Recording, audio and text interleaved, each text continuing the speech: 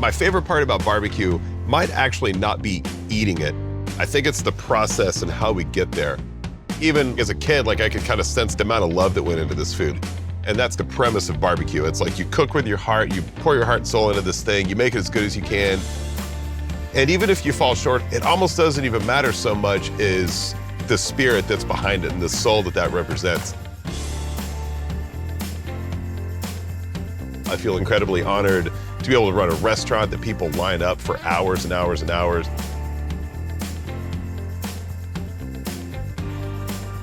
It's just a piece of meat and it's just fire. Nothing special, but it's the journey of how you get to the end, and then it's the conversations that you get to have at the end of it. That's kind of barbecue for me. It is part culture, it is part process, it is part food. It's real soul food. It really means something.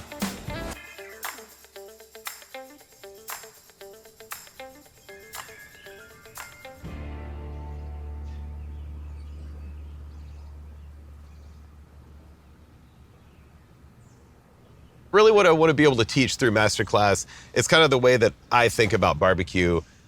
I've never really gotten to do this in this level of detail. When I go through the restaurant and we've got new cooks starting out, we sit there, we stare at fires. I'm like, pick up this log. What does it feel like? What do you think it's going to do? I quiz people. So I'm going to teach you exactly like I would train someone at Franklin Barbecue. How do you pick up a piece of wood? How to look at a fire? How to pick up a piece of meat and know exactly what it's doing? That's what you're gonna learn. In this class, we're gonna look at firewood. We're gonna learn how to build fires. We're gonna learn how to maintain fires. We're mainly gonna talk about long cooked barbecue, but we're also gonna talk about grilling because that also requires live fire cooking. We're gonna cook a pork butt. We're gonna pull it. We're gonna cook some ribs. I'm gonna show you guys how to cook a brisket from start to finish. Really get down to the details of how to trim, how to wrap it, and then at the end slicing it. And just kind of be prepared to make mistakes. It's totally okay. It's just about learning.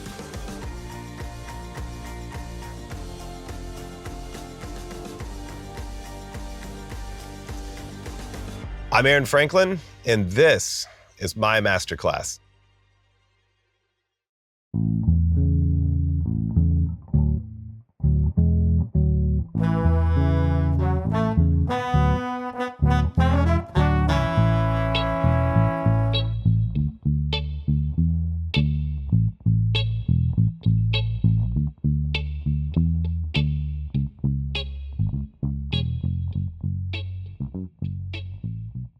So obviously the foundation for any barbecue cook starts with a fire. That's your base. It's the base layer, it's a coal bed, it's the flames, it's the flavor, it's all this stuff. I've got a really specific way that I like to start a fire. I usually pick out my logs. Since the bottom of the firebox is round, this is kind of what I'm looking for. I want them to fit into a round firebox. So I picked these out earlier when I was splitting these up. That's kind of what I was thinking in my head. It's like, okay, well, I've got one dense one to go in the middle, and then I've got a bunch of dry small ones that are split to go in there. So all the flames kind of go through, it lights up really quickly. And that will be this one. First one goes right about there. And what this does is it creates a nice base right here. And then I've got these two wedges to kind of be like the foundation for these lighter pieces. Couple light ones. I'm gonna start with 3. And I want to space the wood about an inch gap between these 3 top pieces. That way, as the paper burns underneath it, the flames just kind of go through. It's kind of a basket weave kind of scenario. There's enough airflow in there. Everything kind of ignites itself. So I got this one. The next one is I'm gonna put one dense one right in the middle.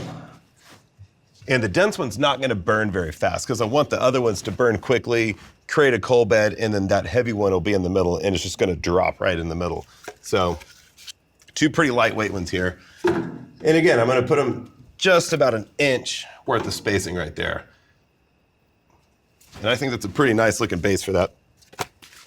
So I totally realize that not everybody has a 42-inch long firebox to play with. So really, if you've got a smaller firebox, if you've got maybe a cooker that doesn't have really much of a firebox at all, you can totally use this principle. It's the idea behind it is that it gets a lot of airflow, it burns quickly.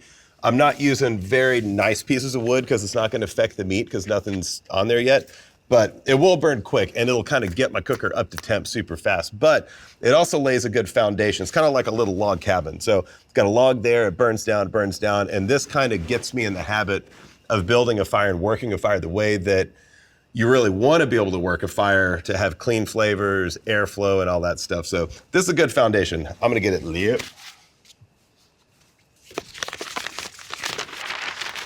So butcher paper comes in pretty handy for this stuff. It's kind of a cool trick if you actually cook barbecue a lot and you have greasy butcher paper left over from wrapping briskets. I like to save that stuff and I like to use that to start my fires. But if you don't, a little oil, I prefer grapeseed, works pretty good too. Kind of rub them together. Got some nice oily papers here. Just kind of build a little bit of a loose paper roll.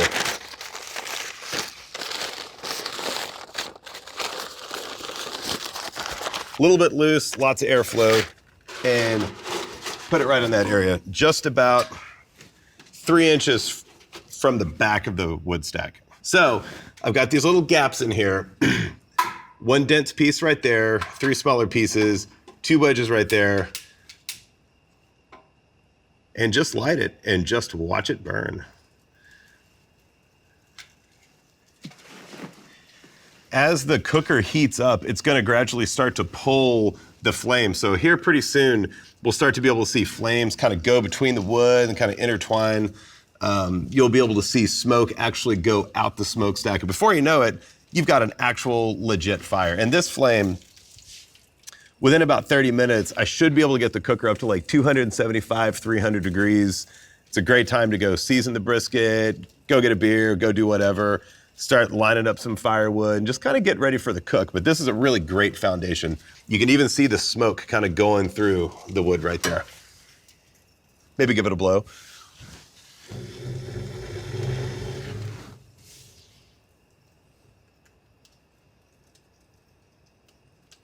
Fire is really fun to watch.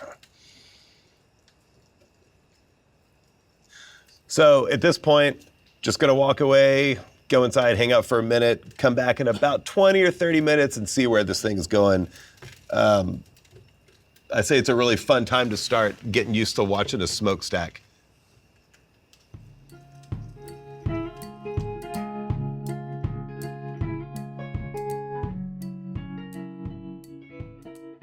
The way the barbecue works is with the regionality and where kind of different animals grow and different trees grow.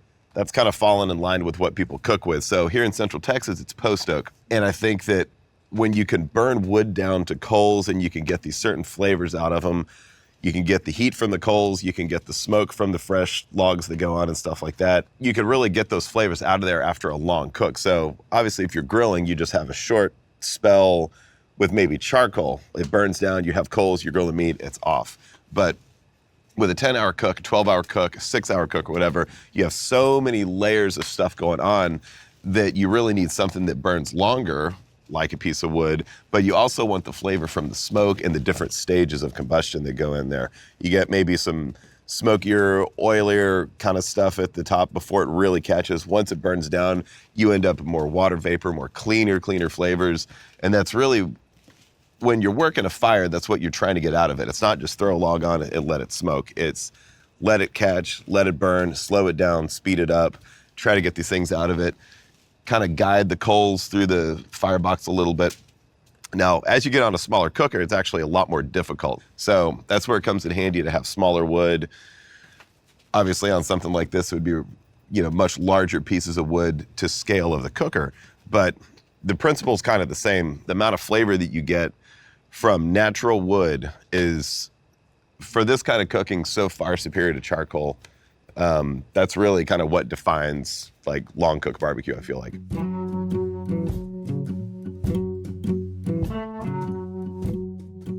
So you get a piece of wood and you always kind of do this guessing game. You're trying to guess how that piece of wood is going to burn. Is it going to burn quick? Is it going to slowly build up and then catch and then slowly descend? Or is it going to catch really fast and shoot up and then die really, really quick? So what's really happening is the density of that wood and the amount of moisture in that wood, AKA a heavy piece of wood, once you put it in the firebox, it'll kind of smolder for a bit. Eventually it'll catch, but it has to burn out that moisture. It has to overcome the moisture that's in the wood before it can really hit a clean combustion. So that's why you don't want to use green wood, which is freshly cut, straight off the tree, hasn't aged at all. On the other end of the spectrum, you also don't really want to use overly dry wood. Like you wouldn't use a piece of wood that maybe had been rotting in your backyard for 6 years because it doesn't have anything left. It's already decomposed so much that there's nothing left to burn. So there's kind of a sweet spot in there. Typically here in Texas, it would be a tree. It aged for about a year, maybe 2 years. Somewhere in that range seems to be pretty good. Every climate's different. Every tree is different. So with that in mind, it's kind of best just to be able to pick up a piece of wood and be like, oh, that feels about right. Try to develop a feel for it. But you put it on the coals and you just need to give it air. And that doesn't necessarily mean leave the door open. That might mean rake the coals back a little bit, lay a piece of wood on it, and maybe take a shovel and just carve out some coals. Because an offset cooker works by pulling air through it. You can't push air on a fire, but you could pull it. So the way that these cookers are designed is that they pull a lot of air, and then you put a fire in between there, and what you do with that air and what you do with that fire is what actually flavors the meat. That's what actually cooks the meat. That's what creates the convection. So you can't force it, but you can kind of guide it along the ways to kind of do what you want it to do.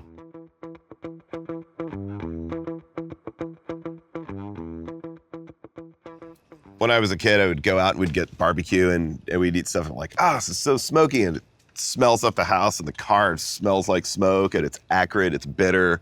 It really kind of could almost ruin your palate for a whole day. You're just walking and it's like, man, I'm just burping up smoke. Later on, I kind of realized that was a really dirty fire. But as you kind of get to the higher combustion temperatures, I kind of realized like, this tastes different. Well, why does this taste different? So then I started looking into all this kind of stuff. But I think that really smoky barbecue is pretty, at least for me, pretty traditional, and kind of thought that was smoke until I kind of learned otherwise. So one of the great things about an offset cooker is that you can build a fire, you can watch it, you can watch the log catch, you can watch that little wood chunk catch on, and then you can look at the smokestack and you can kind of tell where it's at in its stage. Right now, this fire, these logs are pretty fresh. They're just starting to catch. They haven't reached a full combustion yet. And that really happens at about 600, 650, 680 degrees, which is hard to get in a small cooker, but with a coal bed, you can kind of get there quick. So if we look at the smoke, it's not brown, it's not black, it's not real sooty looking. The air just shoots right out. So it's got a lot of airflow going on. That's kind of what the smoke looks like when you first put a log on. Fresh wood's always gonna smoke. There's no way to maintain a fire where it's just always perfectly clean. But you can let a piece of wood burn the way it naturally wants to burn. And that means you don't put a really hard piece of wood and bury it down in the coals, just try to slow it down. You don't put a fan on it to try to accelerate how fast it's cooking. Let it burn, it's gonna catch, it's gonna do its thing, and it's gonna do its thing naturally. But once these catch, that smoke's gonna clear up. The smoke is actually becoming more water vapor. So it's starting to burn off the initial chemicals that are in the wood that might be more oil soluble, like creosote and stuff like that. When you taste really, really dirty smoke, it kind of lays on your tongue. That's what you're tasting. So as this fire gets hotter, as the wood burns more cleanly, it becomes more water vapor. And that's actually the clean flavors that we're going for on the meat. And over the course of a long cook, say 8 hours before you wrap your pork butt or you wrap your brisket, or the 3 or 4 hours that you wrap your ribs, that smoke is really, really important. And if you're burning a clean fire that's not choked off of air supply or any of that stuff, it doesn't have big, billowy, brown or black smoke or anything, it's just a clean, nice fire. The flavors that you get out of that tend to be a lot more transparent. So they don't really lay on top of the meat. They don't lay on top of your tongue. That's the stuff when you take a bite of brisket and it doesn't taste too smoky, it tastes kind of clean. You can still taste the meat, you can get the salt, you can get all these things. That's where that flavor is coming from.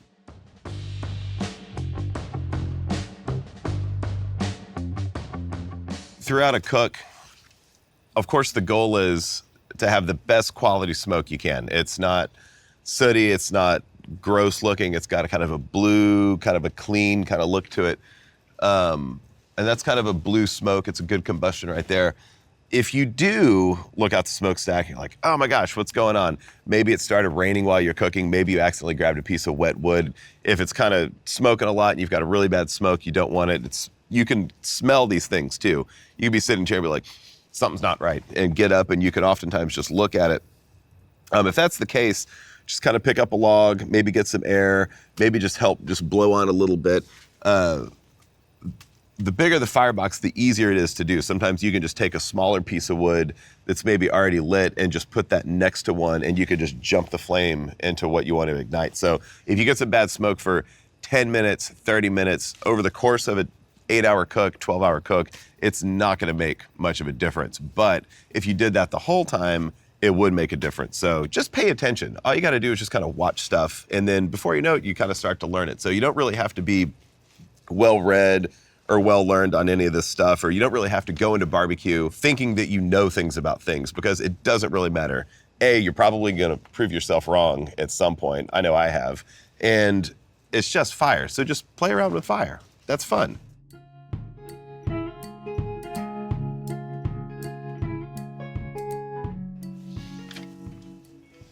So the way an offset cooker works, we've got a fire, big fire right here. We've got this big cook chamber right here. We've got a huge smokestack. And if you notice, there's no dampers anywhere. There's no flap over the smokestack. There's no damper on the door. Once it's shut down, it's totally shut down. So really, I try to operate this where I have a massive amount of airflow up here, but I can always just get in here with a shovel. If it's cold outside, you need to close the door, but the point is you always want to give the fire more than enough air. And the way that works is that I've got this massive amount of vacuum coming through. It's got to draw, it's got to pull, and there's a little piece of metal in here that keeps the heat from just hitting the top and then going out this way. So the heat comes in, it hits a flap, and it starts to curl around. It starts to spin. It's kind of like a tornado. It's exactly like a tornado. And then you've got a massive amount of convection right about here, and the air's got chaotic airflow. It's moving all over the place, and that's what's drying out the surface on the brisket. That's what's making the bark form. That's what's keeping the edges drying out. That's why we always spritz and everything, because it's that airflow. And then as it gets here, it all just kind of goes out the top. Technical terms, goes out the top, and that's where you can watch all that air and all the smoke and all the stuff that just went right past the meat goes right out the smokestack. And that's why you can look at the smokestack and actually guide kind of what's going on. And right now you can see it's just shooting straight out, and it almost has a spin to it.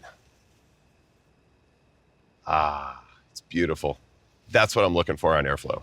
I've only got one temperature gauge on these cookers. And you see a lot of cookers, they'll have a gauge up here, they'll have 9 gauges that go down between each door and stuff. It doesn't really matter, because this is the hottest spot. This area is where all my good stuff cooks. So I just have that one temperature gauge. It's just kind of a loose guide. Just, it's really more about watching the air, watching the meat, but it gives me a pretty good guideline of where I'm cooking at. But all that airflow, really, this is kind of the sweet spot.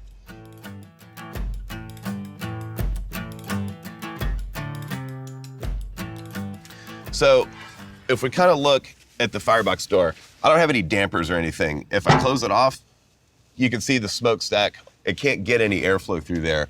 So really, the way that I like to cook is with the firebox open. I just want to be able to see the fire. But if it's cold outside, if it's windy, you're gonna need to kind of do the firebox door like that. And you can see the airflow just went poof, just went right back up when I opened the door. But right about here, if it was cold outside, if it was rainy, if it was windy, whatever the conditions are, this is about as open as I want to do this. It's about 2 inches. Right about there, I feel like I'm starting to affect the fire. It kind of starts to struggle to get what it needs. Right about there, it's totally cool. If wind hits it from this way, it's okay. If wind hits it from this way, it's not great, but I can work with it. If you have a small smoker in your backyard that's not on a trailer and not 20 feet long, and it's windy, you can just kind of turn it away. You don't really want the wind to hit the firebox. But really, In a perfect world, it's not windy, it's not rainy, it's not too cold, it's not too hot, it's not too humid, it's not too dry, just like today. So I'm gonna keep the firebox door open. I'm also gonna break down these coals a little bit too.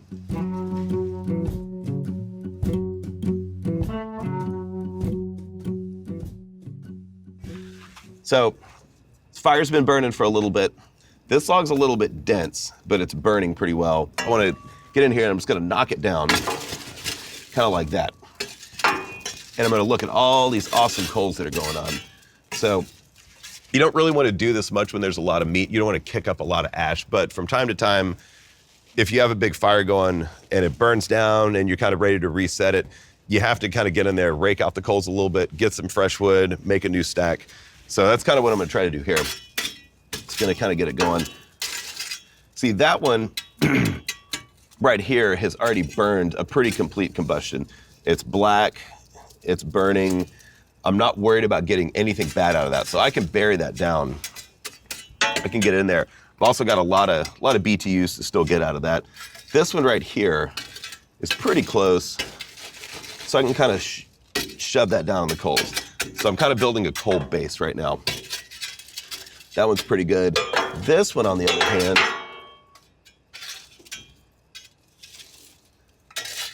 is not ready to go yet. So this gets a little tricky.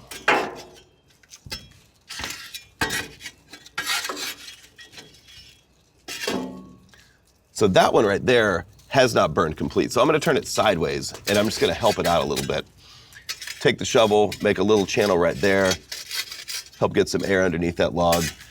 But that is a raging hot fire.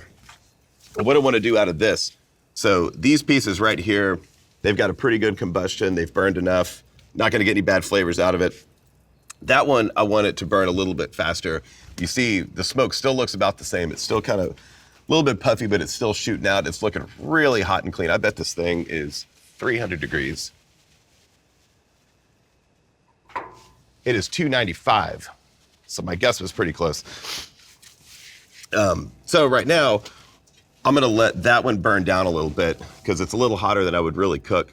I'm gonna let it burn down a little bit, but my next move is to get a piece of wood that's probably gonna be about that big around. It's gonna be a straight grain. That almost seems pretty good. So this is fairly heavy. It's got some heft left in it. It's got some really pretty wood grains right there. And it's gonna be a great piece of wood, but it's kind of dense, so it's gonna take a minute to catch. So in my head, this is kind of the guessing game of a fire. I wanna time this, when this one starts to go down, that one that's sideways right there, it's gonna be a while.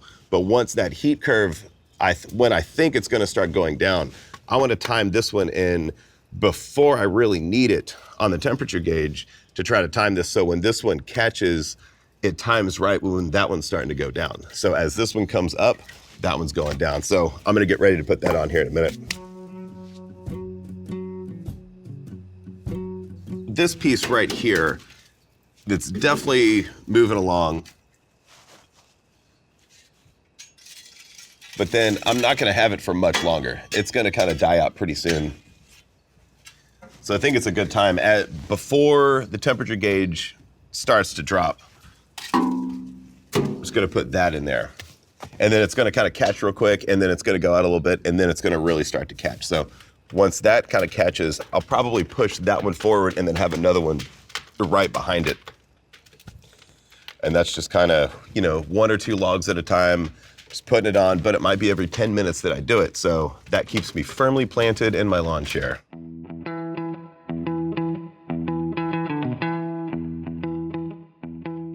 So working a fire, weather's pretty outside. It's not windy. It's a beautiful morning. The sun's coming up.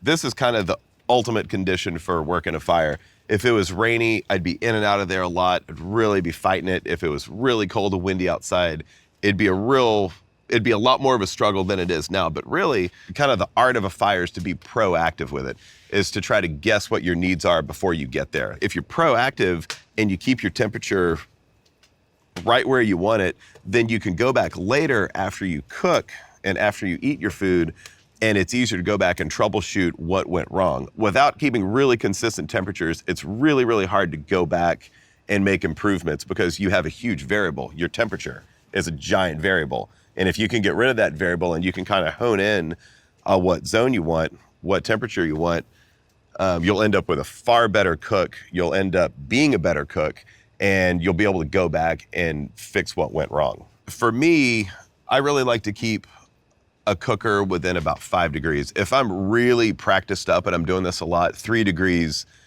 like for example, when I used to cook ribs at the restaurant, day in, day out, show up at 1 a.m. and I would cook all this stuff and get everything ready. I had 5 cookers that I would manage at the same time. And my goal was to be 3 degrees up or 3 degrees down. Well, I've gotten older.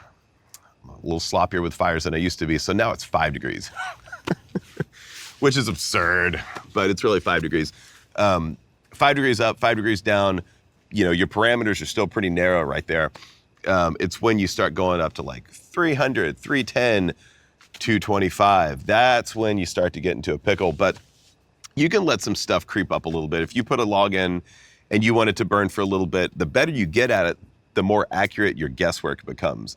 So at that point, if you want to go inside and eat dinner or whatever, you can put a dense log on there. And if you have the confidence to know what it's going to do, you can let it maybe creep up 5, 10 degrees because you know it's going to descend really, really slowly. So then that might buy you 30 or 40 minutes to go kind of not pay attention for a little bit. But if it's windy, if it's rainy, if you're picking really small pieces of wood that fire up really quick and then they die, you're not going to get that luxury. So that's kind of where it's fun to pick a piece of wood, maybe put a piece of wood on there and just watch and just see what it does and just think about it. Think about it real good. And you're gaining experience, you're gaining practice, you're collecting data with your hands and with this piece of wood and with a shovel, and you're proving yourself right, hopefully. But if you prove yourself wrong, you can think about it and be like, that didn't work the way I wanted it to. And then you just kind of get better at it over time. So that's kind of the art of working a fire. It looks like you're just sitting around, but you're really learning something. So that's pretty cool. I'm gonna get into this one a little bit. Temps are kind of dropping a hair. Right now, this one's caught. I feel really good about this one. This one up front, we've kind of lost it. It's kind of going, so I'm just gonna knock that in a little bit. One thing of note, and this is a little bit separate actually. So one cool trick, a lot of times on a big firebox like this, if it's chilly, if it's kind of windy, I'll keep the coals up in the back part of this to actually try to pre-warm the air before that air hits the fire so the fire doesn't have to work so hard. Does that make sense? I think so. So if it was really cold, or maybe it was a little bit rainy, I might actually just bring some of these coals back like that. That way the fire has to work a little less hard to overcome cold air that's going into it. But it's really nice outside. That's just kind of a cool trick. So got this one right here, got a great coal bed. Things are looking nice, burning pretty good. This one's pretty all right, but say for some reason my fire is too hot and I want to back it off just a little bit. I'm gonna take this log and I'm just gonna lay it down about like that. I'm just gonna put it down there. And what this does is this decreases the amount of airflow underneath it. So instead of just burning rapidly and it's going through and all that heat's in, I'm actually slowing it down a little bit. I'll probably knock this off about 5 degrees just by doing that. But if I go a little too far and then I need a little bit more heat, I can always pick it back up and then kind of let it catch all over again. And then I can let that temperature creep up by maybe 3 degrees. If that was a fresh log and it was a huge fire and it got too hot, I could lay it down, let it kind of slow down a bit, and then the temperature in the cooker would actually drop a lot more. But as it burns through, that technique is going to become less effective. So if I wanted right now, say this fire is actually going too low and then I'm ready for the next log, I may just take the next one and throw it in kind of about right there and let it catch. So right now, it's got some really good flames. It's catching super quick. You can hear this. This log is popping, it's cracking. That tells me that it's burning rapidly. It's expanding the gases that are in the wood. That's what makes the pops and the cracks and stuff like that. So This is kind of what I hear at the restaurant when I'm cooking or if I'm out cooking barbecue. I throw a log on, I can walk off, and I can listen for it to see how it's burning as I'm not watching it. So I think that's kind of cool, and those are some of the sensory things you kind of develop after a while. This was a really heavy log, and I can hear the moisture steaming out of it. It's, you know, it's making some noise and stuff. So as primal as cooking on fire is, somehow this is still the most critical part of this cook. You know, you could buy a cheap piece of meat, you could buy a really expensive piece of meat, you can put a ton of different flavors on it, but what you're really doing is getting flavor from the fire. That's why Central Texas barbecue tastes like Central Texas barbecue, is because of the wood. How you get these flavors out of there is totally up to you, it's totally up to your cooker, but the journey of getting there and getting better at it, I think, is the fun part. And that's the thing that keeps me cooking barbecue. I love this aspect of it. And over the years, the fire, I've realized, has actually become, I think, the most important part of what we do at Franklin Barbecue. It's the most important part of what I do. Doesn't really matter so much if I over-season the meat. A lot of things just aren't quite as important to me as making this fire exactly the way I want it to be.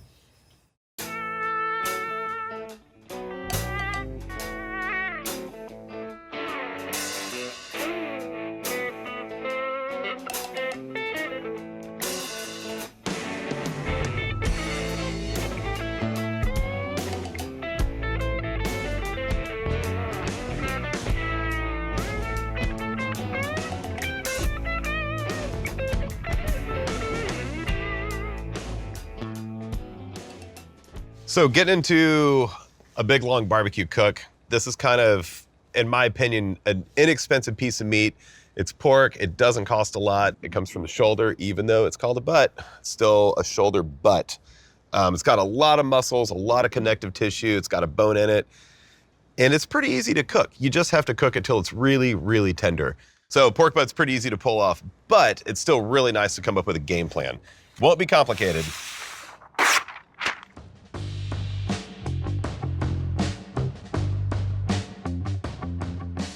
So getting into a cook, I like to kind of make a game plan. I want to start off with the time that I want to eat, and then I'm going to backtrack it from there. And I kind of want to just write down some bullet points of times, maybe some temperatures that I'm looking to keep the cooker. And then as I cook, I'll start making little notes of adjustments that I make. And then after I get to eat the food, check it out, see how the fat rendered, make sure it's moist, see if it's dry or overcooked, undercooked, whatever. Then I start making notes, and then I can kind of backtrack from there to correct maybe what went wrong in the cook. So doesn't take much resting time. There's not much slicing that needs to happen. We're just gonna cook it till it's tender. It's gonna be wrapped in foil at that point. Open it up, shred it apart with our fingers, hopefully. And I'm gonna say we want this to come off at 5:30 because we're gonna eat dinner probably about 6:30, somewhere in there. Plenty of time. So 5:30 off. I think this thing should take about 10 hours. It's gonna cook unwrapped for about 8 hours, wrap it real tight in foil after it's got a really nice crust on it, and then we'll finish it out for about 2 hours, hopefully. So that would be going on pretty soon at about 7:30. So then we go 8 hours from there. That's gonna put us at 3:30 wrap. And these are kind of loose guidelines. This cook could go any direction. If the fires kind of suffer up front, maybe it's an abnormally tough piece of meat. Might go a little bit longer, but this is kind of just a ballpark range. And we're gonna start off with a cooker at 270. And there's a lot of fat in here, so I'm not too worried about cooking it too hot right up front. This fat's gonna render, it's gonna get wrapped up. Hopefully all that fat and the moisture is gonna cook down into the foil and kind of stay with the meat a little bit. It's not an incredibly long cook, so I'm not too worried about the edges drying out. It's all gonna get pulled, so it doesn't really matter if there's a beautiful bark on it or not, because it's all gonna get chipped up. It's all gonna mix up together. It's maybe not the most complicated barbecue cook out there, but it's always good. So you have a lot of wiggle room. If you kind of mess it up a little bit, it's still gonna be really, really good. You can throw some vinegar on it, you can throw a sauce, you can put it in a sandwich, put some slaw on it. Pork butts are always really, really good. It's one of my favorite things to cook because it is easy and because it's always delicious. All right, so 7:30 on time, gonna look to maintain about 270 degrees. And I think we're probably going to carry that 270 all the way up until we're about ready to finish. So around 5 or 5:30, it's going to already be wrapped in foil. And this is one of the only pieces of meat that I'll actually cook where I don't pull it by feel. I actually do use a thermometer, and I do kind of look at the temperatures a little bit for ballpark range. I know that I'm shooting for about 200 degrees, but once it's getting about to 200, I'll start gradually going by feel. So I want to probe it through the foil. I don't want to make a bunch of holes. And when I start poking a thermometer through the top of the foil, I'm going to see how it feels. Does the meat feel firm? Does it feel kind of tacky? Or does it feel like, I think, a bag of melted butter is kind of what it should feel like. So once it's really, really tender, you pull it, let it rest, and that's about it. So that's going to happen right around, I'm going to say about 4:30-ish. I'll start kind of checking, and if it seems like it's not cooking as fast as I want it to, I might bump up the temps around in here. And I would say, since it's wrapped at that point, I would feel safe maybe hitting pretty close to 300, maybe about 295, depending on how it's looking. But I think 270 is a really good range just to kind of start off with. It's good practice for fires and just kind of see how it goes. That's the beauty of making a plan. Sometimes you change it, but if you do change it, later on tomorrow, you're not going to look back and be like, ah, man, how hot was I cooking that? I just don't remember. So you're going to remember because it's written down.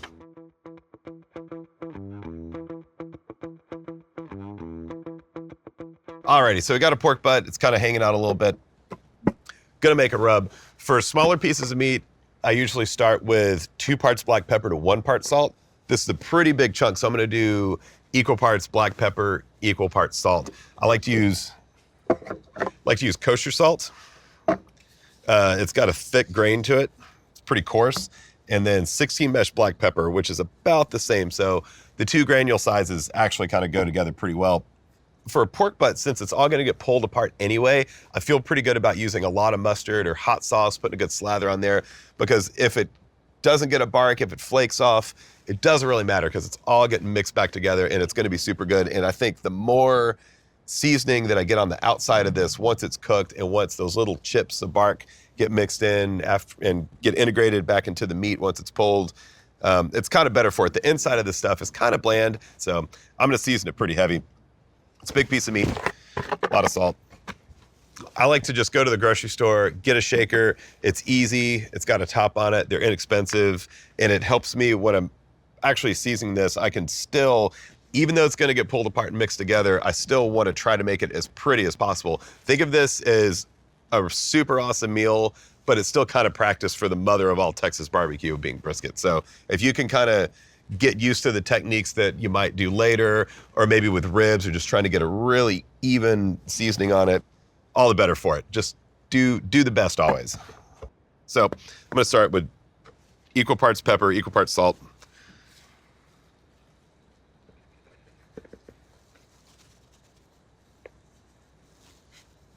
Let's get to meat.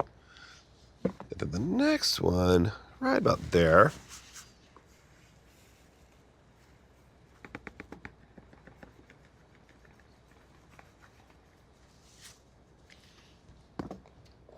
And then for pork, I don't really put anything other than salt and pepper on brisket, but for pork, since it's gonna spend a little bit less time in the smoker, I like to put a little bit of paprika in there, just for color. You can't really taste it, but it'll give it a nice redness. It'll kind of melt into the meat a little bit. It'll just make a really pretty mahogany color. You could get as complicated as you want on rubs, but for me, I really want to be able to taste the meat.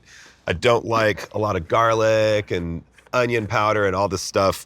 For me, I really want to taste the flavor from the post oak that I'm cooking with. So I like to keep my rubs super duper simple. Want to taste the meat, want to taste the wood, and I just want to have clean flavors. I don't want anything on my palate that feels muddy or tastes confusing, or maybe that conflicts with the smoke. So salt, pepper, a little bit of paprika for color. Shake it up pretty good.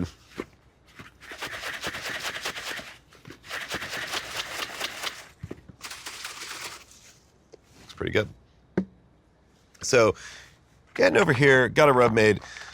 Let's open this little guy up.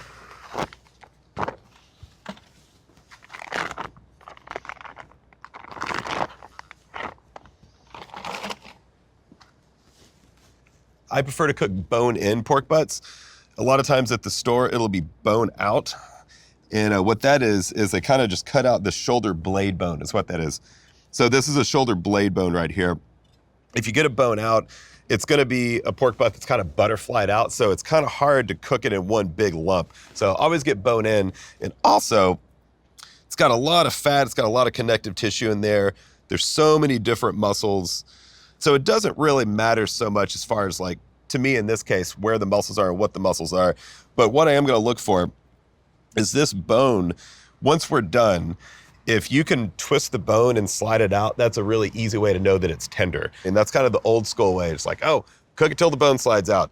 But you can't slide out the bone if there's no bone. So buy a bone-in pork butt.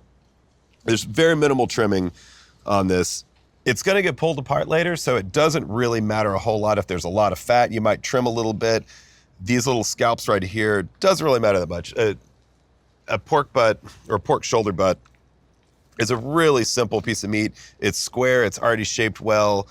There's not much to it. So when you go to the store, you kind of, if you see a big one, if you see one that has a good fat cap on it, that's really good enough. But you can you got a lot of wiggle room on quality of these things. So there's not much knife work to really do.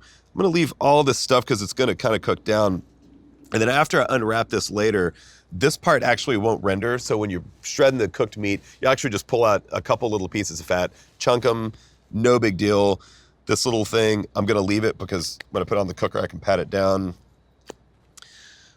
You could, if you really wanted, just trim a little bit of this fat, but you sure don't have to. One of the great things about a pork butt is you can almost every single time just take it out of the package, season it, put it on the cooker, cook it. There's minimal trimming. There's really nothing you need to do with a knife. It's more about just like working on a fire. The amount of flavor that you get into this thing before it gets wrapped in foil, that's where the tricky part is on cooking a pork shoulder. I usually put mustard on these. Hot sauce is a really good slather, but since it's such a dense piece of meat, what I'm gonna wanna do is season it, get it pretty sticky. I want a thick bark on it.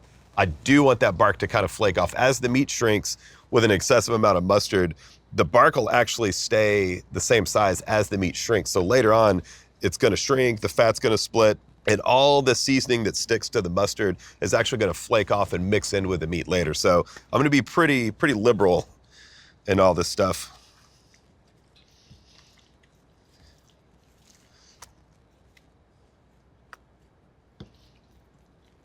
Just kind of work it in. Notice that I've only got one hand that's touching the meat and the other one's staying clean. That's a really good habit to be in.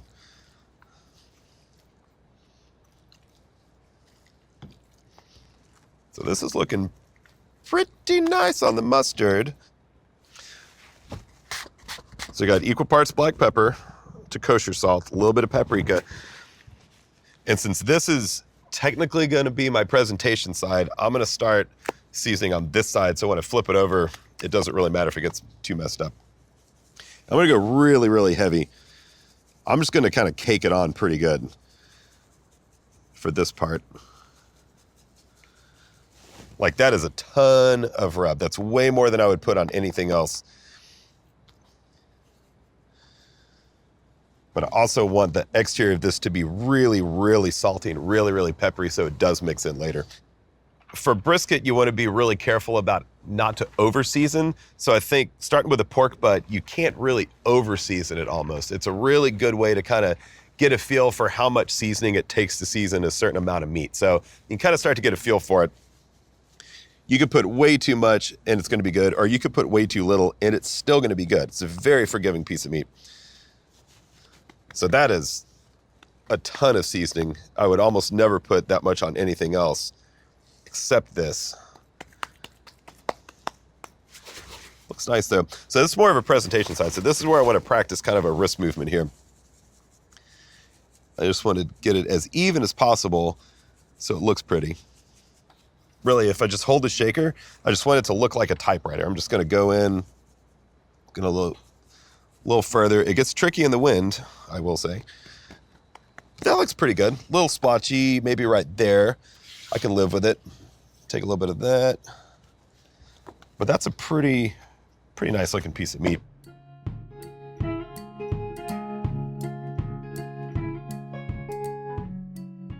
All right, so the pork butt seasoned up. I'm gonna let it sit for a minute. I'm gonna go get the cooker ready. Got a little bit of a fire going in here. Temp's kind of low. Always start with a water pan. It's nice to get some moisture in there. So anyway, grates are good to go. I'm gonna throw the pork butt on, and then I'm gonna throw a log on and kind of watch this fire for a few minutes. It doesn't really matter much about placement for this. It's square, it's gonna cook, and there's really no end that needs to be by the fire. You can put it on any way you want it. I always go fat side up because my cookers have more heat on top. So other than that, there's really nothing to it.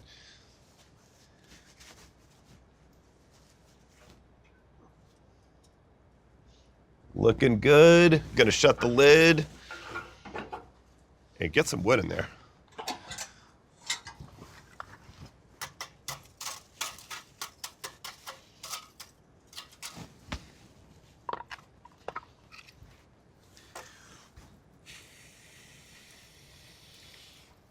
So I've already got a little bit of a coal bed in here. Started to fire a little bit ago.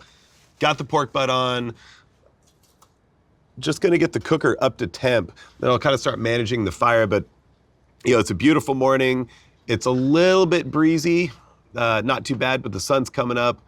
We're set up pretty well for a very nice cook. So I'm just gonna let this catch, give it a couple blows, let it catch, and kind of walk away and just see where it goes.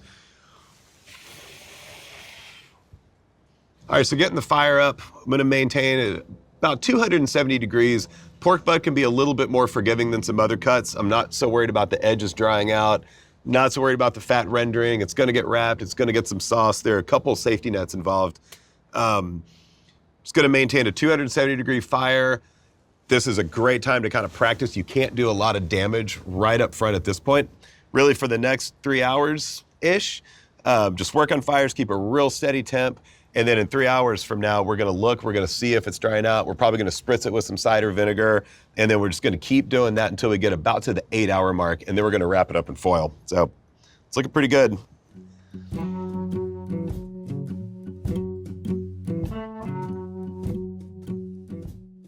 So starting about 3 hours, you wanna start to spritz. It could be apple cider vinegar, water, beer, some type of liquid, something without a lot of sugar. I think after about 8 hours of smoking on a cooker, you're probably not really gonna taste whatever you're spritzing on the meat. I think it's more just kind of for moisture. You wanna keep the edges from drying out too much. So I think about maybe every hour is about where you wanna be. And you just kind of wet it down. You kind of cool off the outside edges. It leaves enough momentum for the inside without drying out the exteriors. So, looking at this, pork butt's looking pretty nice. What I'm looking for is I don't want it to mist out like that. If you do that, it's gonna evaporate almost immediately as soon as it hits heat. If you do this, then you're just gonna kind of knock the bark off the meat and it's kind of just gonna splash around. So what I'm really wanting to do is right where it feathers out just a little bit. And I wanna do a nice sweeping motion with my wrist. I wanna kind of get in, just kind of wanna hit it. If something looks a little dry, maybe just hit a corner. I'm probably about 6 hours into this. Fat's starting to split. Just want to hose it down pretty good. It's looking super duper nice. And I'll come back in about an hour and spritz again. So on the pork butt, starting at about 3 hours, you want to start to spritz. Do so for about every hour until you get to about 8 or 9 hours. When you see the fat cap split, that's when you want to wrap it.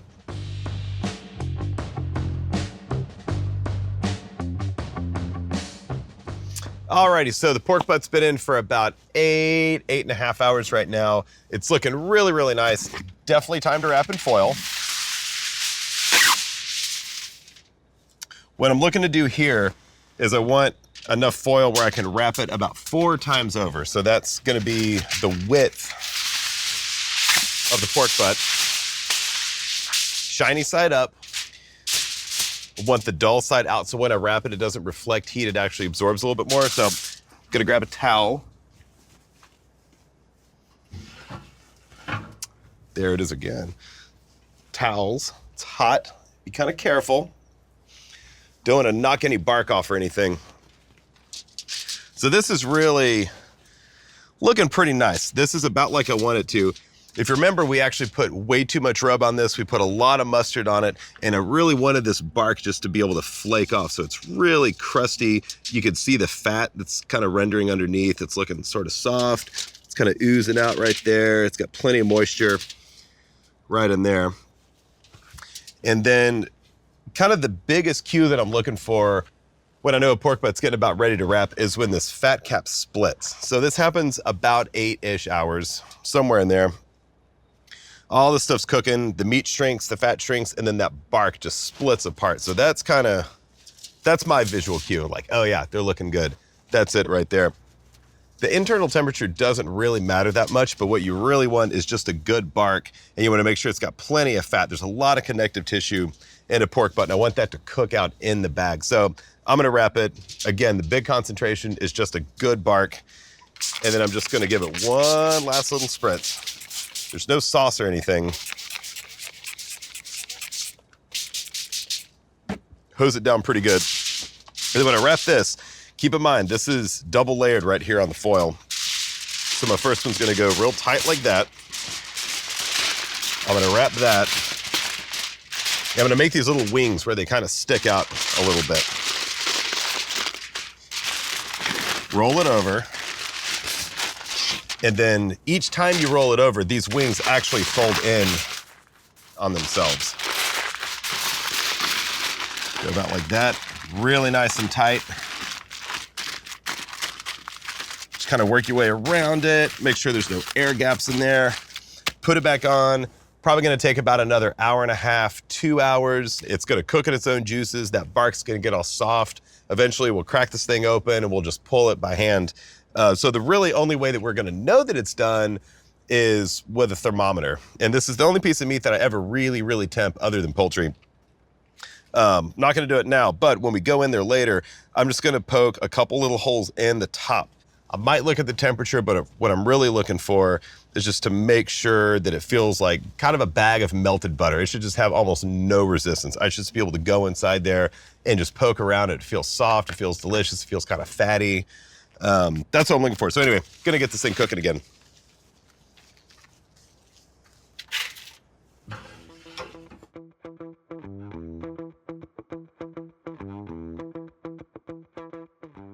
All right, so the pork butt's cranking. It's been wrapped for a couple hours, hitting about the 10-hour mark right now. I suspect this thing's looking pretty good.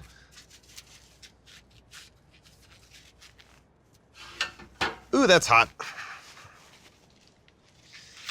Alrighty, so been kind of poking at it, been watching the fire really closely. It's cooking pretty good. It smells right. It smells delicious. I'm gonna take the towel, about like that. And if we remember, the bone is actually going this way. So what I'm really looking for, it's kind of hard to tell how it feels because there's so much foil on it, but if it kind of feels a little squishy and I can kind of feel the pork starting to break and kind of pull off the bone inside, I don't want to open it up yet because I don't want anything to steam out of it. But we can use our trusty thermometer.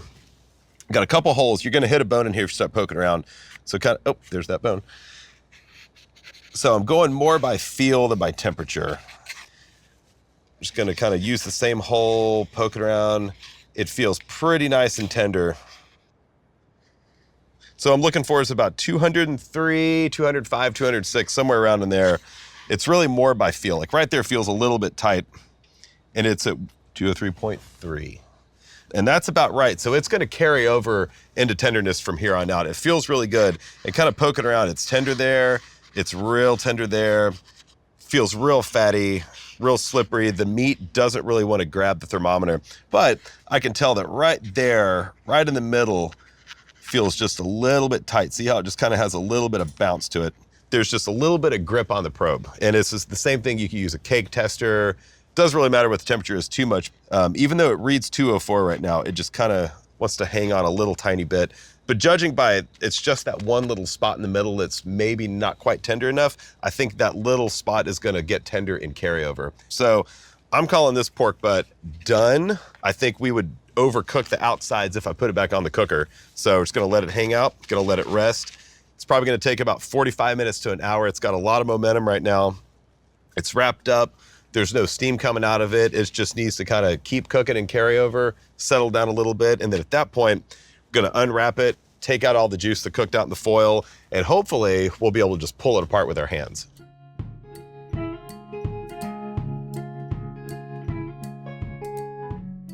Alrighty, so I think a little congratulations is in order here. It's been a long day, spent about 10 hours cooking this thing. It feels pretty nice, it smells really good, it's certainly juicy. I think now's the moment of truth. We haven't seen it in a few hours, it's been wrapped up, we pulled it, it felt pretty nice. We're gonna see if it carried over in the middle. It's temping out pretty nice. Still a little bit hot, but we're gonna rip into this thing anyway, so I say here we go.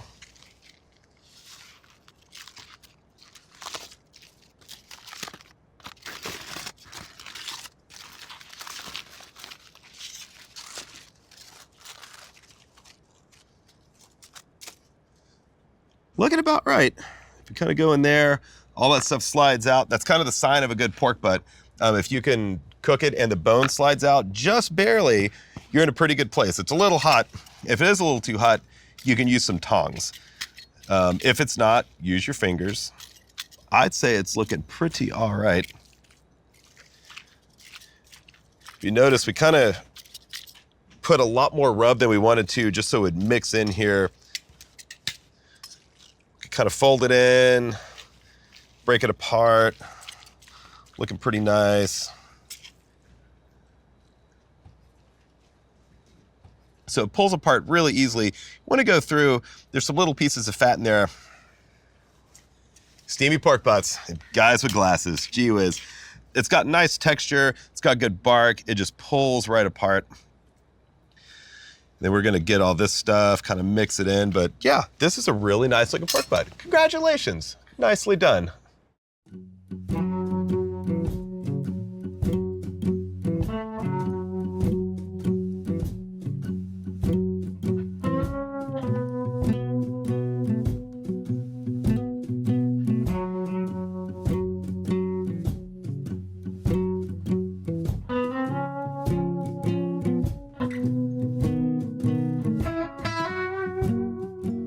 No matter what skill level you have in barbecue, I think it's kind of cool to do some stuff that's maybe outside of your comfort zone, but also it's kind of cool to do some easier stuff, like for practice, if you will. I think spare ribs are somewhere in the middle, like intermediate range. I think a lot of times people just throw ribs on, it's like, oh, just cook them. They're gonna be fine. But the truth is, they're really, really finicky. But at the same time, they're also kind of easy. So I think this is right in the middle.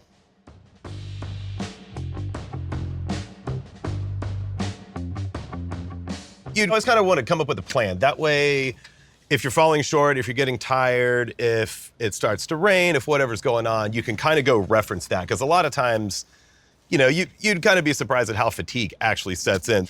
So for this rack of ribs, I want these little guys to come off about 2:00 p.m., give or take 20 minutes or so. So I'm gonna start off, and I'm just gonna write a 2:00 p.m.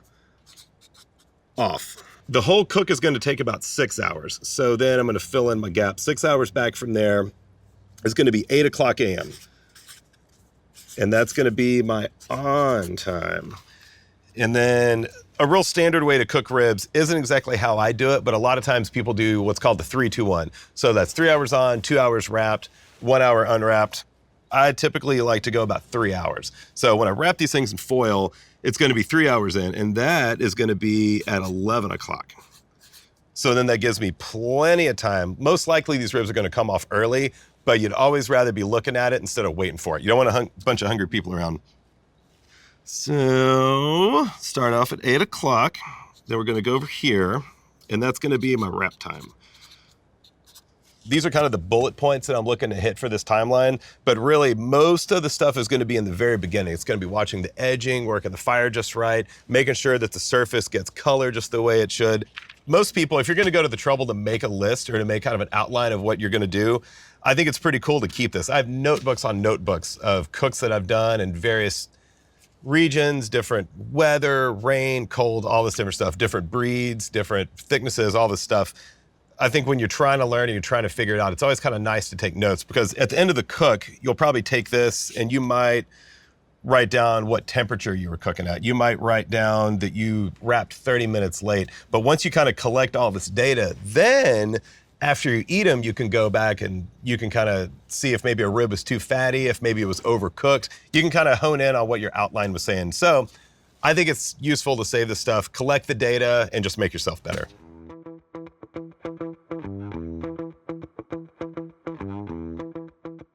Let's check out some ribs. Always need a knife. Gonna open it up. Since I don't want one hand to get bloody, use your knife to kind of hold the packaging down a little bit. I think that's kind of a nice little technique. Keeping my hand clean, nice and tidy, no blood anywhere. So this is what we're looking at. This is one rack of pork spare ribs. There's a lot of different ribs out there. These come from a pig. They're full spares, and that means that it's cut from the sternum and it goes all the way down the rib cage. There's St. Louis cut, there's baby backs, but for this, we're dealing with full spares. I like full spares because they have a lot more fat on them.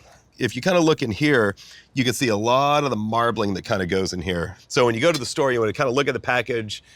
If it doesn't look like there's much fat, you probably don't want to get them. A lot of times you'll get a rack of ribs and they skinned the meat off the bones. And those are actually called shiners. Little technical term for you there. So you don't really want those either. You want to get the nicest, thickest, fattiest looking rack of ribs you can get. And we're going to trim them up and clean them up. But anywho, this is kind of the marbling that you're looking for. And even if you look on this side too, got lots of marbling up in there. So these are pretty good looking ribs. I prefer to cook all natural ribs that don't have any kind of enhancements or anything. If you're at a grocery store, a lot of times that pork has actually been pumped full of salt water. So it'll have like a 1% solution, 2% solution, 5% solution, whatever it is. On a personal level, I stay away from that stuff. I don't want any added water. I don't want any added salt in this thing. If I'm gonna put salt on ribs, I wanna be the guy to do it. And also, I don't really wanna pay for ribs that are heavier than they should be. So kind of like a natural version of a commodity rib is kind of, I think, works best for barbecue. So what I'm looking for, I'm gonna start off with this. The first cut that I'm gonna make is I wanna cut off the sternum, and that's this bone right here. A lot of people kind of leave these on. I think it's best to take them off because later on when I'm feeling these things to see if they're actually tender, I don't want that bone getting in the way because we'll talk about this later, of course, but I'm gonna kind of pick them up and I wanna see how the bones fall over my fingers. And that is impossible with that thing. And that's why I like a big chef's knife. So going right about here, it's all cartilage behind here. Ooh, that sounds good. Anywho, got the cartilage coming out right there. I kind of want to shape it. So I'm going to rub my hand out like that and see all these little feathery bits that kind of start coming out. That stuff's going to burn on the cooker anyway. So I kind of want to shape it just a little bit. Want it to be a little bit thicker. And I want it to just kind of have a nice uniform shape to it. So I'm going to run a cut right about here. It's going to go in like that. Looks pretty good. And that way it's got a nice cut. So you don't want like a triangular rack of ribs here. So got a nice straight line here. Got this, kind of come in. I'm actually just gonna round it off just a tiny little bit. And that's also for airflow in the cooker. When I put it on, it'll go on this way, but I'm gonna take my hand, I'm just gonna shape it up and make it a little bit thicker on that end. But that way you just have a nice uniform looking rack of ribs. Helps out with the thickness quite a bit. This is looking pretty good. The next cut is gonna be this. This is from another muscle.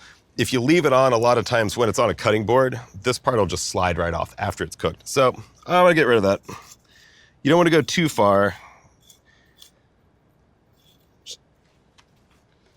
If you look right here, once you cut that muscle off, it's a lot of fat, and you'd like to take off as much of that fat as you can, but not all racks of ribs are the same. So if you actually took off that fat, you might not end up with much left. So kind of a judgment call. Leave as much as you think you can.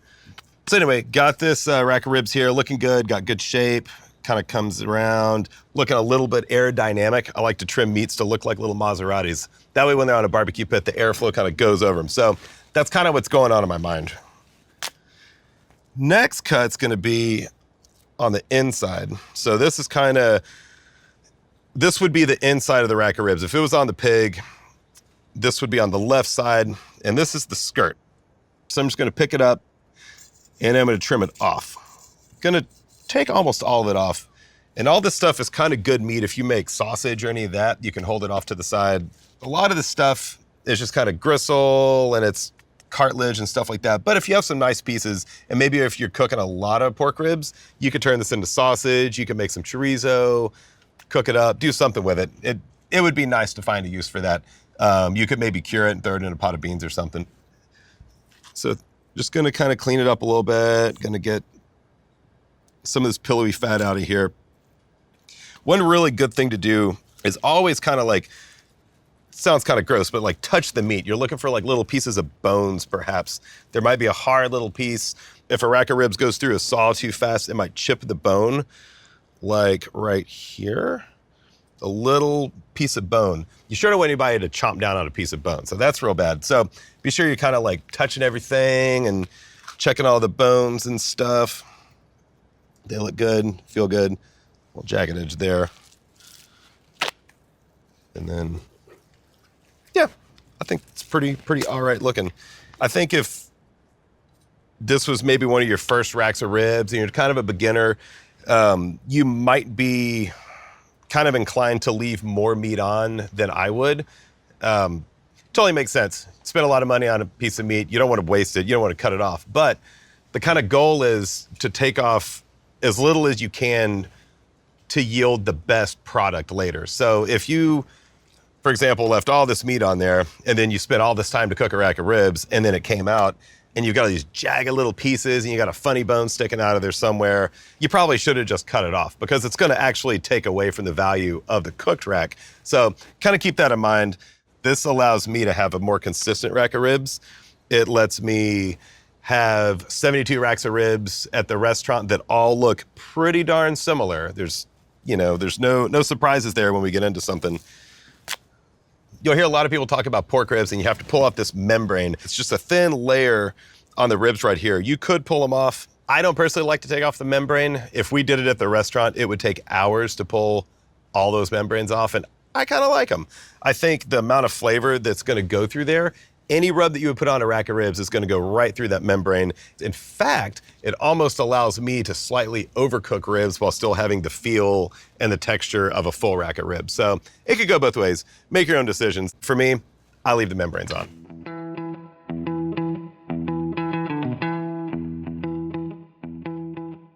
So I've got the fire going, cooker's getting warm, gonna fill up the water pan here in a second, and it's about time to make a rub for these ribs and get these things going. So again, start off with a handy dandy shaker. And for other meats, I usually do half pepper and half salt.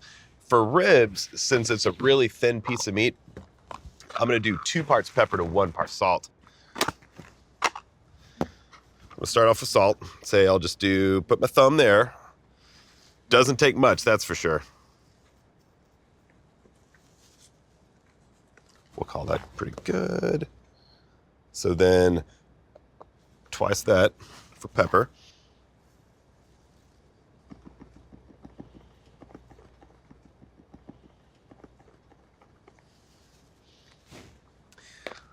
And usually I really just do salt and pepper for everything, but for pork, I like to add a little bit of paprika for color. It adds just a little extra kind of mahogany color, helps a little bit, doesn't do much for flavor. Since ribs are gonna spend a lot less time on the cooker, I think the paprika helps kind of develop some color, gives them a little bit of redness that makes them look pretty nice. So when I shake this, my technique is to kind of hold it between my 2 fingers like that, and I just want to get a good swirl in there. Get it good and mixed up. Watch that movie Cocktail a few times. That's looking good. Gonna set up the shaker just about like that. And for ribs specifically, I'm kind of a stickler on ribs. I spent most of my shifts at the restaurant getting to work at midnight, 1 a.m. and cooking rib after rib after rib after rib. So this is definitely kind of my sweet spot on cooking. I'm gonna use a little bit of mustard just to kind of get them sticky, Don't want to do too much. If you put too much, it's going to flake off. It's going to start looking kind of funny, but just a very light coating. So I'm going to start off on this side. Since this is the non-presentation side, I'm going to start with that one. It just put a little bit, doesn't take much. Just a little tiny bit. This is also a good practice run to make sure you season it well. So what I'm going to do is I want a little bit of a typewriter. I want to go parallel to the bones. So I want to have my shaker go from about here to here, and I'm going to start right about here. And I'm going to adjust the tilt for salt and pepper balance, and then I'm just going to go and I'm going to adjust the speed to make sure I get a good coverage. You want to go a little bit higher too. If you go real close, you'll get some streaks. Again, this is a non-presentation side, so it's going to go on the cooker down. So when it's all said and done, we're not really ever going to see this part in plating, but it's kind of a good practice run. It needs to get seasoned. So here we go.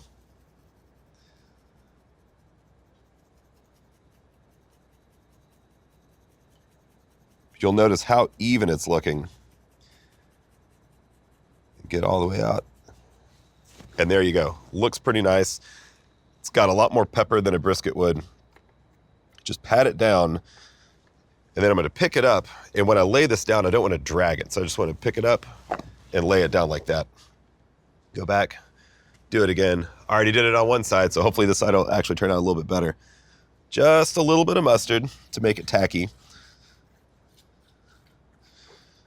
You don't want it too wet, but you just a very light coating. And you could actually, on this fatty patch right here, you could actually put just a little bit more if you want, just to help the pepper stick to that. And at the tail end, I'm actually going to put just a little bit more pepper over this fat. Burning a clean fire, the smoke's going to actually stick to the meat a little bit better than it sticks to the fat. So I want to make that little patch just a little bit more coarse with extra pepper, so a little bit more smoke will actually stick to it to hopefully balance out the overall appearance. God, this gets nerdy. This gets very nerdy.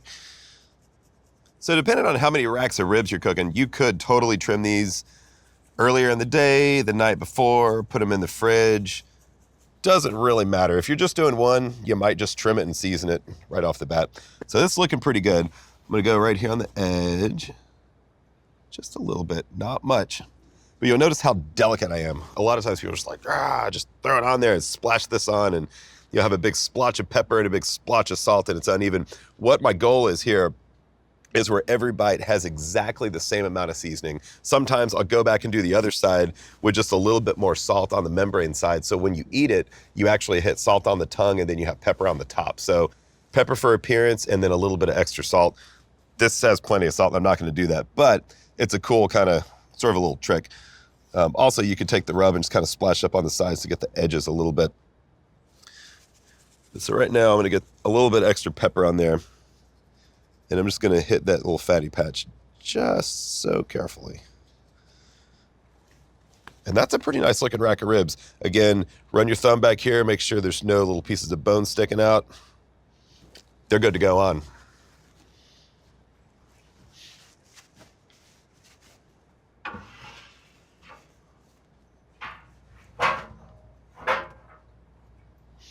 So what I'm looking to do in here, put the ribs down, and I want to go in and I want to just shape them. I want to kind of compress the bones. I want to put them back together, kind of like an accordion. I just want to sponge them together.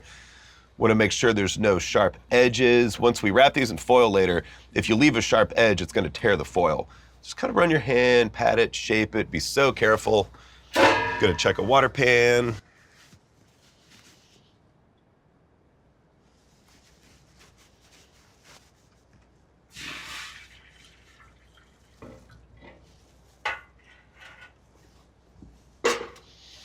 Alrighty.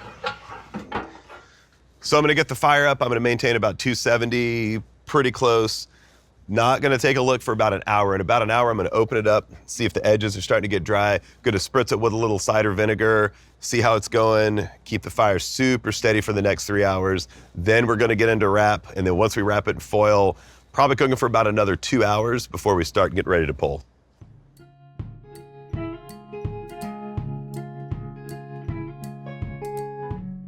So real quick, need to make a sauce. For ribs, I like to take my favorite sauce. You could use anything. You could go get a bottled sauce from the grocery store. I just say favorite sauce. and you dilute it by half with some apple cider vinegar. So I like to do a little squirt bottle here. I like kind of a sweet sauce with a lot of vinegar, a lot of acid in there. You could use more honey kind of flavors, more apples, more just straight sugar. I think it's worth being careful with how much sugar you have in this sauce because it will burn on a cooker. So try to use something with a little less sugar. And that's also why I dilute it with vinegar, because I want it thinner, but I also want to dilute the amount of sugar in there. Also of note,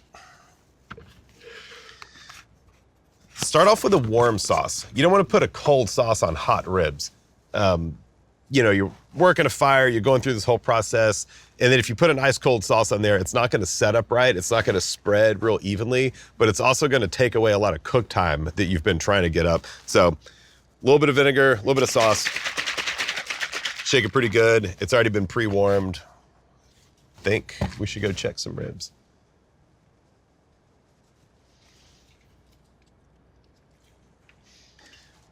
So getting into these ribs, I'm gonna open up the lid, got the temps going pretty good, it's cooking along. What I really wanna look at is just the texture of it. When I seasoned these ribs, and I was so careful to spread the salt and the pepper to make it really, really even, we put a little bit of paprika in there for a little bit of red color.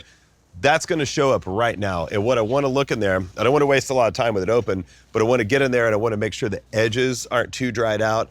I'm gonna go in, I'm gonna spritz it a little bit, and then I'm gonna squirt some sauce on it, and then I'm gonna spritz it again, and I wanna rub my hand across. The first time I spritz it, it's actually gonna rinse off some of the colors. So I'm gonna use that first spritz as kind of a wash. I wanna wash off an excessive amount of smoke, and I wanna see the real color of these ribs to make sure that it's a good time to wrap.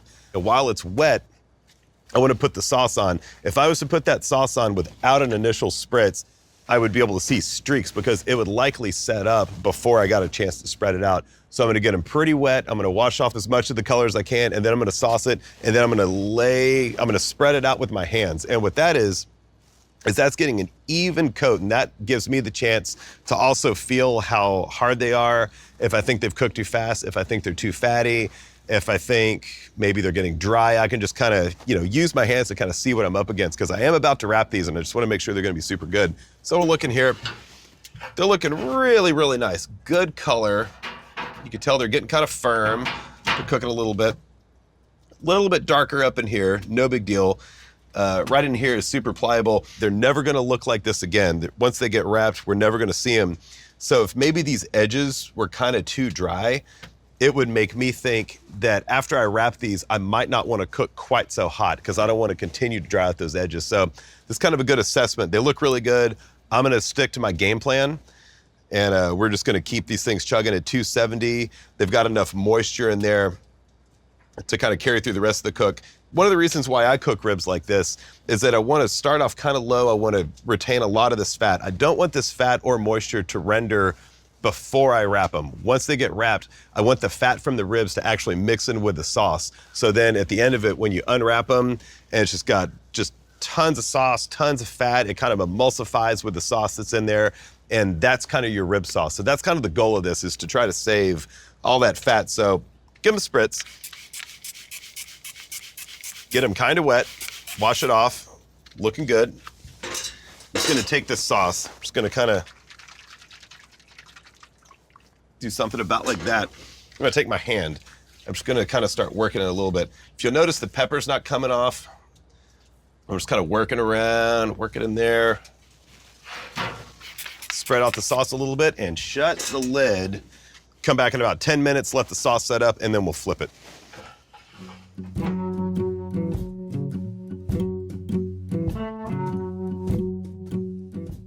Gonna get in there. I wanna let it sit on the cooker for about 10, 15 minutes. I want the sauce to set. You want the sauce to get a little bit tacky. It needs to stick to the ribs. So now I'm gonna open up, gonna give it a quick spritz, gonna make sure it's looking good. I'm gonna flip the ribs, I'm gonna sauce them, and then get ready to wrap. So looking real nice. It's got some color, looking a little glazy. Don't wanna drag it, just wanna lay it so delicate. So just like we did on the other side, gonna sauce just a little tiny bit. Not too much. This is a non-presentation side, just for flavor. And then we'll shut that off just for a minute. and tear some foils.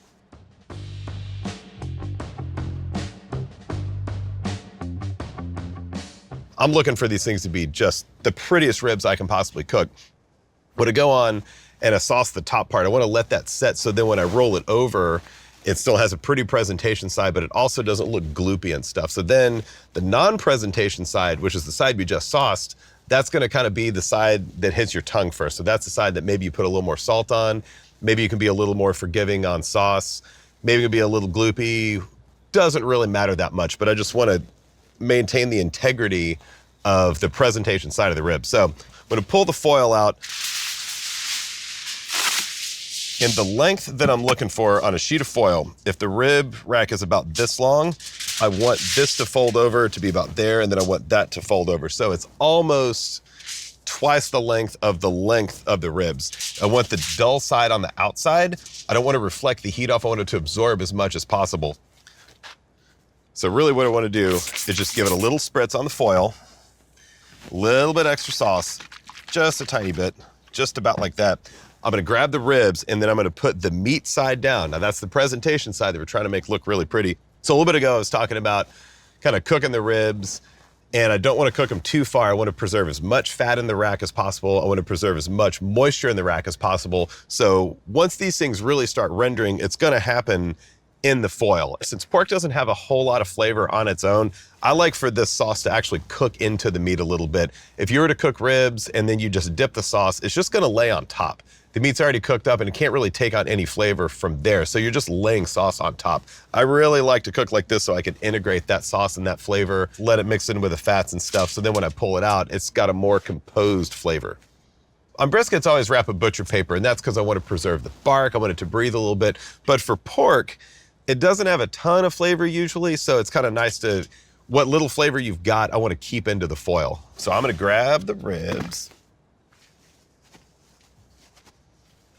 All right, so the sauce is set on the membrane side of the ribs. I like to use my hands. I don't want tongs to make little dings in the meat and stuff like that. So I'm gonna pick it up with my hands. These ribs are pretty hot. A cool little trick is just hit your hand with cold vinegar. It'll buy you a little extra time. So spritz that, hit the hand, come on in, and then I'm gonna do this. And this is kind of the last time I'm gonna see these ribs. Got a little edgy right there. No big deal. It's not the worst thing in the world. Just gonna check them one more time.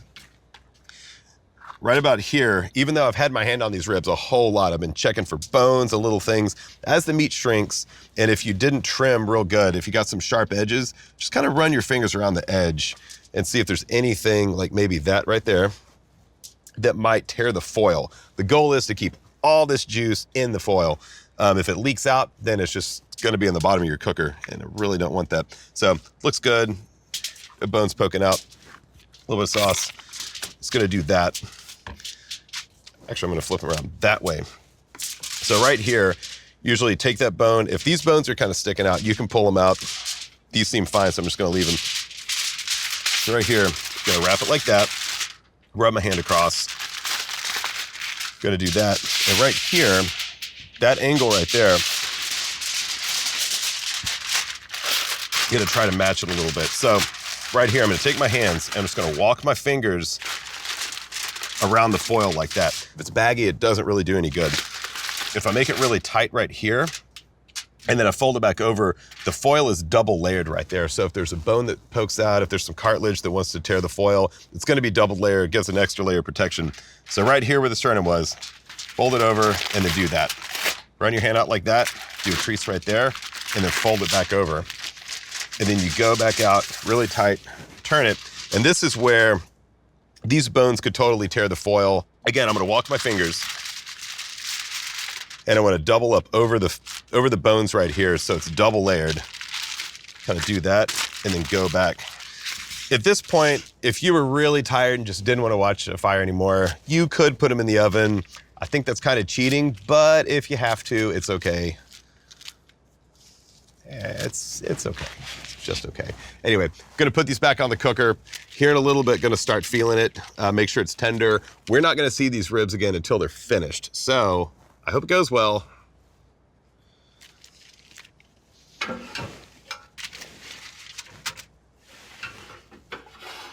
Gonna get the fires back up to temp. Gonna keep cooking this at about 270.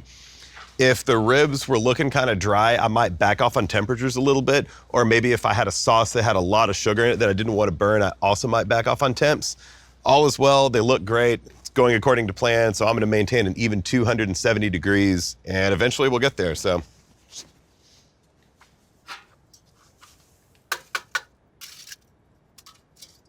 Not gonna worry too much about the quality of the fire.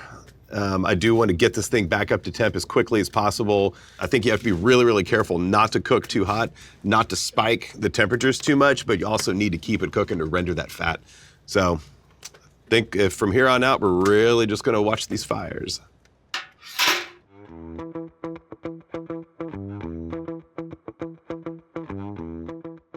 We wrapped them about 2.5 hours ago. Haven't seen them since, but been keeping some pretty steady fires. And I think they're just about ready. Again, the way I like to do a towel is to kind of hold it like this so I don't burn my hands. These ribs are pretty hot. They've been on a cooker for a while. Just gonna kind of wrap around. Oh yeah, that feels really good. I'm not gonna one hand these ribs because they're oh so delicate. Here, I'm gonna show.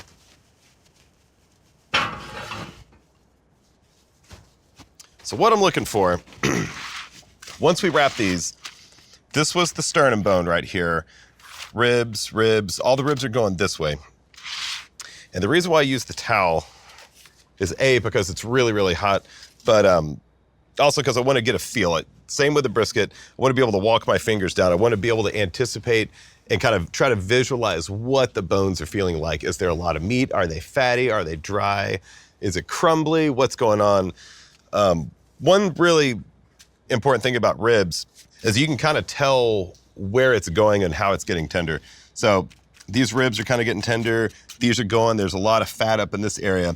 But right here at the sternum bone, where it stops, it's the third rib up, that's always where I'm feeling. There's a certain spot that I feel for. And you can kind of tell where you're going as you're getting ready to pull the ribs. So if I go in, I've got this habit of always having my left hand be under the sternum. Always, I've got this is my rib hand. So kind of in the habit, the muscle memory of that. But as I'm going through, I'll kind of start feeling on the bottom. And these are really delicate. I like to take ribs as far as I can possibly take them, sometimes too far before they become really overcooked. But I like a really, really tender rib. Not quite falling off the bone, but pretty close. So this area right at the cartilage joint at the third bone in is right where I want to hold my finger. If it feels soft and pliable, that's the last little area on my cookers that gets tender. So, you could open it up, you could take a toothpick, you could look at it, but I don't want to lose all the juice. You can see some of it's actually spilling out. I got a little tear in this foil, but I want to keep all that on the ribs. Really, for ribs, there's no temperature. It's kind of hard to take a temperature on them, but if you can pick them up, they're probably warm enough to eat. You don't want them to get too cold, but you don't want to cut them too hot either. So maybe about 30 minutes should be about right.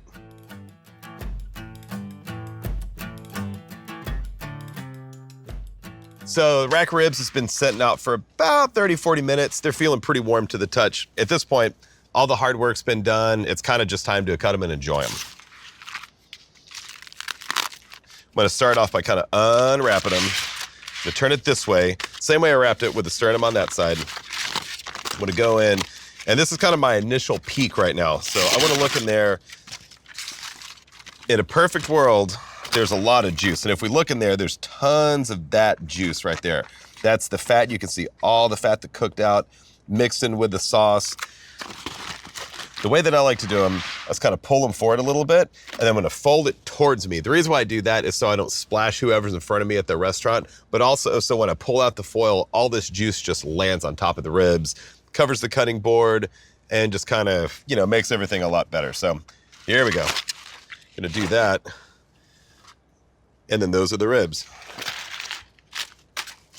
And this is where we can kind of look and see what the coloring is. They're not dried out anywhere around here. The pepper's stuck. They feel really nice and tender, pretty fatty. And it's kind of, you just cut the ribs, just go between the bones.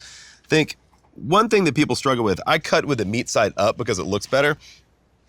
Usually start on this side, you can start on this side, however you want. But if you kind of look at the top of your knife, and you look at these bones, you can sort of tell where these bones are going. Like this one goes in, curves down, this one starts to straighten up, this one's a little twisted this way. So you kind of get a feel for it.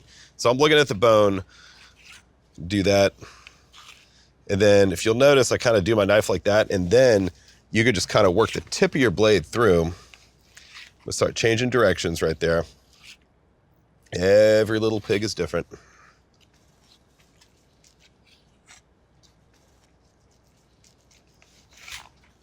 Just kind of want to cut through them.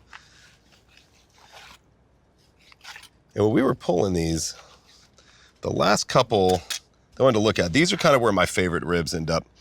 But this is kind of what we're looking at right over there. A nice feathery texture. You don't want it to fall off the bone. You should be able to take a bite and the meat pulls cleanly off the bone, but not too terribly tender. Looks really moist, good amount of pepper.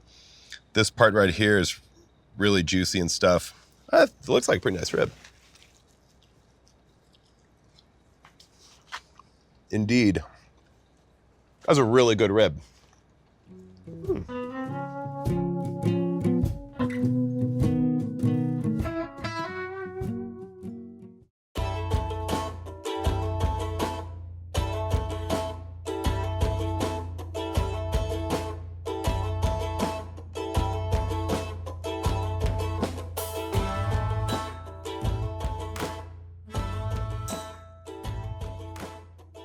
So one of the things that makes regional barbecue could be in Central Texas, could be in Memphis, could be in Kansas, could be in the Carolinas, doesn't matter where, but really the thing that makes barbecue and makes it regional is the type of wood. It could be hickory in other parts of the country.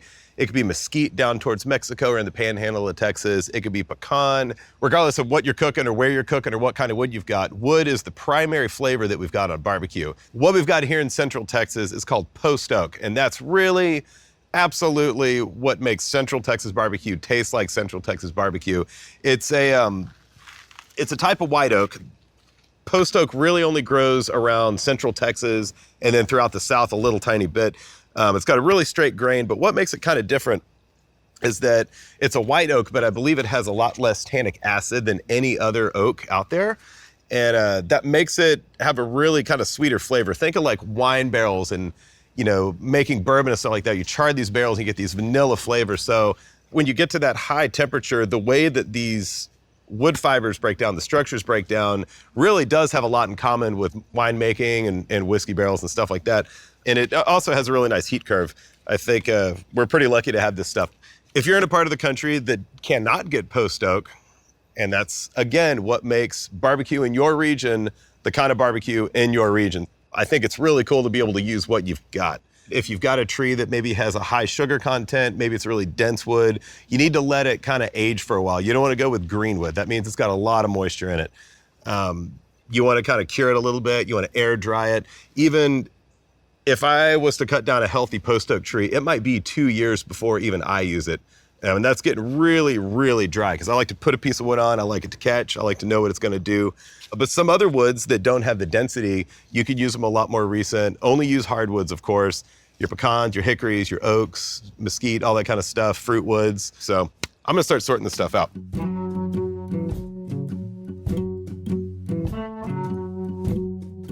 So what you really wanna look for when you're getting through a pile is you wanna be able to pick up a piece of wood. And I like to play a game in my head. It's like, okay, how heavy is this piece gonna be? Is it gonna be super light or is it gonna be super dense? And the denser the piece is, it's got more moisture, but hopefully it's also got just a better wood structure for better flavor. So while you're playing that game, you're picking up a piece, you want to start trying to strategize what part of the cook you're going to use that piece of wood for. Are you going to use it just to start your fire when it doesn't matter because it's kind of junky? Or is it going to be used early on when you've got a really nice piece of wood and you want it to burn really slow? So kind of starting to think about that stuff comes in really handy. But I like to start off with a wood pile. Before a cook, I like to separate out what I'm gonna start my fire with, what I'm gonna use for the first parts, maybe some really big honking pieces of wood that are really dense that I know I'm gonna have a hard time getting going, but once I get them going, they might kind of hang out and give me maybe 30, 40 minutes to go inside and catch a little nap or something like that. So I wanna start kind of timing those things out a little bit. So I'm gonna dig into this stuff. Let's see, this is a good example of a really junky piece of wood. So if you look at this, kind of that game that I'm playing, in my head, I was like, ooh, and I kind of know what it's going to feel like, but it's kind of like if you pick up an empty milk carton in the refrigerator, like, oh, and it's just somebody drank all the milk and they put an empty carton back in there. This is kind of like this. It's a really messed up piece of wood. It's kind of sawdusty. The stuff just flakes right off. What we deal with around here, especially Franklin barbecue, I would feel really terrible if I cut down a perfectly healthy tree to cook some meat. That's kind of lame. So we really only get wood that we lost during the drought from the previous year. So last summer, these trees probably got sick. They got beetles, like this piece right here. You can see some channeling in there. There's some water damage. And even though it's got some really good stuff here in the middle, the outside of this is pretty not great. So that's kind of, I feel like, made me be a better cook by working around not great wood, because that's kind of the art of barbecue also. Let's see. So this is a really small piece. This is probably really good for starting a fire. I'll throw it by that firebox.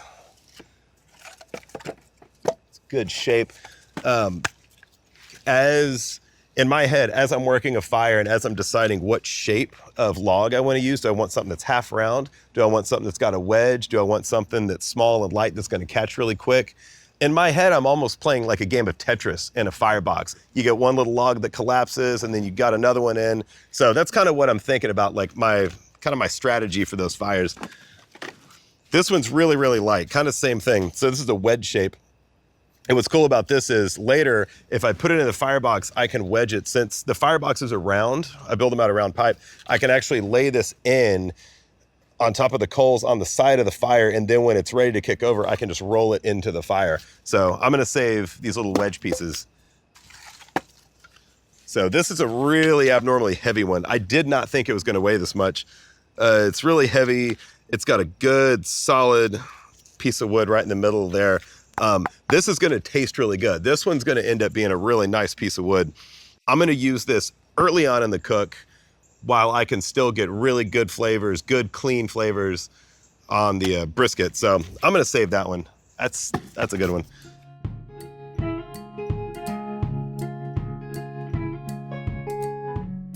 These pieces of wood are sized just about right for this size cooker, and that's kind of the same size firebox that we have at the restaurant. But it's also good to know that if you're cooking on a smaller cooker, like the little ones, you need to make sure your wood size is proportionate to your cooker size. So for those cookers, the inside of the firebox is an 18-inch diameter. So that means that I'm gonna wanna cut these to about, I'd say 9 or 10 inches so it can kind of lay in the bottom of the firebox. And I'm also gonna want it big enough so I can kind of log cabin that assembly in there. And turns out a chop saw comes in real handy for that. Be careful.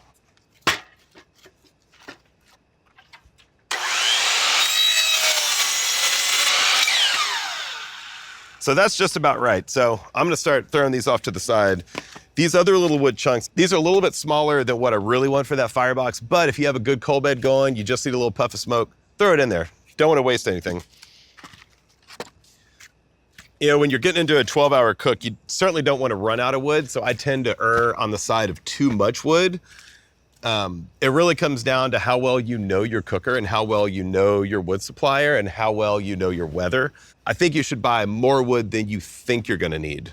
I have the luxury of going through probably 6 cords a week at the restaurant. So if I need a pallet of wood, well, we just drop it off. But if you live in a place and don't have that access, which it's likely you don't, you can look on Craigslist, you can go to the store and buy wood. I think it's probably best to drive out around the countryside a little bit. Sometimes you can find stacks of wood, you can find them in newspapers and stuff. A lot of places in a lot of states will sell kiln-dried wood. That stuff's kind of weird. They'll get wood from wherever and then they bake it in an oven for a really long time and dry it out. So it actually doesn't have a lot of flavor left to it, but really just kind of source the best wood you can from wherever you live, and hopefully it's pretty good. And if it's not, you're gonna learn how to cook on it anyway, because that's what you got.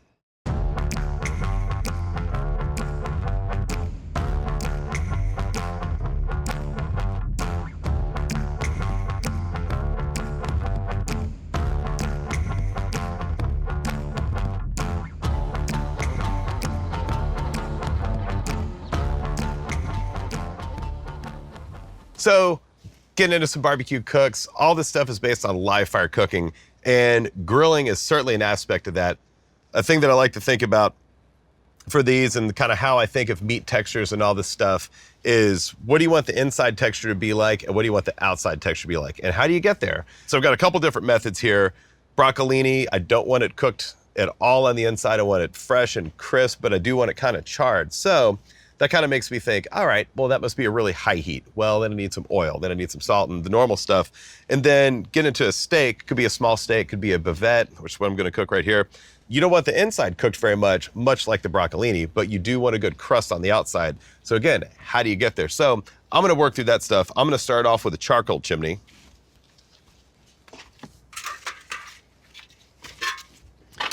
Gonna get this guy lit and I'm gonna go prep that stuff.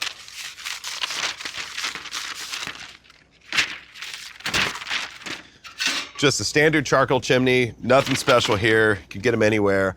Do you like to use some paper? A little bit of grapeseed oil, just to make it last a while. Crunch it up, keep it kind of loose. Load that. I usually just light these things on top of the grill, because by the time these coals are good to go, I can pick it up with my hand, take some tongs, set the grill aside, drop the coals, good to go. I don't have to worry about a table on the side or anything. I also like to use 2 sets of tongs. I have one heavy duty set that I can pick up grates with, I can pick up charcoal with, I can move firewood around and stuff like that. So this is kind of designated for fire. I also have another pair that's designated more for meat. Pick the meat up, do some stuff, move that around. So 2 sets for me. For grilling, if you had the luxury, you could totally burn down some wood, you could burn it down to coals, but really, let's be real, everybody's using charcoal. I prefer to use briquettes because they burn really evenly, but that kind of gets us into a strange thing because most of these things have burn accelerators in there, they have petroleum products. I don't want any of that stuff. So there's some companies around the country that make all natural briquettes, and that's what I like to use. That should be good.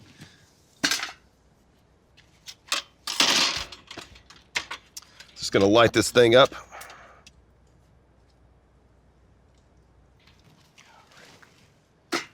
All right, so while this thing's gonna get started, I'm gonna start working on my broccolini.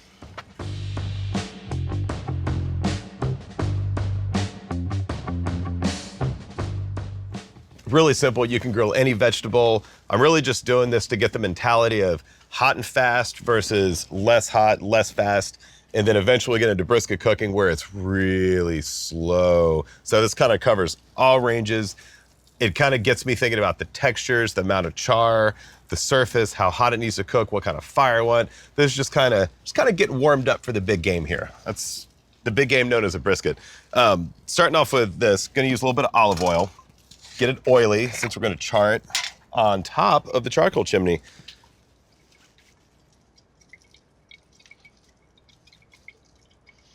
Doesn't take a ton.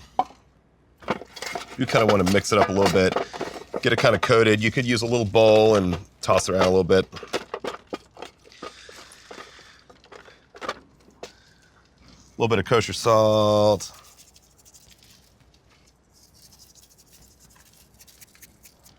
The game plan that I'm gonna have is I want to think about the stock. And this kind of correlates to a brisket. Say this is the middle of the brisket, it's gonna take a while to cook, so I wanna have a certain heat. Well, I don't wanna burn the crowns, so that gets me to think that there's 2 different zones here.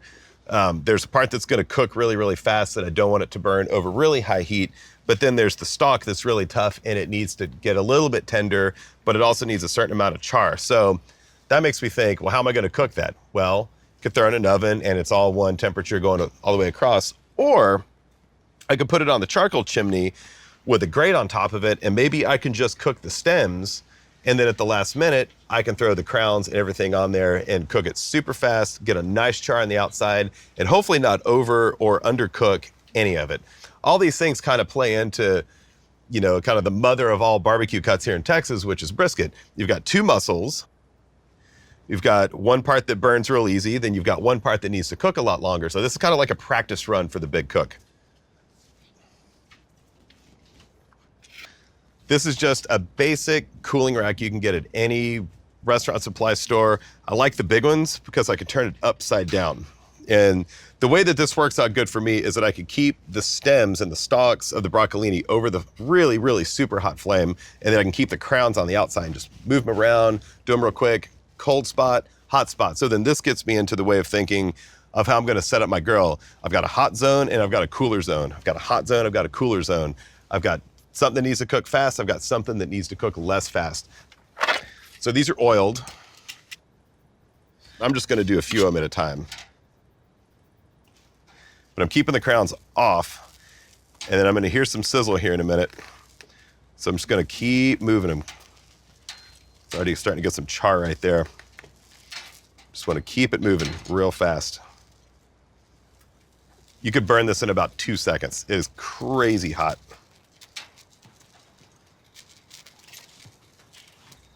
You could do green beans this way. You could get a basket and just kind of hold it over. Really anything stalky, asparagus is kind of a perfect candidate for this. So I'm getting some char right there. I'm actually gonna hold that off on the side just a tiny, tiny bit. Man, this smells so good. God, I love charred vegetables. Really, you're just watching the textures. You're watching to see how this is cooking. It's getting pretty charred there. I might slide that over a bit. Get the green side down, turn it around. Notice how I'm just kind of working this way, but what I'm doing is I'm watching the amount of cook and the textures on the broccolini. I don't want to go too far, much like a brisket.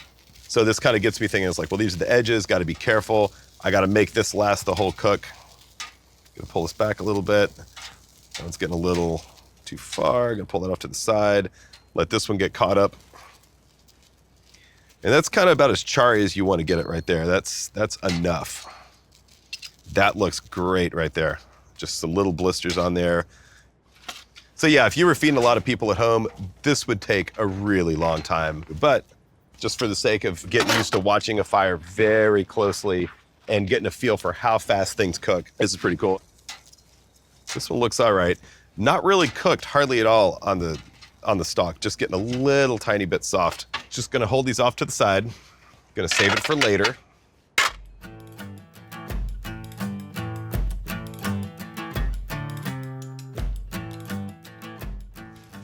Now it's time to dump the coals. So I'm just gonna set this off on the side in a very safe place. Don't let the kids or the dog hit it. And then, actually, my trusty other tongs, a little bit stronger, set that off to the side.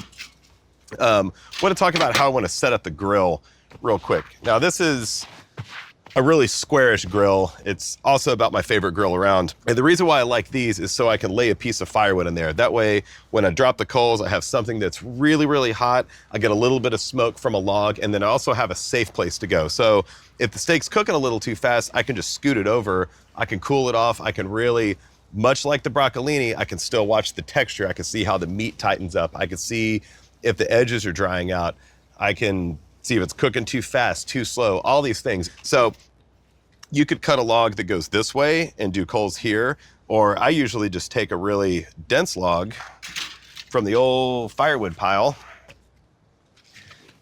I just kind of lay it right there. And this creates a space, so if I get in trouble, if I think it's a medium, maybe I think I'm taking it too far, almost, or I'm worried about it, I can just let something just kind of hang out over there. Also, if I've got an abnormally cold steak right out of the refrigerator, I can let it kind of warm up over here. Maybe it'll pick up a little bit of smoke from the log. So I'm gonna drop this.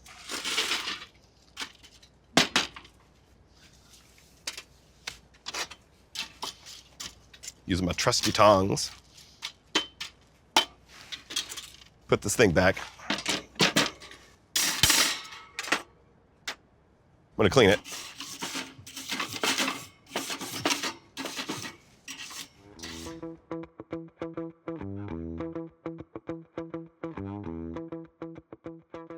So charcoal's dropped, looking pretty good. I'm gonna let these coals settle down for a minute, let this wood start to kind of get some little wisps of smoke, if you will, and I'm gonna prep these steaks.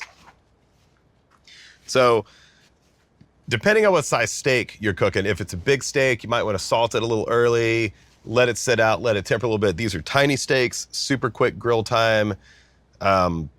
Don't want to spend a lot of time on it, but I'm gonna let them sit out for just maybe about 15, 20 minutes from the fridge. I don't want to put them on ice cold. So first things first, a little bit of grapeseed oil, just to kind of oil them up a little bit. Kind of get them all over. And then I'm gonna put some salt. Now I'm gonna salt this after it's finished, so I'm not gonna put an excessive amount of salt, but I do just kind of want to go in a little bit. Just kind of sprinkle it on, get a good even coating. Usually on steaks, I always go with grapeseed oil.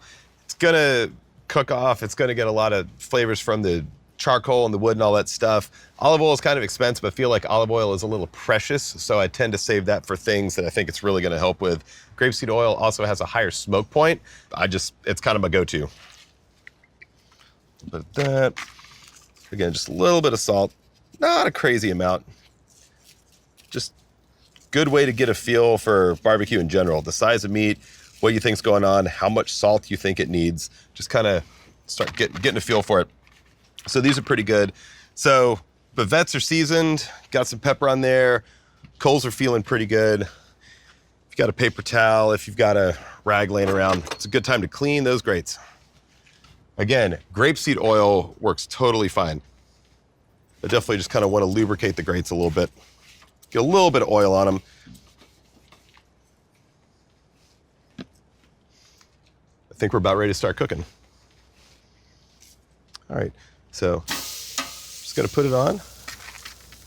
The charcoal's really, really hot, so I'm working on a certain texture on the outside of the meat, and kind of an old school way of thinking about it is like, well, you only flip a steak once. That's kind of silly. I want to move it around a lot. I want to get really familiar with where my cool spots are, where my hot spots are. The heat's gonna change a little bit as the coals break down and stuff, but also as the meat tightens up, I'm gonna have different needs throughout this cooking process. I'm gonna look to cook these bavettes to about a pretty stone cold medium, right on the underside of medium. If you think about a brisket, it's gonna take 12 hours, 8 hours before you wrap it, all this stuff. You have a little bit looser of a margin of error. On a steak with a really high temperature, a small steak, you really have a very narrow window of error. So that's kind of where that cold zone comes in handy. So I'm gonna flip, cook just enough, kind of cook the meat a little bit right there. It released from the grates. You notice it didn't really cook very far on the first side. Just gonna let it hang out. There's so many different cuts of steak out there. This is only one. This is kind of what I like to cook for dinner. It's easy, it's quick, they're fairly inexpensive, but all these principles apply to any steak. I think a good way to think about meat and stuff, if you think about brisket, it takes 8 hours, 9 hours before you wrap it. Maybe it takes 12 hours if you don't wrap it. You don't have that much time on a steak, and that's kind of the difference. There's not as much flavor development on a steak necessarily. It just doesn't have the smoke. It's kind of a different thing. The idea is the same behind it. You're cooking over live fire. How do you get this flavor into the meat? But you know, the smaller the piece of meat is, probably the less you're gonna be able to kind of develop those flavors. So in these, we can see that the texture is starting to dry out a little bit, starting to get a little bit of a bark. The coals are raging hot. I've got this safety zone still.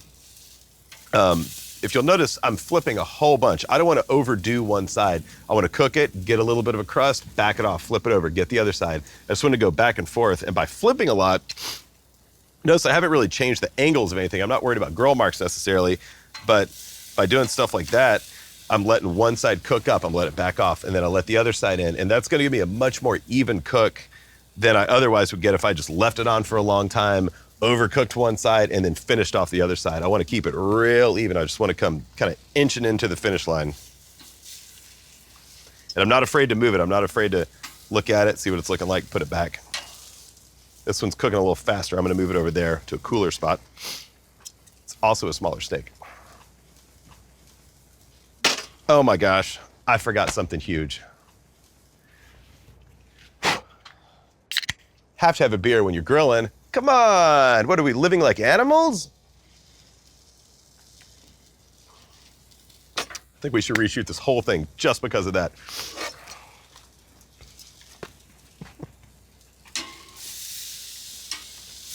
Yeah, it's kind of strange. I hang out at a barbecue restaurant all day. It's oily, it's greasy, it's smoky, it's peppery, it's quite salty. So are the characters. But oddly enough, when I come home, I still kind of like to grill almost every night. We don't have the chance to do it very often, but this is kind of, this is kind of my zone. This is kind of what I like to do after work. You'd think I would have gotten better at it over the years, but still just figuring it out. So right now I'm looking at this, and the crust is kind of starting to get set. I see the meat fibers kind of starting to dry out a little tiny bit. They're cooking really nice. That looks beautiful. I want to turn them on the sides and just try to even out this cook a little bit. They're cooking real fast, so I'm going to get a little bit of sear on the sides of the bivettes, and then I'm going to move them into a cooler spot, let them kind of mellow out for a little bit, and then I'll just kind of pick them back up. So I've got this piece of wood right here, and I've got these coals really, really cranking hot. So this kind of creates a safety area for me. Also, I think lends a little bit for flavor just because there's some smoke coming off that piece of oak right there. When I first started grilling, when I was a wee child, I never really thought of that because I just had a little Weber grill or a little kettle grill, and there's a hot spot right in the middle and the whole thing's hot. But where do you go when you get into a troublesome spot? You're grilling sausage, it's going too fast, you got hot dogs, where do they go? So really, if you were at a restaurant working a grill, you would have a cooler spot, you would have a hotter spot, and you just kind of know where to go. So even though these steaks look really nice on the outside already, I know they're still pretty not cooked all the way. Every steak's a little bit different. The old way, or like an old kind of way to look at it is people used to be like, well, feel on your thumb right here, and that's what a medium feels like. That's totally not right. There's no way around it. Everybody's thumbs are different. Every piece of meat's different. A ribeye feels different from a filet, different from a bavette, depends on what kind of crust you've got on the outside, depends on how fatty it was, all these things. But much like when you're finishing off a brisket or when you're finishing off a rack of ribs and you can't see it because it's wrapped, you have to really just trust your instincts and trust your fingers. I didn't really become a very good steak cook until I started just being like, oh, I think it's medium, pull it off and check it out. And over the years, I've developed kind of a feel for it, but there's really no surefire way. There's no temperature that you can take. 130 degrees is a hard medium. Every animal is different. There's no way to quite nail that in. So really just, you want to use your fingers to kind of visualize, does it feel pretty undercooked inside? This one does. It's still really spongy. Even though the crust is getting pretty good, the outside's cooking really fast, which is where I'm going to need this cool zone where I can let it kind of hang out over here and let the inside of the meat actually catch up a little bit.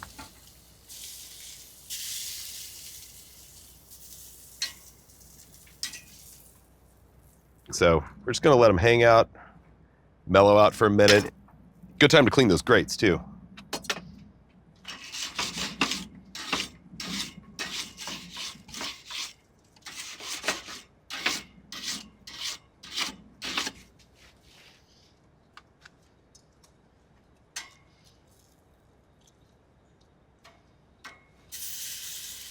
I like to settle down a little bit. Just going to put them back on the heat for just a minute. So one little thing, sometimes if you're grilling really, really hot and if you see the surface kind of dry out just a little bit like that, it's cool to keep just a little bit of oil just to help soften those little spots up. You can use your tongs to kind of rub it in a little bit too.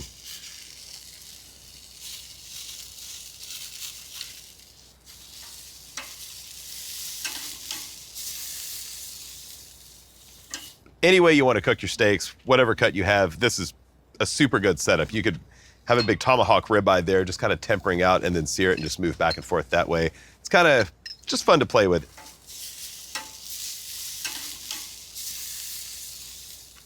So this one's feeling pretty lower end of medium, I think. It's got a sponginess to it that I want to kind of just bounces in like that.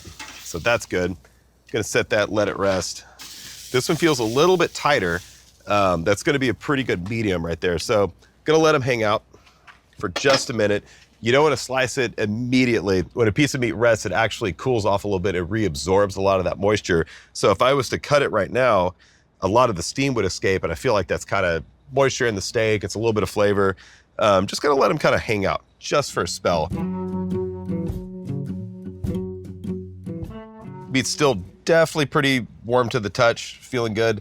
I'm gonna throw the broccolini on just to warm it up a hair while I cut the steak. So you always want to cut a steak against the grain, so it actually chews better. If you cut lengthwise with the grain, it's going to be kind of a hard chew.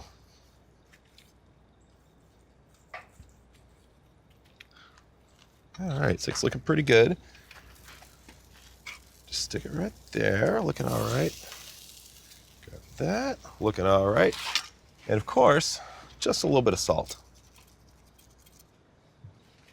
So as you get into a live fire cooking broccolini, cooking steak, as you're gonna go into a big brisket cook, the kind of things that you should be thinking about are the texture on the meat, the fire, how the fire constantly changes, how you get a little bit of smoke from this, how you get direct heat from this, how you regulate the moisture content, how you get some texture on the outside, how you protect the outside from getting overcooked, how you wait for the interior parts of the meat to cook. It's good to get a little snack before you cook a brisket too.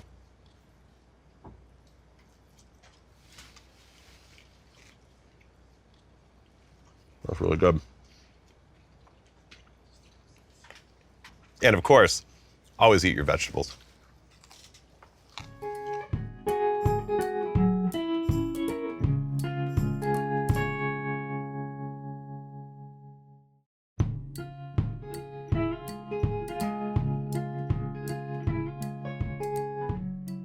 Back in the early days of barbecue, really it was just about cooking whatever you had. But now, with all these options, you can go to the store, you can order meat online, you can go to the fancy pants butcher shop. There are many, many grades of beef.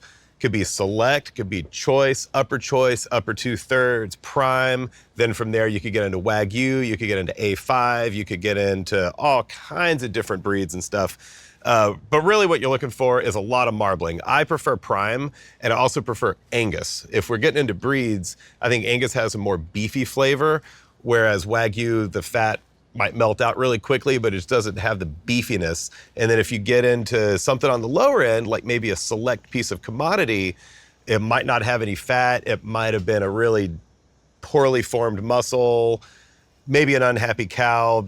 And to me, I think a piece of meat tastes a whole lot better when it was a slow growth animal. That means that it was able to hang out in the field, eat some grass, it has nice feed, it's not being force fed anything. It can just meander along and get nice and plump.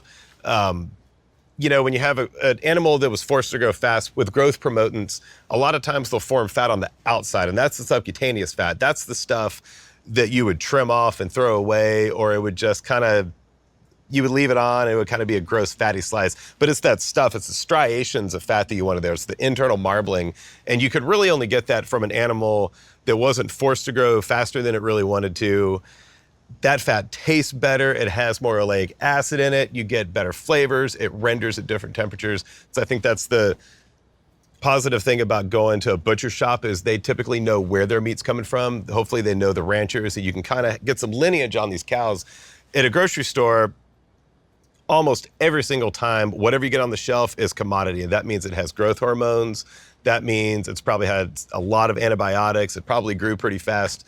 I don't like that stuff. I think growth hormones a lot of times make meat not cook right. I think they make the fat form in a weird way. I think it makes the fat not render in the same way. And it kind of takes away from a lot of the natural beefy flavor too. So if you can help it, I mean, I always go all natural, but I've said this a million times, sometimes you just got to cook what you can get.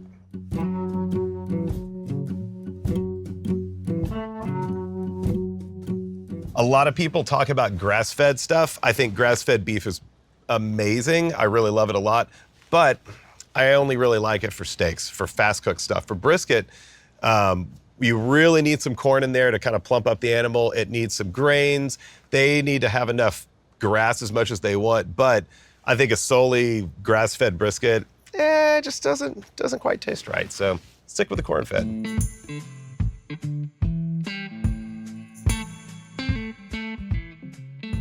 If you find yourself at the grocery store and you're picking up some briskets and they're really bloody and they're really flappy and stuff, they're just sag over your hand, likely they've been frozen. Meat that hasn't been frozen is typically going to have a more firm texture. When the stuff gets frozen, a lot of times the little ice crystals will kind of tear some of the fibers in there, and it makes meat a little bit mushy, but it also makes it release a lot of moisture. When you release that moisture, In the cryovac bag, a lot of times you don't have it inside the muscle. So I'd say cook fresh if you can help it. You also want to go to the store and you want to pick up a brisket and you want to get the thickest plate, which would be the thickest flat. We'll certainly get into that here in a minute. But the thicker they are, the better they are. You don't want something paper thin because it's got a big side on the other end. So, use some common sense here.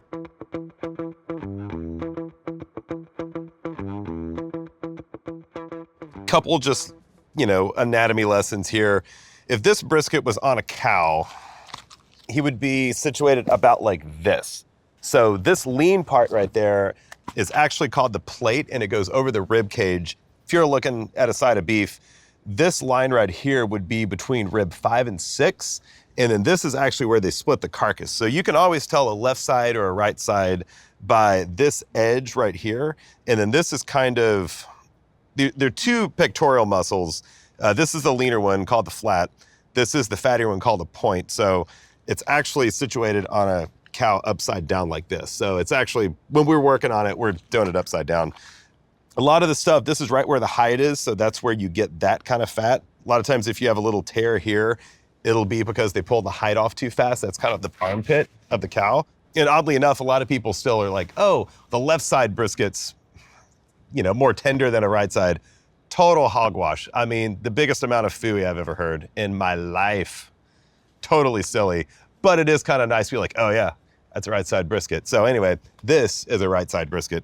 If you go to the store and you're looking at one and it's really, really bloody, you kind of know that it's probably been frozen, most likely, but you want one that's pretty floppy. If it's really, really rigid, it might kind of tell you that there might not be good marbling, which you could pick up a brisket upside down at the store and you can see all this marbling that's right in here. If you have these little fine lines of fat, that's a good sign. But if it's really floppy, it'll also let you know that there's maybe a good meat to fat ratio. If it's a brisket, maybe at the grocery store, that's had a lot of growth hormones and stuff like that, it might have a tremendous amount of fat on the top that's not as flexible as the meat part. So if you pick it up and it's hard as a rock, it's probably gonna be hard as a rock. So that's kind of what I'm looking at on a brisket.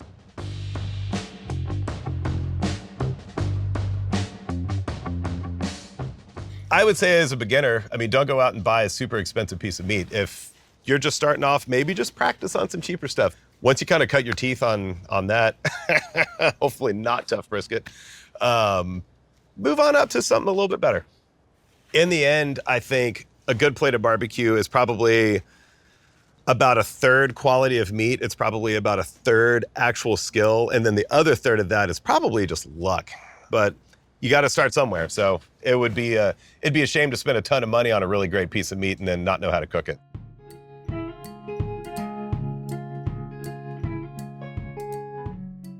I kind of look back at the first brisket that I cooked. It was a 99-cent a pound brisket from the grocery store. Had no idea what I was buying. It was, in hindsight, I could look back and I could tell everything that was wrong with that. But at the time, that's all I could afford. And I didn't really know any better. This is about 16 years ago.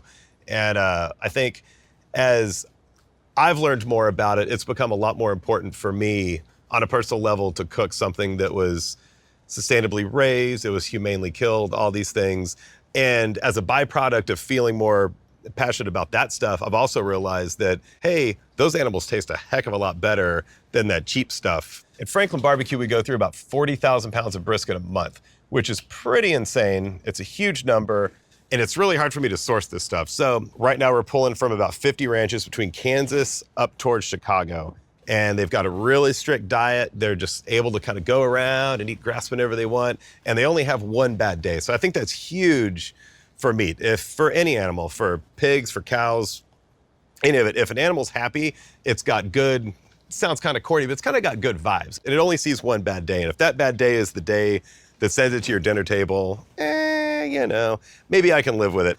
But I do think animals getting harvested in a humane way is hugely important. Where our stuff comes from, I go up there a couple times a year and, it's pretty gruesome to look at, and that is a reality of our food. But, you just try to make it as ethical as you possibly can. So that's kind of my stance on that stuff. I like happy cows, and I already feel bad about cooking so many of them. And if we can lessen the footprint on that stuff, I think we're all better for it.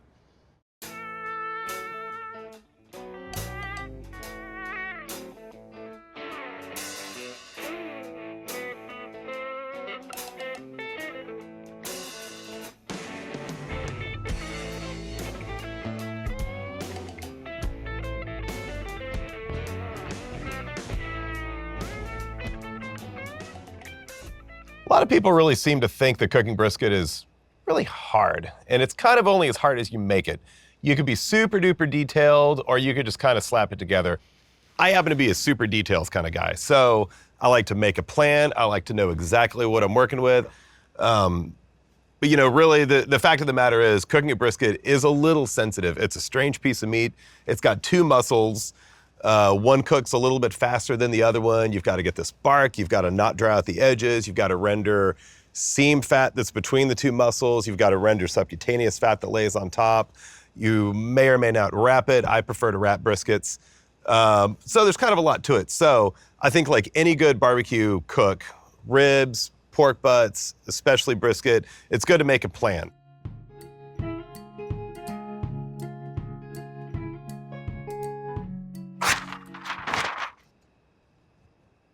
Sharpie. And I'm gonna think about what time I want this brisket to come off. So we're gonna say 2 o'clock tomorrow afternoon. If I want it to come off at 2, it's gonna rest for a little bit. That's kind of optimal time for kind of an early dinner time. If you're gonna try to eat about 5 or 6, 2 o'clock's a good time to come off. It'll give you a little bit of time to rest. Also, if you kind of get into a little bit of trouble on the cooker, maybe it's not coming off fast enough, that buys you a little bit of kind of wiggle room. In a perfect world, this brisket would take me 12 hours. The more you cook on a bigger cooker, it takes longer. It's kind of like a bunch of potatoes in a microwave. The more you cook, it always takes longer. You've got more evaporative cooling going on, takes more temperatures to overcompensate for that. So we're gonna go down, I'm gonna say 2 o'clock. a.m. is when it goes on. And it'll be dark, so I wanna trim this early. I just wanna be sure I'm sitting in a really good place. I wanna start off a little bit lower because I don't wanna put a cold piece of meat on a really hot cooker.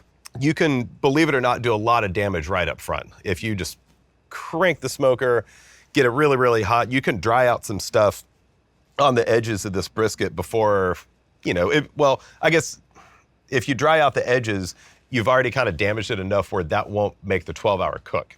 So really kind of my bullet points here is an on time, and then 8 to 9 hours is when I want to wrap this thing. So we're gonna call that 10 o'clock a.m., somewhere here in the middle.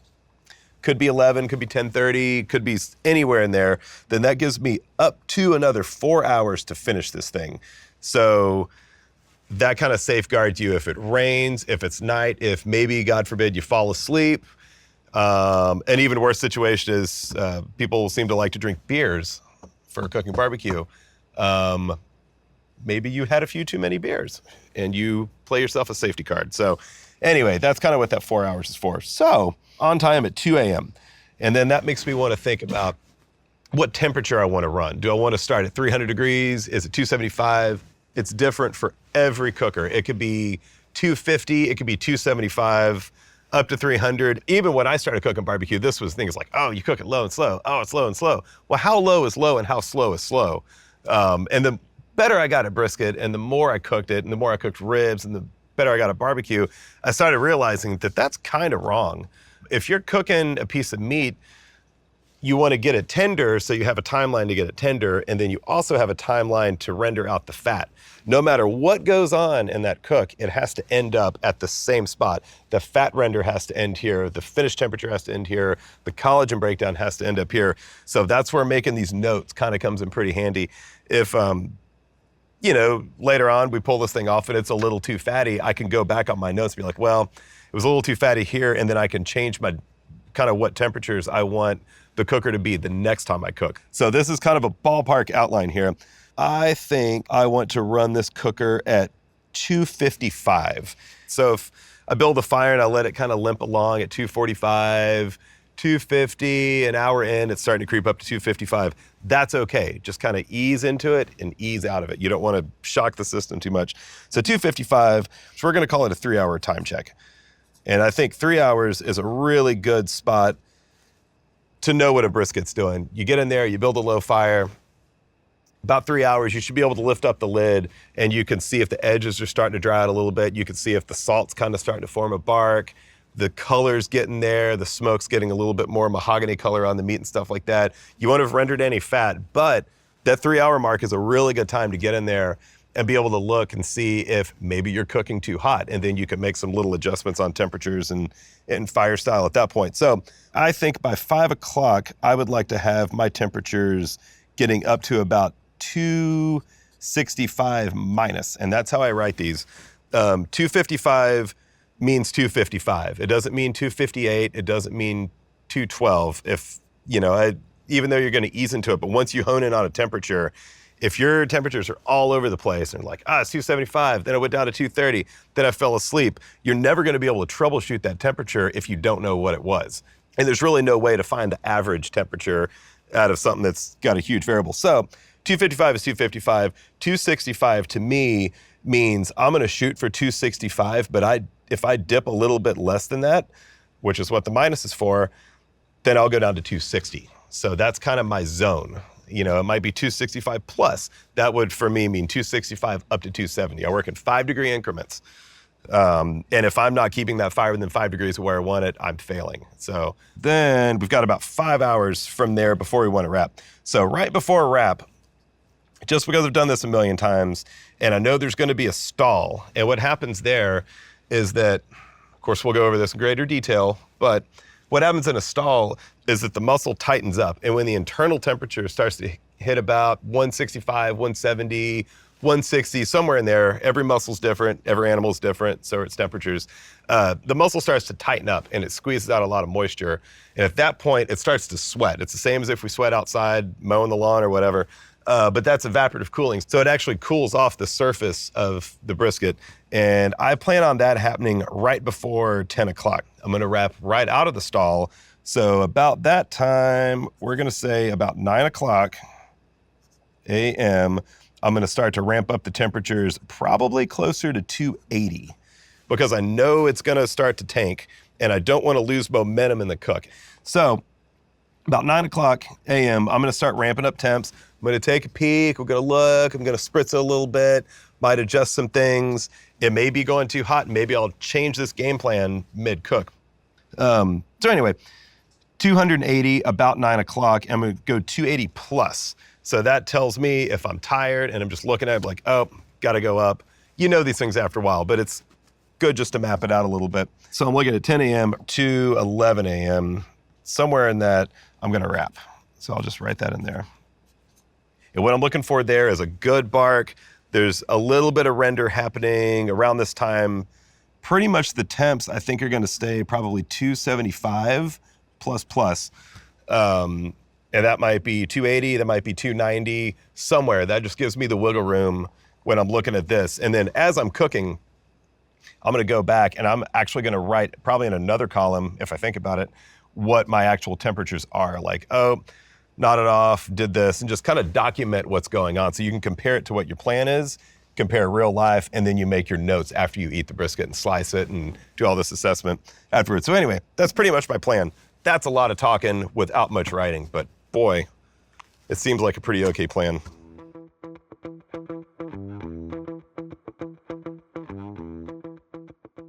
So you know that you're in this thing for 12 hours, but you also know that you have to be kind of bright-eyed and bushy-tailed when your guests show up later. So, you're looking at about a 15, 16, 18-hour workday for this thing, just knowing what you're in for, knowing that you're going to be tired, knowing that you're going to need a comfy lawn chair, for example, knowing not to drink too many beers, knowing that you've got lots of water, you've got plenty of firewood. And I think working through a plan and just kind of knowing what you're getting into can be pretty helpful. I remember my first brisket like it was 16 years ago. It was pretty terrible. And maybe that's why I started doing all this stuff in the first place. I saw it as a huge challenge. Cooked on a little cooker, not much smaller than one of these, could fit maybe 1 or 2 briskets. It was a horrible piece of meat. I had no idea about fires, had no idea what temperature to cook it at, didn't have a thermometer. Bought a bag of wood from the grocery store. It was kind of doomed from the beginning. So everybody said it was great. They really enjoyed it, apparently. But I think it was probably pretty bad. I think if this is your first brisket cook ever, you should run like hell. Just kidding. Have a plan, be ready to make mistakes, but also document your mistakes. You really only learn how to make good barbecue by making bad barbecue. Definitely don't invite a lot of friends over for your first brisket. Maybe just test the waters a little bit with your family because they can't quit you. hopefully. Um, but hopefully all of this stuff that's happening right now can save you a lot of headache and hopefully a little bit of money too.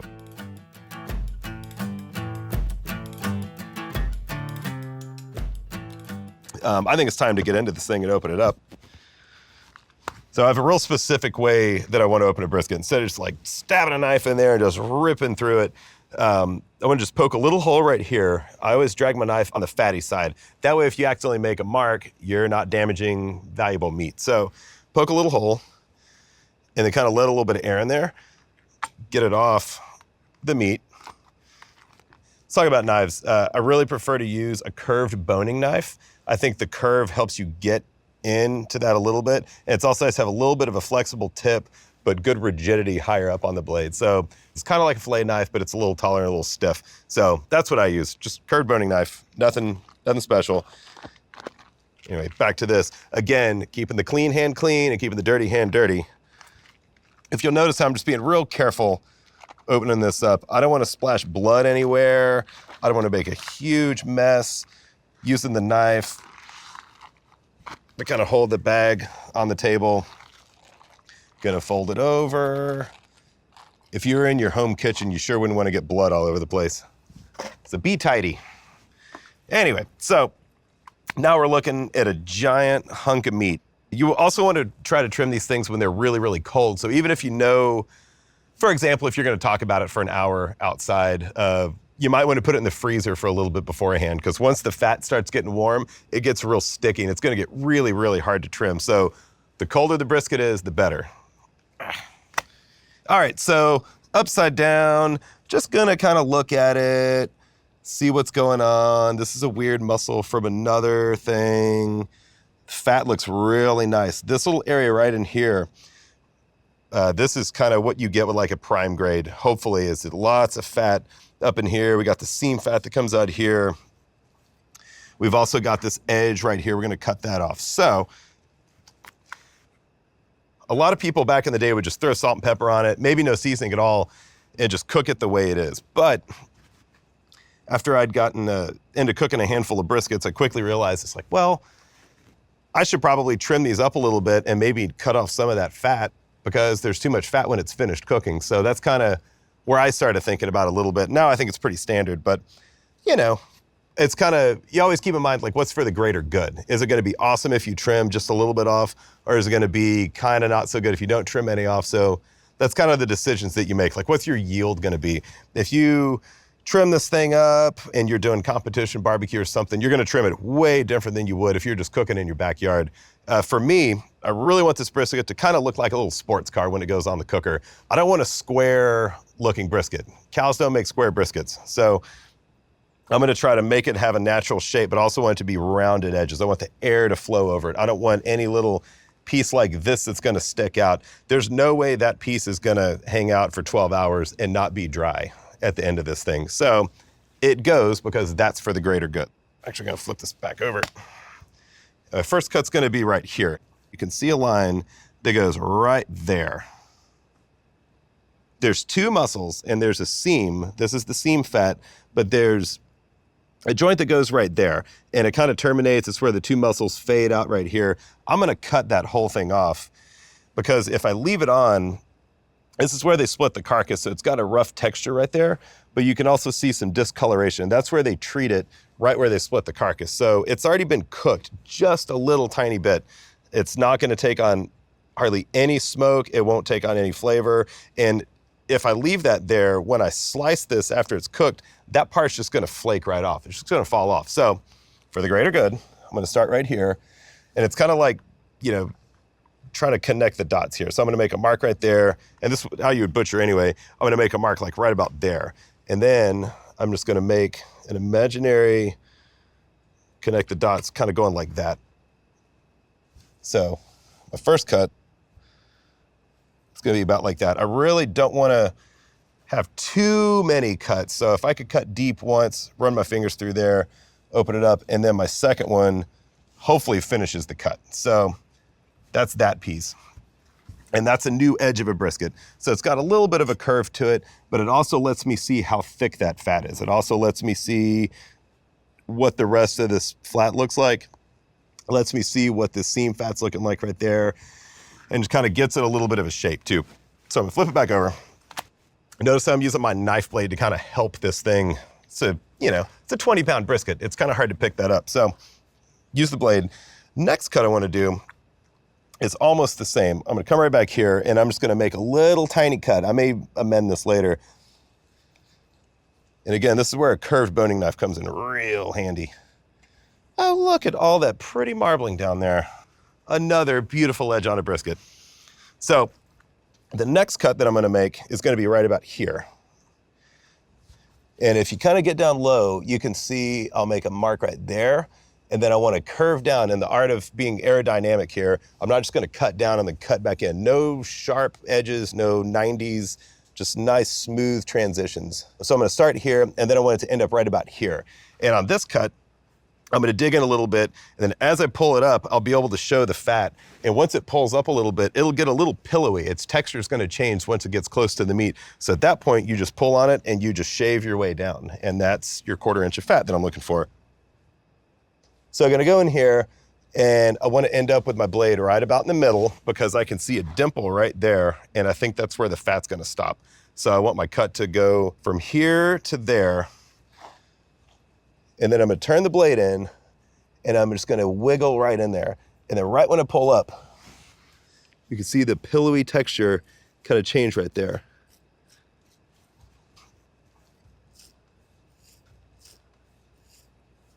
So then I can just follow that line all the way down.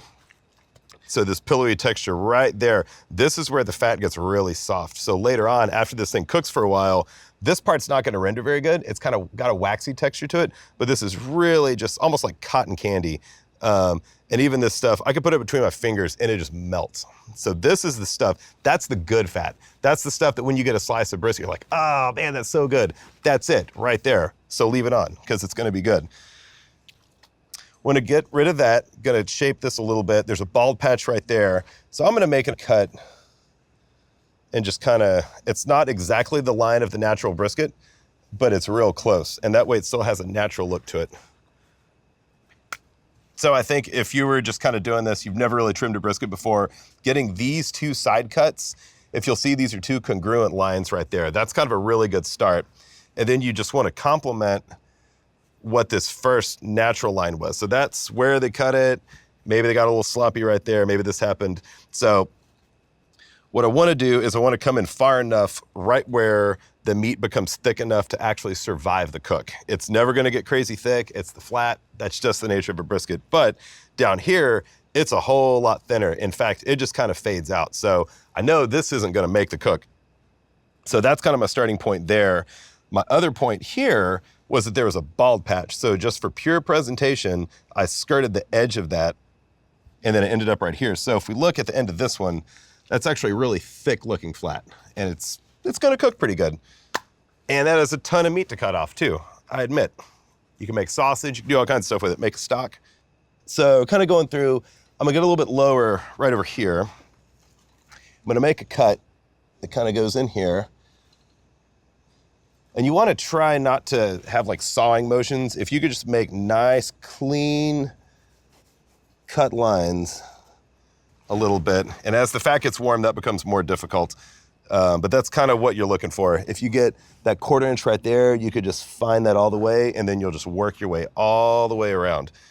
So for the next cut, this seam fat that's right here, it's pretty thick. And that's where the two muscles connect, and some cows have a lot, some cows don't. Everyone's different, but that's kind of gross. And that's when I cut it after it's cooked. That's gonna be the prettiest shot. So I need to work really hard to make this part turn out good.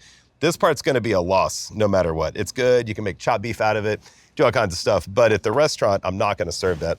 So this part right here, it's a lot of seam fat. This is the edge of the point that comes out right here. So when you hear people talk about burn ends and, I want the burn ends, I want the end cut, I want this. The burnt ends come from this. So this is kind of a good ridge. So I really want to protect this a lot. It doesn't have any fat coverage, so I know it's gonna maybe get a little tricky. The burn ends are also gonna come back in here. So we're gonna kind of trim this whole thing to maximize that.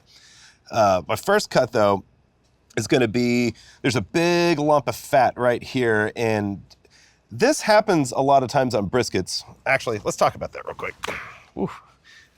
So if you look at the back of this, you've got this point, you've got a flat that comes out, you've got the seam fat, but every cow's a little bit different. Some are long and skinny, some are tall and fat, some are wide, some are whatever. They're all a little bit different, just like people. So these muscles and the way that they interact with each other is kind of different from breed to breed and also from just cow to cow. They change a lot. So you kind of have to trim each one just to kind of have the shape and stuff. But one thing that happens when they're fabricated at a processing plant is that sometimes they clip other muscles in there. And sometimes there's a little piece up here. And a lot of times, depending on the market value of certain meats and where they're going and who's buying them and all this stuff, they leave this weird thing.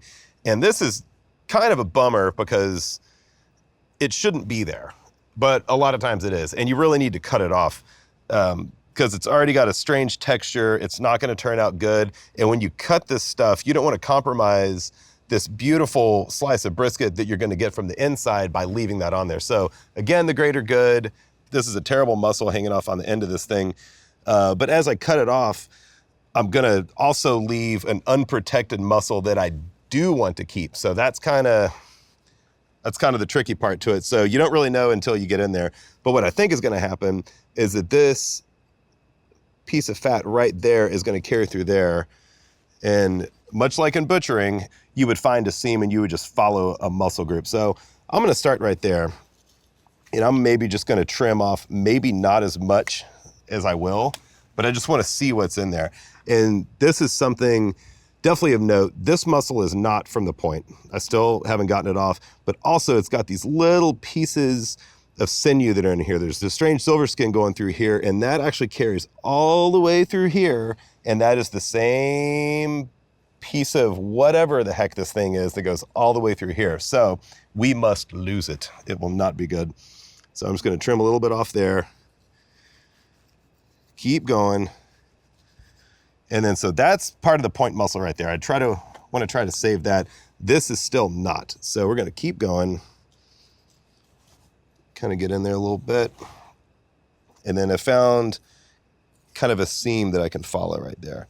Oh, look, a seam that's pure fat that somehow, I feel like I got really lucky on this, but that's actually going to protect the point right there. I'm really glad that I was able to find that and leave it there. So that's good. We're pretty much done with that. There's a little bit of that and we'll probably get it off on this next cut, but that actually worked out pretty good. So for this one, first cut here is I'm going to start right here. And what I'm doing is getting this big chunk of fat out of here. It's really hard. It's not going to render. It's not going to take on any flavor. It's just going to look gross when this thing's finished. And you can't really get the whole thing out, but you can kind of get as much out as possible. One thing to keep in mind is if you were to cut this whole piece of fat out, the whole point when it cooks is going to collapse. So you need to leave about half of this in there for structural integrity.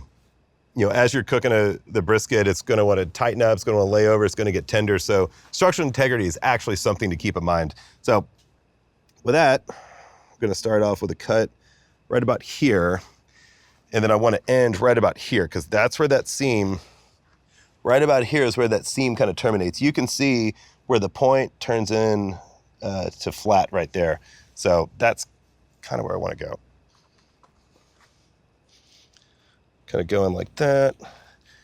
Gonna do just about half. Right about there. So it looks pretty good.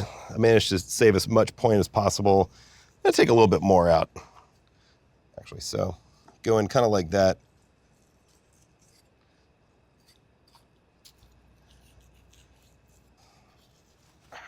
So kind of like on the top, there's a certain point that you get to. The texture of that fat right there, it's kind of flaky, but it's also really soft. I can melt that in my fingers right there. So that's gonna actually render pretty good. The bottom part of this thing, not so much, but that, we got to a good place on that. I'm gonna clean that up a hair. When we season this and we put it on the cooker, we're actually gonna like compress it and we'll shape it a little bit. So that'll keep, if you do have some weird sharp edges, you can kind of just patch those down a little bit. No big deal. So I think this backside looks pretty good. I don't like that seam right there, but if I cut that off, then I lose valuable meat. So I'm gonna choose to leave that. judgment call. So then that puts us back right here. I got this weird piece of fat right here. So I'm gonna start right about there. And then I'm gonna skirt the edge of the meat right there. I wanna go in and cup it out. I wanna leave just enough fat for the structural integrity of this muscle too. So you get in there and kind of same thing. If you kind of get the tip of your knife in there, you can pull it out and you get to that nice pillowy fat all over again. And then you can just kind of chase it like that. And then you have a pretty nice cut. It's not gonna render. It's definitely gonna be fatty when it's finished, but it's the most fat that you can cut out of this while maintaining integrity for this. So if you went in and then trimmed it out stuff, you're gonna get pepper in there. It's gonna get weird. And then you cut a slice and it's just gonna have a big black streak in it that's just black pepper and salt and stuff. So it's not gonna be pretty anyway. That's kind of a loss, but it's an aspect of a good brisket. Sometimes this muscle is actually right in the middle. And when it's right in the middle, you actually lose from here all the way over. So we got pretty lucky on this one. It's far enough over. This was probably a really pretty cow, I'm guessing. I will shape that, make it a little round so it doesn't catch wind in the cooker. And I'll start working around this way. So right about here, you know, fat's getting pretty pillowy and stuff. I want to get kind of low. And I want to try to start off about here. And I'm just going to start shaving off fat best I can. This is where warm fat really gets tricky because you just can't get a smooth cut if it's too warm. And this is also where a curved knife comes in handy. I can just kind of push the knife down. Straight knife would be okay too, but I really like the curve because I can dig in a little bit deeper and just twist my wrist to get in there. But I can also put the knife flat and just kind of work across. And that makes it a little bit more convenient. So all these cuts wouldn't necessarily work for every single brisket. Everyone's different. Sometimes they're shaped differently. Sometimes they have a huge gash. Sometimes they have a hook tear in them. This is actually a really good brisket. I feel like all the cuts are well represented on this one. So just kind of pick and choose. Next cut.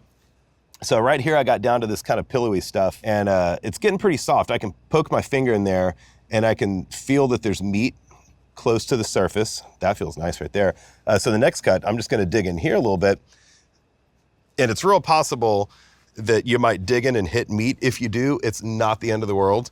Just pull back out and kind of start over, and then you could just kind of tap that down when you put it on the cooker. It's gonna happen. It's probably gonna happen to me right now. So I got a nice little cut right here, the way that fat kind of cracked off right there. It got flaky. That again is the really good stuff. That's soft, it's pliable. It's gonna taste a lot better than some of this stuff back up in here, but it's also nice just to get a fresh surface for this too. So I really do wanna try to get rid of all the stuff that came right out of the bag. Trim that out. This piece of meat right here is actually part of the point, and it fades out over the flat right here. So you're almost always gonna have a little patch right there. No big deal, unavoidable, but don't freak out when you see that. And what I'm really looking for is about 1/4 of an inch. I think in a perfect world, after this brisket's cooked, you would have about 1/4 inch left if you didn't render anything, and that's still kind of acceptable. Any more than that, I feel like it's getting a little weird.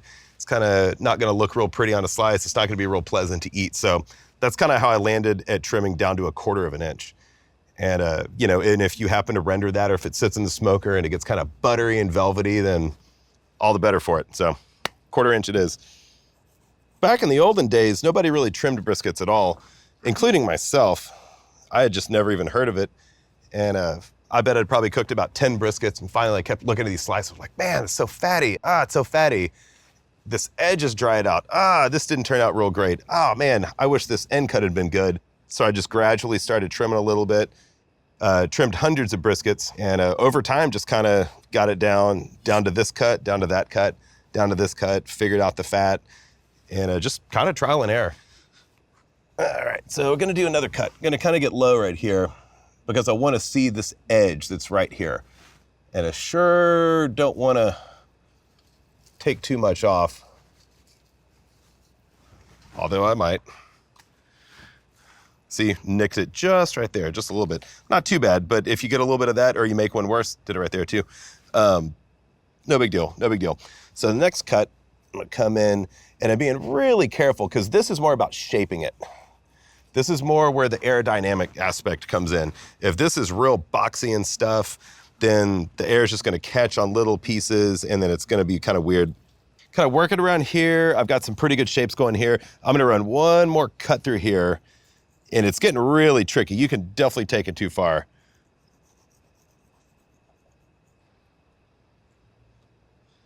You just want it to be really, really rounded and smooth. And back here, it's gonna kind of go down.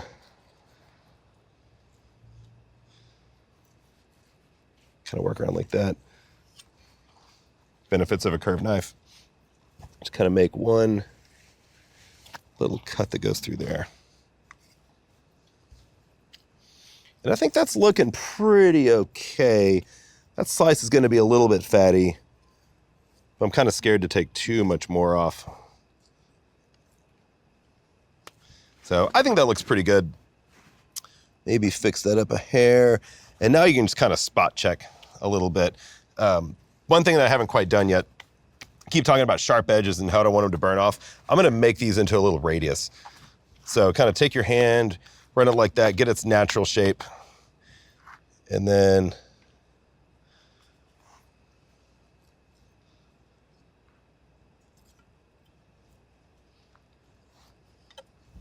and so that looks fairly natural. Since I skinned it right there,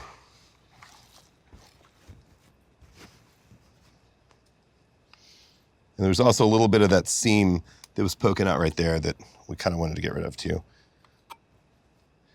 And that looks about right, because when I put it on the cooker, I'm gonna kind of shape it with my hand like that. I'm into it. I think it looks pretty good. I think that leaving this stuff on there is totally okay. It doesn't have any silver skin. That fat's gonna render nicely. The seam looks a little big right in there. I wish it was a little less, but it's not. This looks pretty good. I do wanna mess with that. See, gotta know when to say when sometimes, and I don't, and I might mess this up. But I didn't, but I got rid of that weird piece. So that's pretty good. I think all in all, this is a really, really nice looking brisket. It's got a good shape. It's aerodynamic up in here. This ridge is pretty protected right here. Subcutaneous fat here is all pillowy, soft. You can tell it's already even melting. It's like butter already. And marbling's good, shape's good. I think this one's good to go. In the meantime, if you look at this massive pile of meat, hopefully you don't let it go to waste. A lot of this stuff you can't use, but a lot of this fat you could render down into tallow. You could make a barbecue sauce out of it. I think this stuff, if you threw this in a skillet and made a little bit of a beef stock out of these scraps, you could end up with some pretty good stuff. At the restaurant, we do tallow and I use it to lubricate cookers. I use it to clean grates. We use it to fix squeaky hinges. So if I'm looking at this finished brisket, it's trimmed, it's nice and round over here. When I put this on the cooker, I'm gonna put the point towards the fire. So all that airflow is gonna be really moving this way. It's got more fat, it's gonna protect it against the higher heat, but it's also gonna hit right here. So that's why I want this thicker fat to protect it. And that's also why I want this to be abnormally aerodynamic, because the airflow is gonna go over it, just like a wind tunnel. I like to trim my briskets pretty far in advance, just so I'm not sitting there like, oh, I'm running late, and I don't do a sloppy job. I'd rather spend the time, make it right, put it up, season it, build the fires, and then cook it. I think this is maybe the best brisket I've ever trimmed.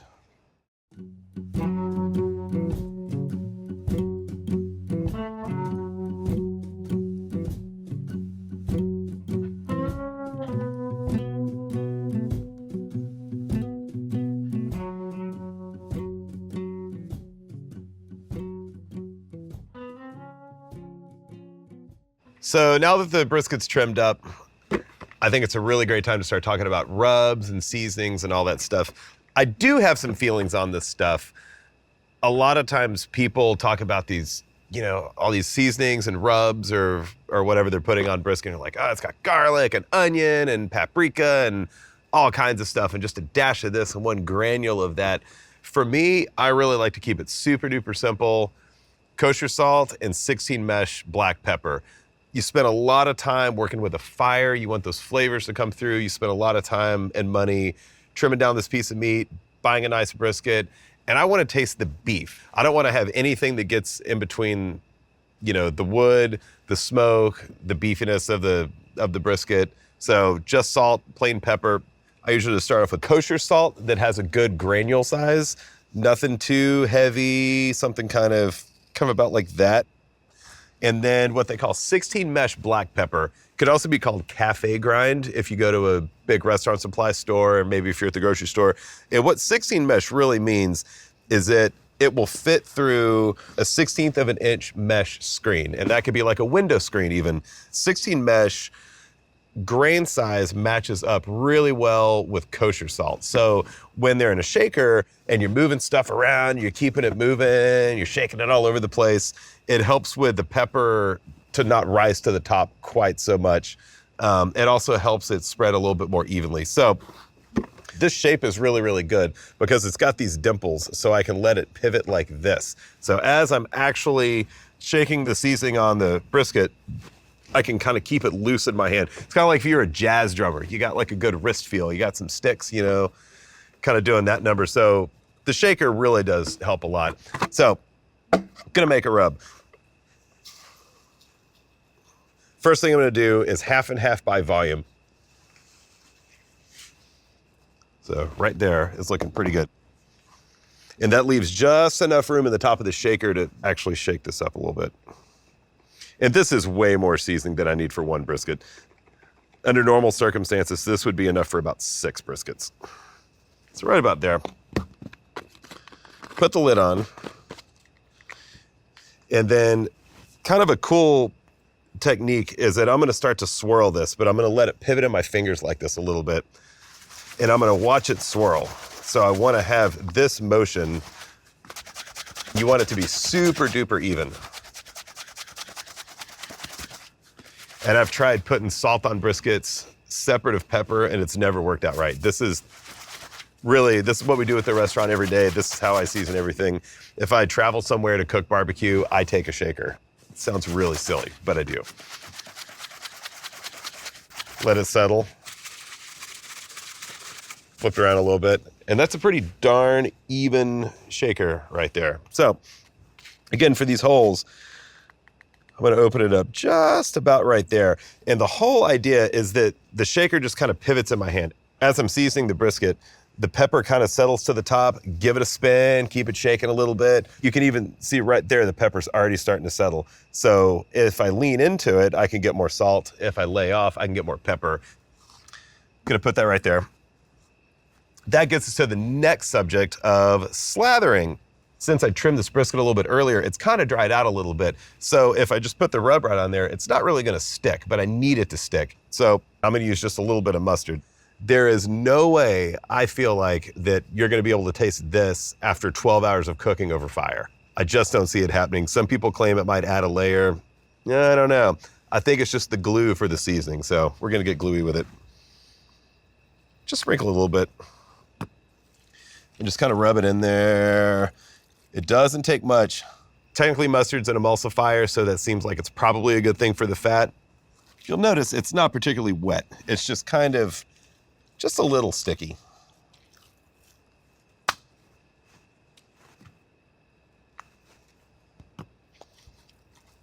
Just kind of getting it up in there a little bit. Get on the edge, keeping my right hand clean. Some people use hot sauce. You could use just about anything. I mean, you could just splash a little bit of water on here. Boy, that brisket looks so nice before we put mustard on it. So I'm gonna start with the seasoning on the bottom side. And the reason for that is, since this is the non-presentation side, I don't want the ugly side to be the first thing that the guest sees. So I'm gonna season it this way, so when I roll it over, when I mess it up on the cutting board, we'll probably never see it again. That's okay. I'll start off right on the edge, leaning into it a little bit, and just get the end of this. And you don't ever wanna really rub it. You don't wanna like work it in there so much. Just kinda, just a little, just make it stick. I'm gonna do the seasoning and I want it just to overlap just a tiny, tiny bit. I don't want splotchiness. I want it to look like this thing went through a conveyor belt on a cartoon and it just went, and it's got even salt and pepper on it. So that's what I'm going for. You notice as I'm doing this, I'm twisting my wrist a little bit to change what rub's coming out of it. That's pretty even. Just give it a little pat. I want the coarseness from the pepper to actually stick to the meat, and a coarse meat surface will actually collect smoke a lot better than a slippery surface. So the coarseness of the pepper helps a lot with the textural aspect of the bark. If something was really, really fatty, I might put more salt on it because I think it could take more salt. But for this, just a pretty even coating. When you pick it up, I like to spin it and just slam it right back down. That way I'm not dragging the seasoning off the bottom. So I'm gonna go in, work around this side, and I'm gonna let the rub land on my hand. And as I'm doing it, I'm actually gonna rub it into the surface a little bit, just on the sides, because I don't wanna pick this thing up and have to sprinkle and then over season or waste expensive pepper. So I'm just gonna let it fall into my hand. And then there you go. And then for this, I'm gonna save that part for the leftovers. Since that's gonna be fairly inedible because it's a lot of fat right there, I'm gonna scrape the stuff off the board and I'm just gonna pack it in there at the tail end. So that way I don't waste anything. Give it a little spin. So this time, I'm gonna go back through.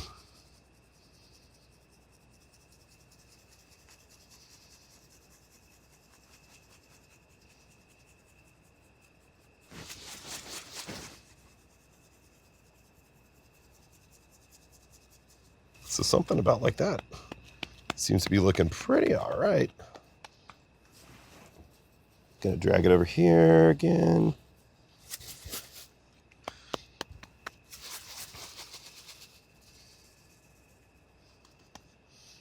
And then I'm gonna flip it around. I'm gonna pick this end up. So remember, this is the side that's gonna be closest to the fire. It's also the side that's gonna render a lot of fat. And it's also the side of the brisket that has a lot more fat. This is the point, so it's a much fattier muscle. So I feel like this end can take a little bit more salt, whereas this part right in here might need a little bit more pepper for more texture for smoke, since this isn't gonna render quite the same. So again, on this side,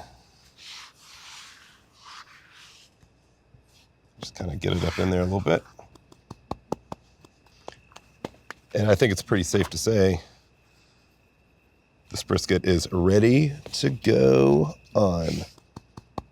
I think for someone that hasn't done this a whole bunch of times, probably your natural tendency is gonna be to over-season. You're gonna think that this is a massive piece of meat, it's gonna take forever, and you just want it to taste good. You want it to be so flavorful. But I think just being a little more subtle on the seasoning can probably take you a little bit further than being too aggressive. So I've got this thing seasoned up pretty nice. It's still pretty chilly. It's been hanging out for a while in the refrigerator. I'm gonna let it temper up. I want it to warm up a little bit more to room temperature. This is kind of a slippery slope. A lot of people say, no, you can't let meat sit out. You can't, it's not safe.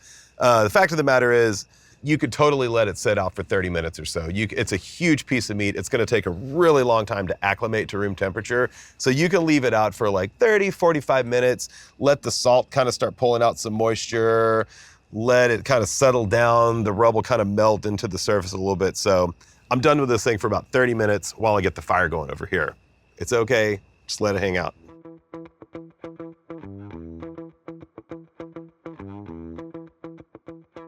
In a big cooker, I would start with just wood and some greasy butcher paper. For something this small, it's gonna be a little hard to build a big enough fire and get it really going. So I think it is totally acceptable to use a charcoal chimney.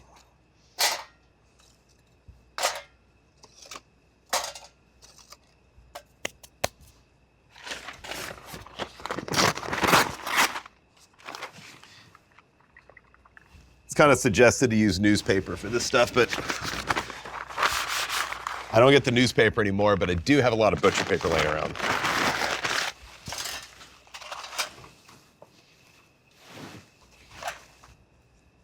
You've probably already got a charcoal chimney, but if you don't, it's a pretty handy thing to have anyway. I use them all the time.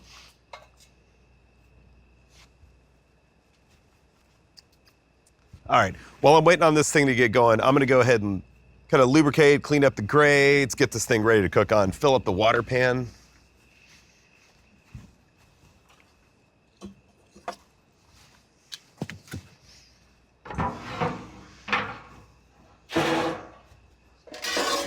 Then you don't have to have a water pan. I almost always cook with a water pan. This is a quarter pan. You can get them at any restaurant supply. Do like a little bun pan from the grocery store, a tinfoil pan. Point is, you want to put a little bit of water up in here just so you get a little bit of steam in there. It'll help out with the edging and stuff. You don't want the edges to really dry out on the brisket. So water pan's good. I've got some hot water around here somewhere. It's over here.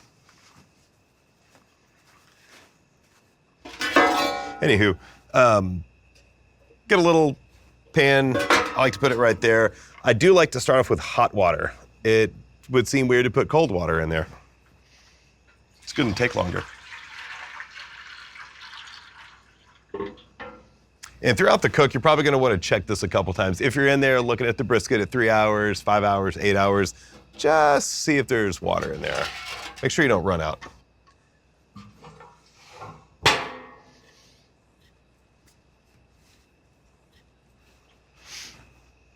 While I'm waiting on this thing to get going, also split some nice small pieces of wood here. We cut these down earlier, and one thing to always keep in mind is that if you have a small cooker, you're probably going to use smaller pieces of wood.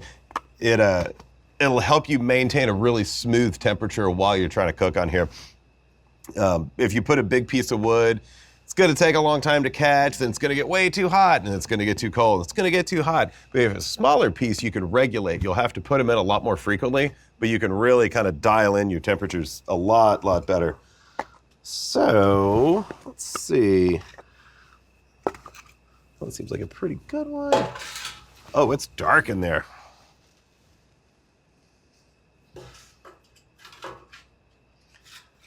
All right, gonna start off with that.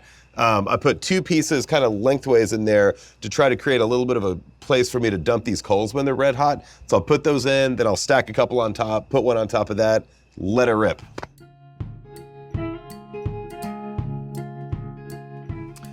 Alrighty, so coals are looking pretty nice here. Got 2 logs laying lengthwise here. I'm just gonna dump the coals in, lay a couple little pieces on top, and get this thing going.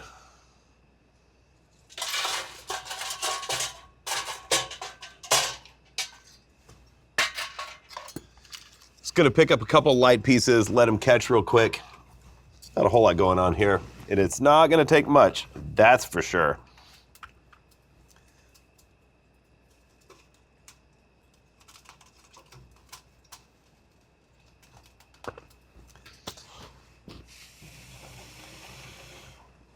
Maybe give it a couple puffs. Pretty good, smoke's coming out of the stack. The coals from this is probably going to take this thing to like 200-ish degrees right off the bat. It's a really small cooker, but I want to let this stack kind of burn down a little bit. I want to start to get a feel for what I'm looking for. How much temperature is this piece of wood going to give me? How long is it going to burn for? When the fire's really getting going and it's ready to start cooking on, it's not going to be quite so white and gray colored. It's hopefully going to be a little bit more clear, should have a bit of a blue tint to it, but you'll be able to see just heat coming out of this. For the majority of the cook, when the wood's really rocking and the fire's going and stuff, it should just look like kind of just clear heat coming out of the smokestack. Of course, every time you put a log on, it's got to catch, it's got to take a few minutes, a little bit of smoke will come out. That's fine, totally okay. Once the smokestack gets pre-warmed, and this thing starts really rocking, most of this smoke is gonna go that way. It's not really gonna come back this way. So that's kind of stuff that I'm looking for as I'm getting a smoker lit up. That's kind of one of my visual cues if I'm standing across the yard or whatever. Once that smokestack kind of clears up a little bit, we're good to go.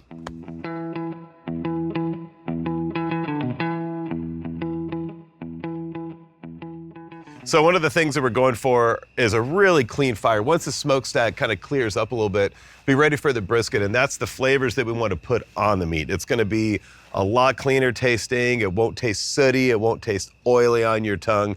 But these first I'm gonna say about 8 hours, really about 3 or 4 hours of the brisket is when clean fire, good flavors are really gonna stick to the meat. After that, it just kind of layers on top. So we need to be really delicate right now with what flavors we do put on there. And that means a high combustion temperature, which is hard to do in a small cooker. And that's kind of sort of while I put the charcoal in there, just to kind of give it a little bit of a boost.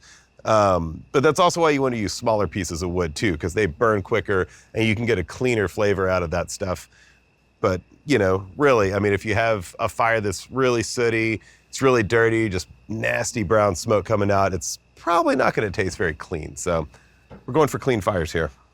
So one kind of cool thing about offset cookers is that hopefully in a perfect world, I can build a super duper hot fire over here. I can have a coal bed that's maybe about 500 degrees, somewhere in there, and the wood can catch really, really fast. But since they're kind of inefficient by nature, and I really do like a certain amount of inefficiency, a 500 degree fire here does not equate to a 500 degree cooking temperature here because it cools off, all the stuff's going on. So by the time that heat gets to the meat, what I'm looking for is probably about 255 degrees for this. Every cooker's a little bit different. It's possible that you could have this thing up to temperature in about 30 minutes. It may take an hour. Depends on what the weather is, depends on the wood, depends on the air. But I'm hoping for about 30 minutes. This thing should be pretty raring to go.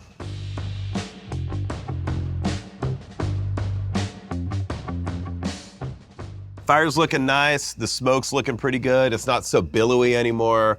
Starting to clean up a good bit. Temperatures are looking about where I want them. I think it's a great time to put this brisket on. Brisket's been sitting out, salt's looking good. Just gonna crack the door a little bit. Don't want to choke off the air too much.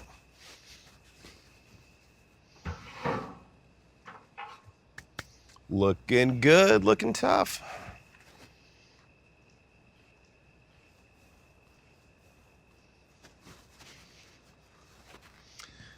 So the way I was kind of flipping the brisket around, I didn't want to damage the rub on the bottom. So I'm gonna try to be as delicate as possible. Don't want to scrape it. Just gonna put it right in the middle right there. The fatty end is towards the fire because all that airflow is kind of coming this way. So it's gonna be protected right there. Sitting pretty nice. Shut the lid, check back in about 3 hours. Really gonna watch these temperatures like a hawk. Also, I think it's really important to let your meat come up to room temperature just a little bit. You don't want it to be ice cold when you put it on a hot cooker. It's gonna add probably an hour of cook time, but it's also gonna affect that bark formation in there too. Cold piece of meat, it's gonna dry at the edges a lot. It's gonna leave some weird splotches in there once it kind of cooks, and it's gonna make the brisket cook a little bit uneven. So I'm pretty confident that I know what this thing's gonna look like in 3 hours. It's kind of, there's an old saying that if you're looking, you ain't cooking, but it's kind of partially true. If you look too much, then you're not really gonna cook. So I think it's okay to kind of look in about an hour, see what it's looking like if you're really overly curious, or if you feel a little confident with your fire skills, just wait about 3 hours. 3 hours is always kind of my mark for going in there, checking the edges, giving it a little bit of a spritz. I feel pretty good about my fire skills, but don't feel like you can't. It's okay to take a peek.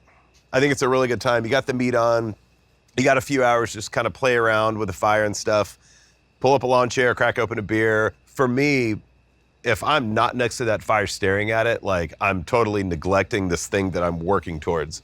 And I think a lot of things can happen. I think you really have to keep an eye on it until you get really good at it or you're cooking on a bigger cooker. But for something this size, the more you're looking at it, it might be every 10 minutes you put a little piece of wood in there. So you just kind of get a feel for it. Play it around with it for a little bit. If you mess up, it's not that big of a deal. You're learning. The whole thing's about learning anyway.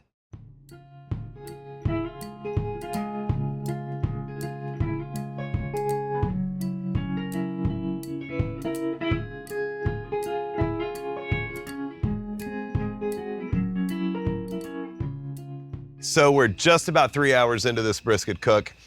I'm gonna lift up the lid. We're gonna spritz it a little bit. I usually use apple cider vinegar. I use that for pork at the restaurant, and I'm just too lazy to have two sprayers. I don't think it makes that much of a difference. It could be water, it could be beer. Some people use apple juice, which I think has a little too much sugar for this. I'm mostly just spritzing things, not for flavor, but just to cool off some of the edges that have a tendency to get a little bit too hot. I'm just trying to even out the cook. A lot of times, most people think it's like a fine mist. I do not like that. I like it to go out and just feather out a little bit so you can direct it right where you want it. Like if something's getting a little dry in there, it's like, just kind of go to town.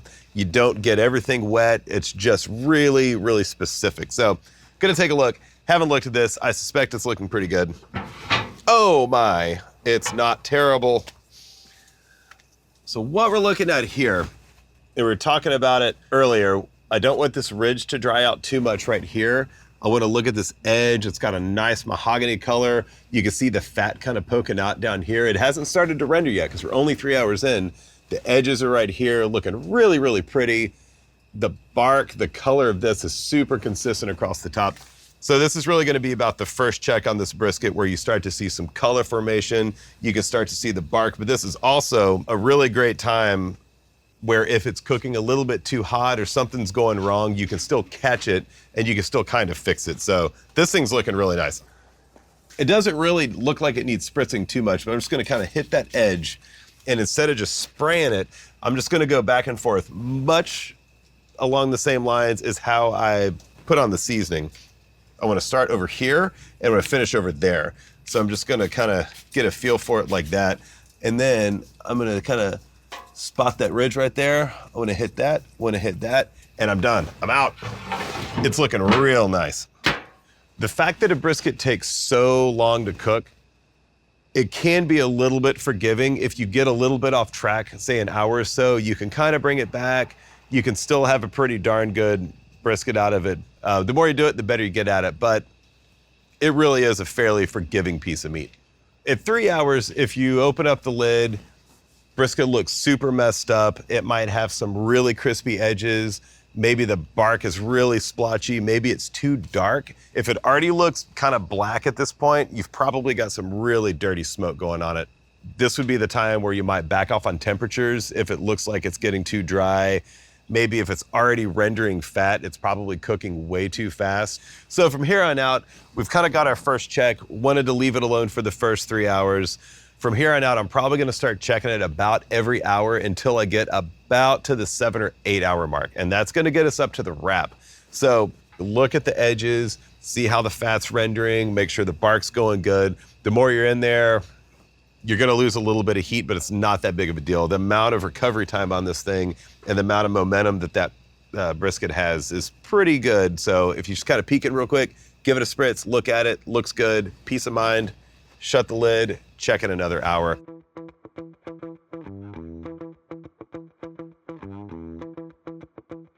So it's a little bit of a task to get into a cook like this.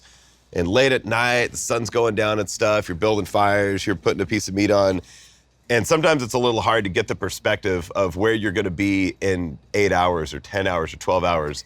It can be a little overwhelming, you know, and it can also be a little weird when you're sitting up and everybody's in bed and it's 4 a.m. and you're just still staring at a fire. But really, if, you know, I think at the end of a cook like this, you only really could get out of it whatever you want to put into it. And if that's being really detailed on fires, if that's really keeping an eye on the brisket, if that's watching the temperatures and just being super duper detailed, you're gonna be a lot better for it, but you're also gonna have a lot more gratification at the end of it. Once you pull it out, you're like, man, I did this, I made it. And I think for me, it's almost even like, you know, can I stay up all night? Can I not take a nap? Can I, like, how far can I push this? No, it seems kind of silly. It's just a piece of meat on fire, but how well do you want to do it? Alrighty, so it's about 7 o'clock. Been looking at this thing all night, every hour or so, spritzing it, watching the color develop and stuff. Nice cup of coffee. It's kind of early. It's good. Been maintaining pretty steady at about 260 right now, so let's take a look. All right, so what we're looking at right here, you can see this part's kind of getting a little dry. It's got some crust on it. The bark's kind of forming on the back side. It's definitely rendering some fat. You can see this little fatty heel right there is kind of starting to render a little bit. The brisket shrunk a whole lot, and I'm starting to see the bark's forming right in here. It's getting kind of crusty. It's really pretty. The edges, it dried out here. I'm rendering a lot of fat off the flat right here, but I see this ridge right here, and you can see how it's still kind of wet looking. Eventually, over the next couple hours, this part's gonna dry out, and hopefully, if I do this thing right, the whole brisket's gonna look about like this. So it should just kind of have like almost a firm kind of crunchiness towards the outside here in a little bit. This is a really good time to start kind of bumping up the temperatures a little bit. I know that I haven't messed it up by drying out any of these edges or anything, so probably gonna bump up the temperatures by about 10 degrees, let the metal pop. Gonna bump up the temperature about 10 degrees, check it here in about another hour, spritz it, and I think we're pretty on track, so just for fun. Just on the dry spots.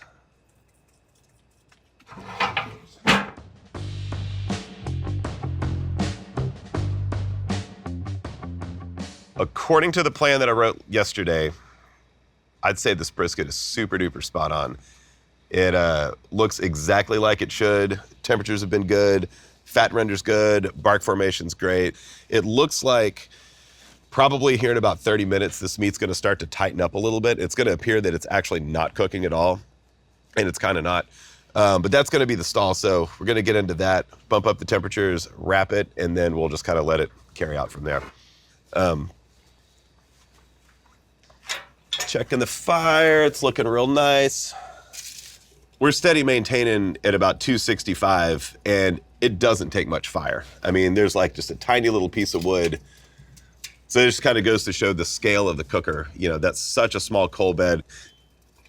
It reminds you that, you know, you should use really small pieces of wood for a small cooker. I bet you this piece of wood will give me a good 10 degrees for 20 minutes on this cooker.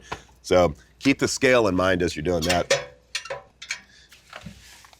Then looking over here, kind of a handy dandy trick for doing this. If you kind of walk up to your temperature gauge, you go inside, you get some coffee, do this stuff.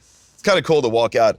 Always give it a knock if you want to know where it's going. The way that these things work is it'll build up tension as it's going down or up. So if you just give it a knock, a lot of times you can see the needle jump down or jump up. So that tells you where your cooker's headed. I'm in the habit of every time I walk by a cooker, I just knock the thing, see where the needle goes.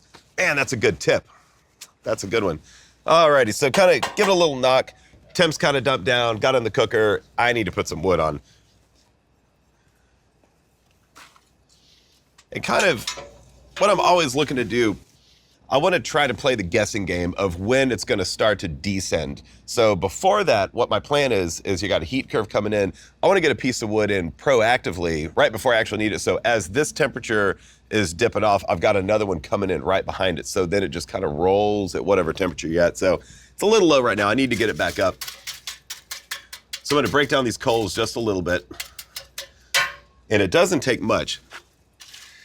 So what I want to do is build a little bit of a trench to get just a tiny bit of airflow in there. And then I'm just going to put this is a really, really dry piece. So when I'm going through a wood pile and I see something, I feel something that's kind of dense, I know it's going to take a long time to catch, but eventually it's going to burn for longer. This is really, really light, and it's going to give me a super quick heat. Not much of it, but it's going to die off really quick too. So since the temperature's kind of tanked a little bit while it was in there, I'm going to use this one, pop it right in, give it a couple puffs, give it a sip, keep my coffee warm. So what I think is that I'll get about 5 good degrees out of this piece of wood, but I'm gonna let it catch, and then I'm just gonna watch the gauge and see if I'm right. And then the more you do that, the more you kind of develop a sixth sense to what this piece of wood's gonna do, what do I need, how do I get there? And before you know it, you don't really even have to think about it hardly at all. You just kind of throw a piece in and you know what it's gonna do.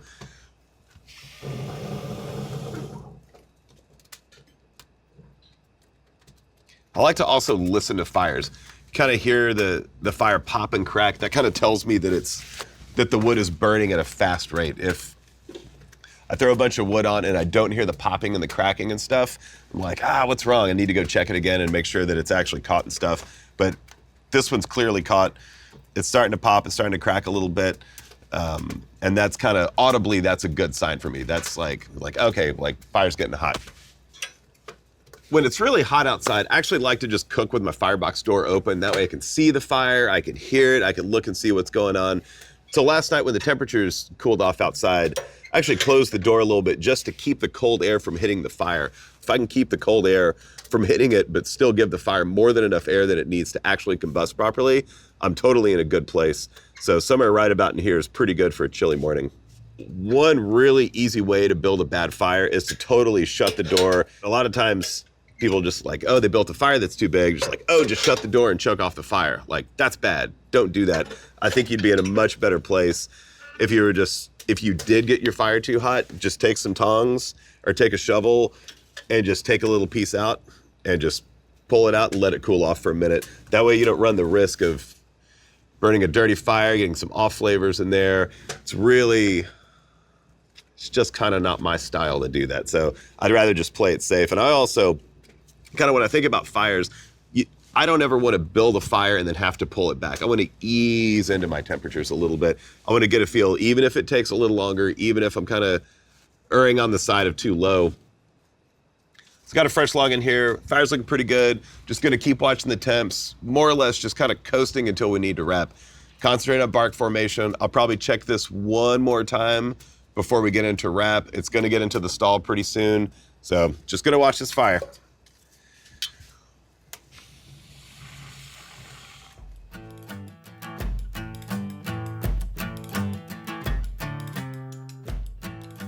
So somewhere in this process, the temps are going to tank internally on the brisket.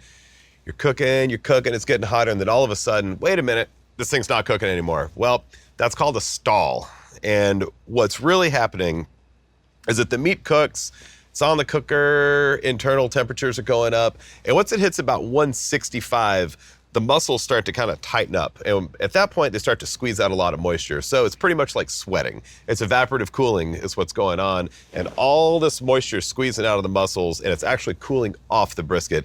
It can really happen on any large piece of meat that you're gonna cook for a really, really long time. So at that point, you know it's gonna happen. It's gonna happen about 165. So I guess the point is don't freak out. It's actually a really great time to bump your temperatures up a little bit. Main reason is you give it enough momentum to get through the stall quickly. You don't want to just like be sitting there for hours and hours trying to get the brisket back up to temp and just rendering fat and losing moisture and all this stuff. It's going to kill your times. But also, that's a great time where you can bump up your cooker temperatures because there's so much moisture on the surface that it almost kind of protects it from burning. And then after that, once it starts to gain momentum, after that moisture evaporates off and it kind of gets out of the stall, then it's really gonna start cooking a lot faster. And that's when you wanna have it wrapped. At that point, you want your bark a little bit crunchier than you're really gonna want it. And then it's gonna steam back. It'll give it kind of an interesting chew. So you kind of take the bark a little too far, you wrap it right out of the stall, and then you back off that crust just a little bit. You'd like it to hit maybe close to 200 degrees, probably 3.5 hours after you wrap it in a perfect world. But again, every cow's different, every meat fiber is different. They're all totally different. We've cooked hundreds and hundreds and hundreds and thousands of briskets, and there's no correlation between temperatures and finished product is what we've learned at the restaurant. So feel trumps everything. If it feels tender, it's tender. The first brisket I ever cooked, I had no information. I got online on my dial-up modem and I asked this fella named Jeeves how to cook a brisket. And it said somehow on this website, like USDA guidelines show up and it's like, meat is safe at 165, it's cooked. I'm like, well, I've never cooked a big piece of meat before. I have no idea what's going on. Cooked it, I had a little cheapy thermometer probe, temped it, 165, oh, it's done, it's gonna be amazing. So then I pull it out, I cut it immediately, and it was the toughest piece of leather I think I've ever put in my mouth. It kind of got me thinking. I cooked a few more briskets. I was like, man, why are these things so tough? And eventually what I figured out is that the temperature has to go so much further than 165. And it turns out 165 is about where the stall is. So kind of old school way of thinking about it is like, oh, it's 165, it must be done. But in reality, that's right when that muscle is starting to get super duper tight. It's starting to squeeze out a ton of moisture. So if you happen to pull your brisket off at that point, it's gonna be tough, it's gonna be dry, it's gonna be a little bit chalky, the fat's gonna be weird, the texture's gonna be super duper tight. So let it keep going. It really has to go a lot further than that. Because what happens is the muscle tightens up, and then once it starts to relax at a higher temperature, it starts to reabsorb a lot of that fat. It starts to reabsorb a lot of the moisture that's in the bag that you wrapped it in, or if you didn't wrap it, it's still gonna reabsorb some moisture from the cook chamber. And that's when things start to get good. That's when the meat fibers start to get tender, the fat starts to melt and kind of work its way into the meat. And that's probably gonna happen about 195, 200 degrees, 205, somewhere in that range. So if you do pull a brisket at 165, you're temping, it's not ready, keep it cooking, keep it going, make it tender. Even though guidelines are like, oh, 165, it's not true. Cook it way past that.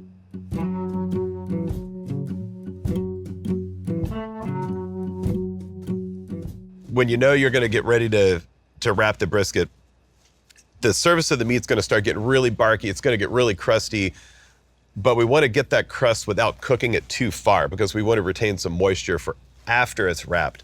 So if you can manage to wrap right at the end of the stall, the meat surface is gonna get really, really wet, and then it's gonna start to dry out, and that bark's gonna really start to look really pretty, really crusty, super dark colors. You can see the pepper in there and everything, a beautiful texture.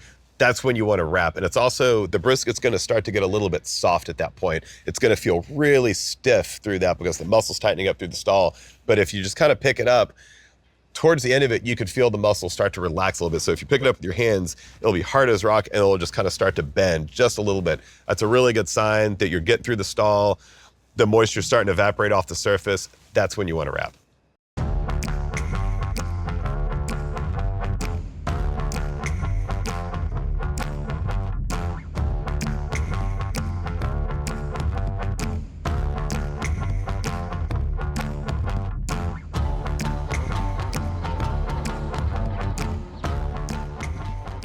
So it's about 10 a.m. right now, getting ready to wrap it. It's looking really, really nice. It got through the stall. It's at the tail end of it. The bark looks really, really great. The edges aren't dried out. It's a beautiful looking brisket. Gonna lay down some butcher paper, gonna pull it out, check it. It's the last time we're gonna see this before it's finished.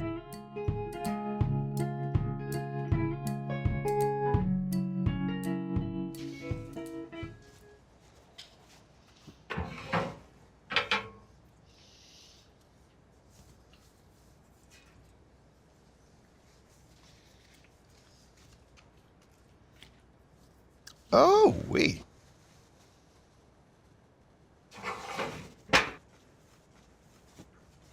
So brisket's looking really, really nice. Great bark formation. This fat, you can see the juice kind of coming out. The fat's rendering. That's that seam fat on the bottom. So we're not really going to serve that later, but it's a good indicator of how the meat shrunk up. You can see some little tiny cracks in here in the bark. It's really dark. It's kind of crusty. You can see how it's got a nice texture. The backside's not dried out. This is the part that kind of tends to dry out a little bit. Maybe a little dry right there. There's no fat there. And then this didn't have any fat. So this is the part that we've been spritzing. If you get in there real good, you can kind of squeeze it and you can see a little bit of moisture just kind of gurgling out of the fibers. This fat feels really soft. A little patchiness right there. When I picked it up, you could tell how it's starting to kind of get a little tender. It's starting to pull apart right there. Looks pretty good, but the flat is still really firm. So it's got a long way to go. Great time to wrap. The way that this is gonna go down is that this part's gonna get tender, but it's got more fat, so it can actually get a little bit overcooked and still have a safety net with all of that marbling that's in there. But what we're really trying to do is as this cooks like this part will get cooked. We gotta protect this. We gotta keep this tip moist. This is kind of the end cut, and there's only one of these on every brisket, which means there's only 2 on every cow, which makes this piece extremely special. That's the first one. I can almost judge any brisket by just cutting that off and taking a bite. I can tell how it's seasoned, how it's broken down, and I can almost make a good guess on how the rest of the brisket happened. So we really want to try to protect that. That's the crown jewel of the brisket right there. So this is going to get tender. This is going to get tender. It's going to hang out. It's going to get a little overcooked while we're waiting for this section. So when I pick it up after it's wrapped, and right now, I want to pick it up like this. I want my fingers to be on the underside just like that. And I'm gonna hold my fingers up like that and possibly stick my middle fingers up a little bit higher to see how the meat fiber falls over my fingers. So I'm feeling the tightness of this flat right there, but I'm also feeling how floppy it's starting to get. and it's getting pretty floppy. I don't want to handle it too much because I'm going to mess it up. And obviously when I pick it up, it wants to slide a little bit. It's starting to get a little bit droopy. You can see this fat pulling apart. It pulled apart right there, but you can tell that it's starting to slide a little bit. And that means that the fat's starting to render inside of it, which is really, really good because our good money shot is going to come from right here after we slice this. So if we render that fat really well, we're super in a good place. Anyway, let's wrap this thing before we lose too much heat. So this is just pink butcher paper. You can wrap in foil. That's also known as the Texas crutch, as some people call it. Foil's pretty good. I prefer butcher paper. In a perfect world, I probably wouldn't even wrap a brisket. If I was just doing one at home, I might just let it go because I think it's really old school and I like the crunchy bits and I like the textural differences. But if you're having people over, maybe you're cooking for a restaurant, you can't have a bunch of naked briskets running around. So we wrap in paper. And how I landed on paper was that since I like the textural difference of a brisket that's not wrapped, but I do want to retain some moisture and I do want some of that fat to cook down and reabsorb back into the meat, but foil's a little too pot roasty and it kind of holds in the steam a little too much. Using paper is somewhere in the middle because by the time this paper gets totally soaked in grease, the thing is kind of encapsulated in this great piece of paper that holds in a lot of moisture and can kind of retain a lot of that stuff. This has a very light coating called a weight. That coating makes the water not just drip through. If you were to use like a paper bag from a grocery store or craft paper from the art store, 100% not the thing. The bottom's totally gonna fall out. So really just you can go to any butcher shop and just ask for some butcher paper. You could get a roll. It's about $20 for about 1,000 feet. It'll take you years to get through 1,000 feet. It takes us about 4 hours. Different scale. But, so butcher paper, what I wanna do on deciding the length of this, I'm gonna look at the width of the brisket, I'm gonna go a little bit more, and then I wanna fold it over twice. And then I wanna fold it over on the bottom. So this, 1 brisket, 2 brisket, 3 brisket, 4. That's about my length. And then maybe a little more, just in case. So that's the 1 piece.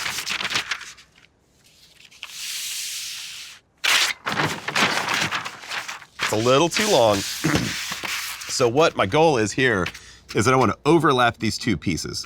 So what I'm looking to do is I've got the length of this brisket and it's going to be about like this.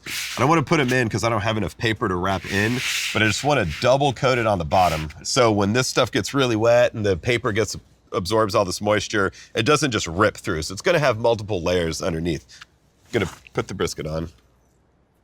Just gonna lay it in.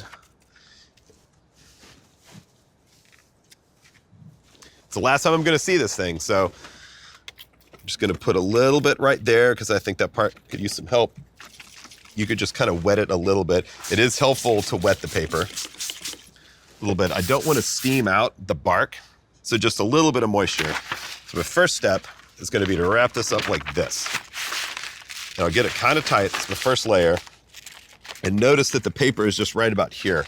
That allows me to pull the brisket back real tight. The tighter you wrap this thing, the better it's going to cook. You don't want to have a loose bag over it.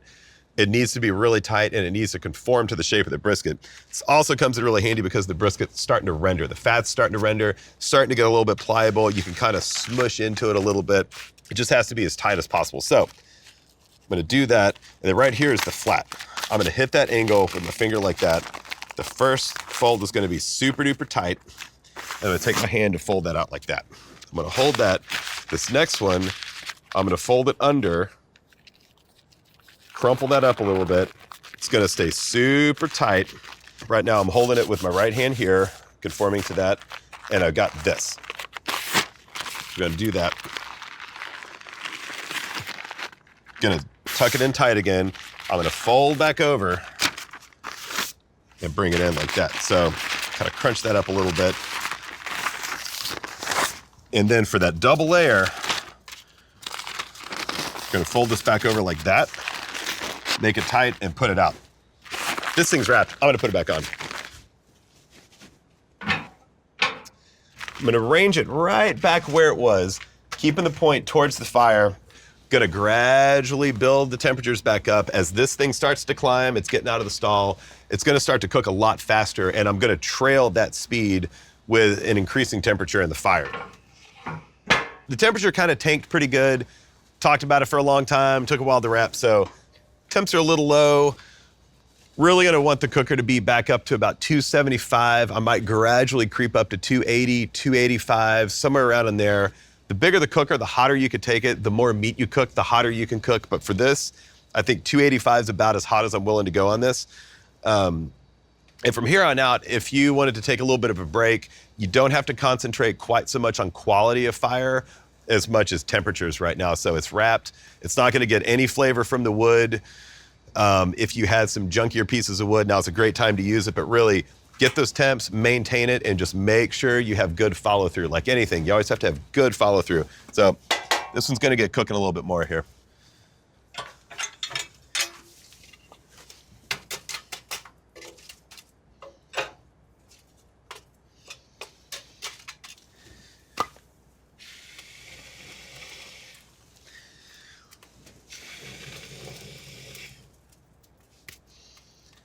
Now, if you're a purist, you're gonna continue this over fire just to say that you did it. But if you're not, you could theoretically put it into an oven and finish it out that way. I wouldn't do that, but no one's judging.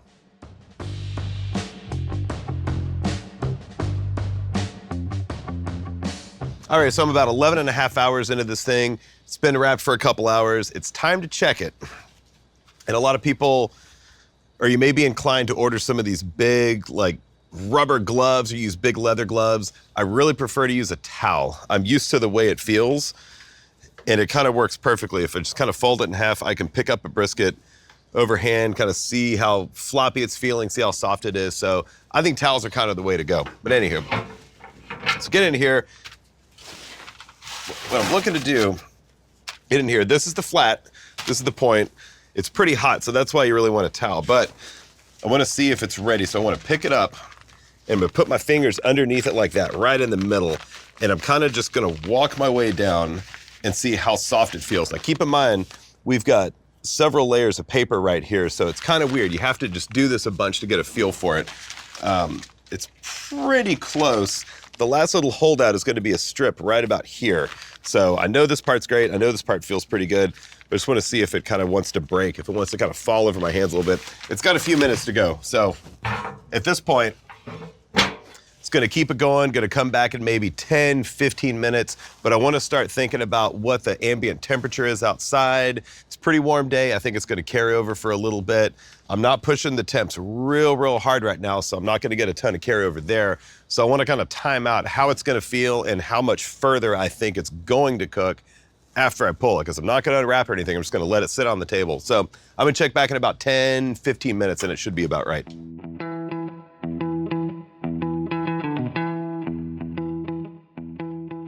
I'm kind of letting the fires die down a little bit. I'm not pushing the temperature real hard because I don't want it to carry over very far. So right now it's set at about 225. It could be around 250, but that's kind of, if I'm only doing 1 or 2 briskets, I like to start ramping down towards the end. It's probably ready. Again, trusty towel.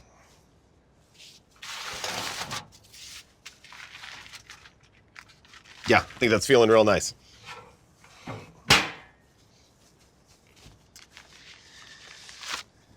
So it looks pretty good. You can see kind of how the paper changed a little bit. It's become kind of grease soaked.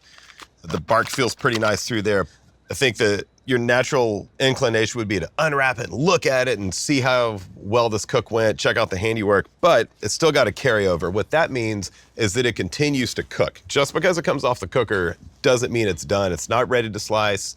It's got a lot of transformation that it's still gonna undergo. The meat's also gonna kind of relax. It's gonna mellow out a little bit. It's still cooking, it's still tightening up and pushing out moisture.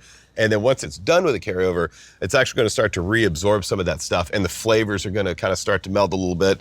If I walk into a Franklin barbecue in the morning and the first smell coming in the front door, if the briskets were overcooked, undercooked, rested just right, or if they rested for too long, I can tell exactly how that day's lunch is gonna go just by the smell of the fat. Sometimes they'll be kind of sweet. Sometimes they have a little bit burn taste. Sometimes you can smell like a little bit more beefiness, but there's kind of like a sweet smell that comes out of the fat. That's kind of in the rest. That's kind of where you get that buttery, kind of velvety flavor out of this stuff as it kind of sets and it kind of mellows out and it blends back in with the meat. So it's really what we're looking to happen here. Just kind of let it hang out, keep it wrapped up, keep the steam in there, keep the flavor. It's going to need to rest till it hits about 140 degrees, 145, 150. You know, on a hot day with no breeze, if it's humid, it could carry over for a long time. It's a little breezy out here today, and it's not too incredibly hot, so I think it's not going to carry over very far. I think it'll probably take about 40 minutes to get there. When it comes off the cooker, what I'm looking for is I want to start right about here, and it's really hard to see. You kind of have to do a lot of visualizing here. You got to run your fingers through and like really try to anticipate what the meat feels like. What does the fat feel like? So right here, it feels kind of floppy, and that's kind of what we're going for when we pull it. It's hard to know what the fibers are, but if you remember when we wrapped it, I also held it in the same spot, and that fat was starting to kind of slide over. So as that fat is rendered inside this wrapper, that's creating that floppiness. So from there, I want to go a little bit further, and I want to see if this flat wants to break over my hands a little bit. And I'm just kind of holding my fingers like that. It's the same way I pull ribs. It's the same way I pick up briskets. It's just always kind of walking your fingers down like that. And you don't want to squeeze it. You don't want to tweak it and twist it and all this stuff. Because once you break the structural integrity of this thing, it's gone. If you twist it and rip a muscle, or if you pull off that fat, it's going to start to oxidize before you even get to cut it and get to eat it. So really be super careful to keep it all intact. If you'll notice, I've got my two middle fingers kind of poking up right there, and I can feel the bottom of the flat just want to like fall over it. Say if you're 10 minutes out, 15, 20 minutes, 30 minutes out, you'll feel it real kind of loose on the back. And then once you get to here, it'll feel kind of hard, and you'll still feel that flat. It's kind of hard as a rock, even though you know this stuff's kind of tender. Get out, come back, check 10 minutes later, you'll notice that the further you go, it's starting to feel softer and softer. The collagen is broken down on this. It feels soft. The meat's tender, all that stuff, but it's still got fat. But if you were to cook it too far, it would actually start to feel tight again. If I was to leave it on, eventually it would kind of give a false reading. And we're like, oh, it's not ready yet. It's not ready yet. It's really hard, but it's actually overcooked. And there's really the only way to get around that really is just to get in there a little bit early, know what you're looking for, and just be waiting for it. It's really hard to go into somebody else's brisket cook, or just to blindly go in and be like, yep, it's ready. You don't have the context behind it. You don't really know what's going on. You don't know how fast it's cooking. You don't have a feel for how it's breaking down. And you certainly don't have a feel for where it's going because you don't have the backstory on it. There's really no for sure way to nail this. Temperatures give you a loose guideline, but really it's all about these fingers. So I think this thing's feeling pretty good. We're gonna let it hang out for just a little bit. So if I was gonna temp this, I don't really take temperatures while cooking, but during rest, if I'm putting it in the warmer, I wanna know exactly what it's sitting at. So I'm looking for about 140. This definitely is not gonna be 140 right now because it just came off, but I wanna poke right in the middle. And I think something to note is that if you get an abnormally hot reading, you probably have the tip of this thermometer right in the seam of fat. And fat conducts heat a lot faster than protein, so that's a natural hot spot. So if I go up in the middle and go up this way, it's gonna read hotter. If I go over here, I'm gonna get the center of the flat right here. But if I go right in the middle, then this is kind of the last holdout of temperature. So this is the last part to get tender. This is also gonna be the last part to cool off. So poke a hole right here. I don't want to go through the top because if I actually go too far, then I poke a hole in the bottom of this and all the juice that I'm hanging on to is just going to pour out. So that's not okay. Going to go right in, going to be careful only to poke one hole. So I'm going to go in right there. That's the fat. I'm going to go down a hair. And right there is it. Let's see. It is definitely not rested, but if you want to get a feel for it, instead of poking a bunch of holes, you could also just do that one right there and then pull out and then use the same hole for a different one. So there's not much difference, but you can kind of do that. There's about 2-3 degrees difference around this. Also, side note, kind of a weird trick is for people to pull out a brisket or pull out pork butts or, this big barbecue cook, and then while they're piping hot, cram them in a cooler. It's like, oh, let it rest in the cooler. That's not a good idea. If you pack a bunch of meat in a cooler, it's just going to insulate it and make it carry over way further than it should.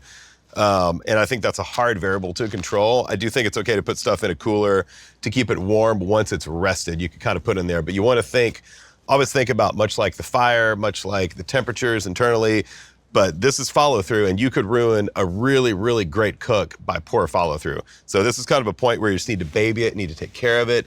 If it was kind of breezy outside, you could just throw a little towel over it. Just tuck them in. At any rate, you're definitely going to open this thing up eventually, and you're going to confirm or deny all these opinions that you formed about this one piece of meat for the last 12 hours.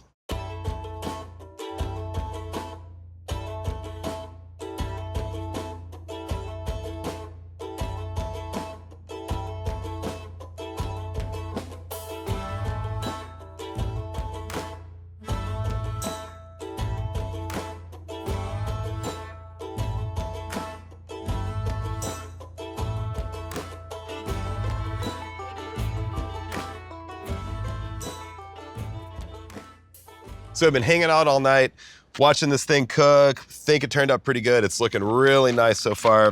Feels really cool to the touch, but attempt it. And it is. So I'm gonna use the same hole back here. We'll see what it's looking like. It's a 165, it's a little bit hot, but we're gonna talk about it for a while, so that's okay. You just wanna open it up and have a brisket sitting on the counter. So kind of know where you're going with it. And I know I'm going to do an end cut right there. I'm going to cut it right there, slice out about like this, and then I'm going to start slicing that way. So traditionally, you want to curl your knuckles for cutting things. You cut stuff, you kind of do that.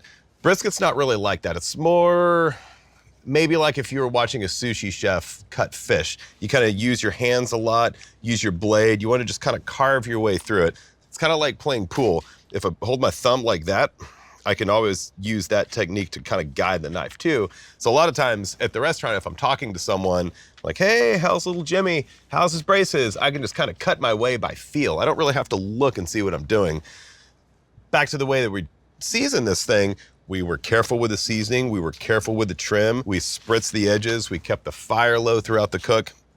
And now it's time to really find out if any of that stuff actually worked. Hopefully it did. I think it's going to be pretty okay. It feels really nice. So I think it's time to unwrap it.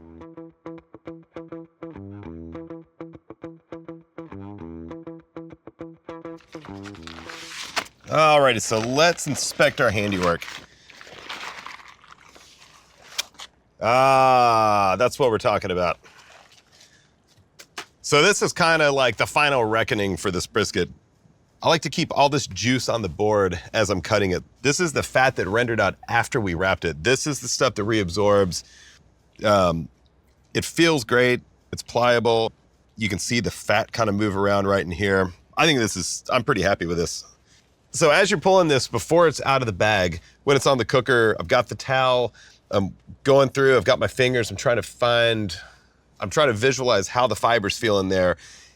And that takes a lot of experience. It takes a long time to get there, or at least it took me a long time to get there. But there is kind of another way. You can open it up. You can always check on the bottom side.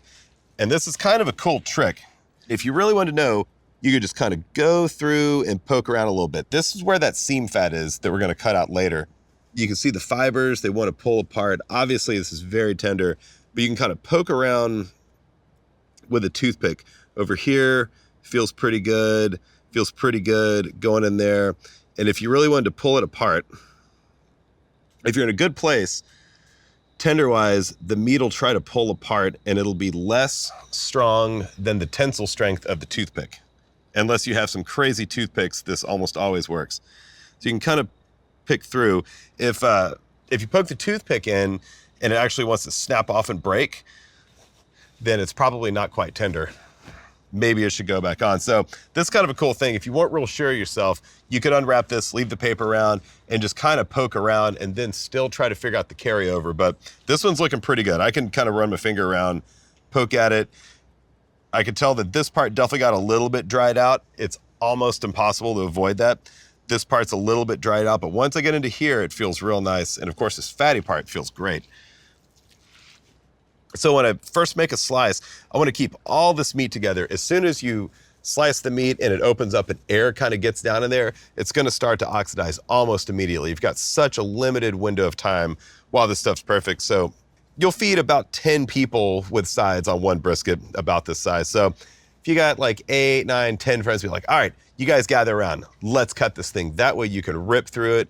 It's kind of a better way to kind of do this thing justice. It's a real shame to spend this much time on it, have it actually turn out good, and then just throw it on a table and let the flies sit on it. That's kind of sad. So I'm a big fan of getting everybody together and be like, all right, guys, let's eat this thing. Let's dig in. So let's dig in.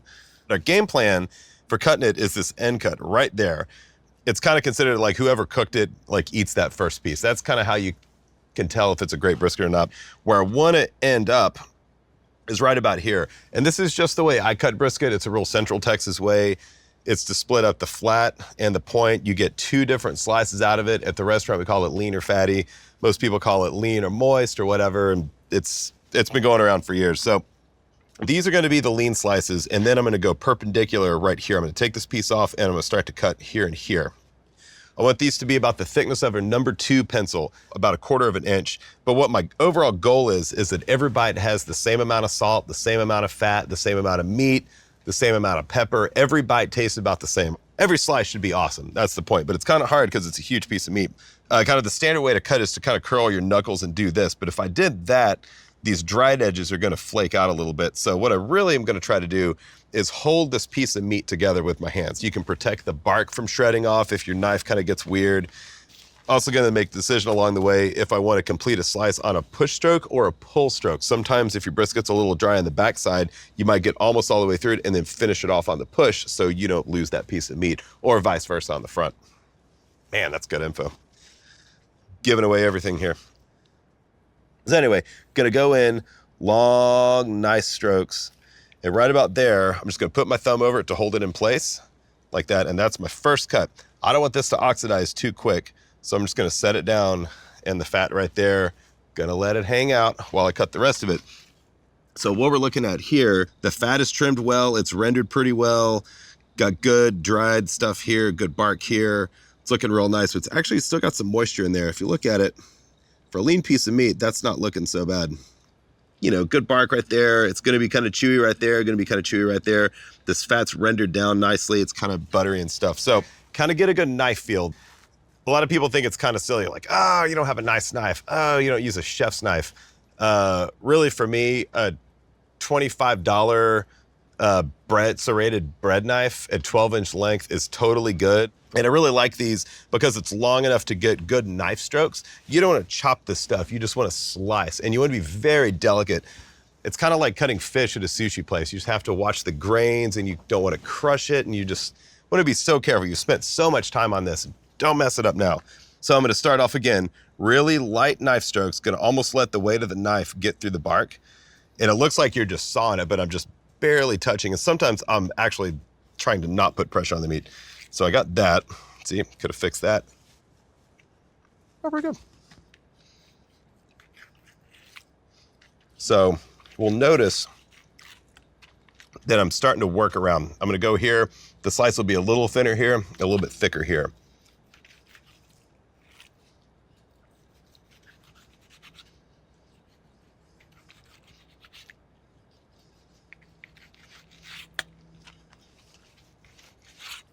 And notice kind of what my thumb's doing. I'm really just kind of just holding it around.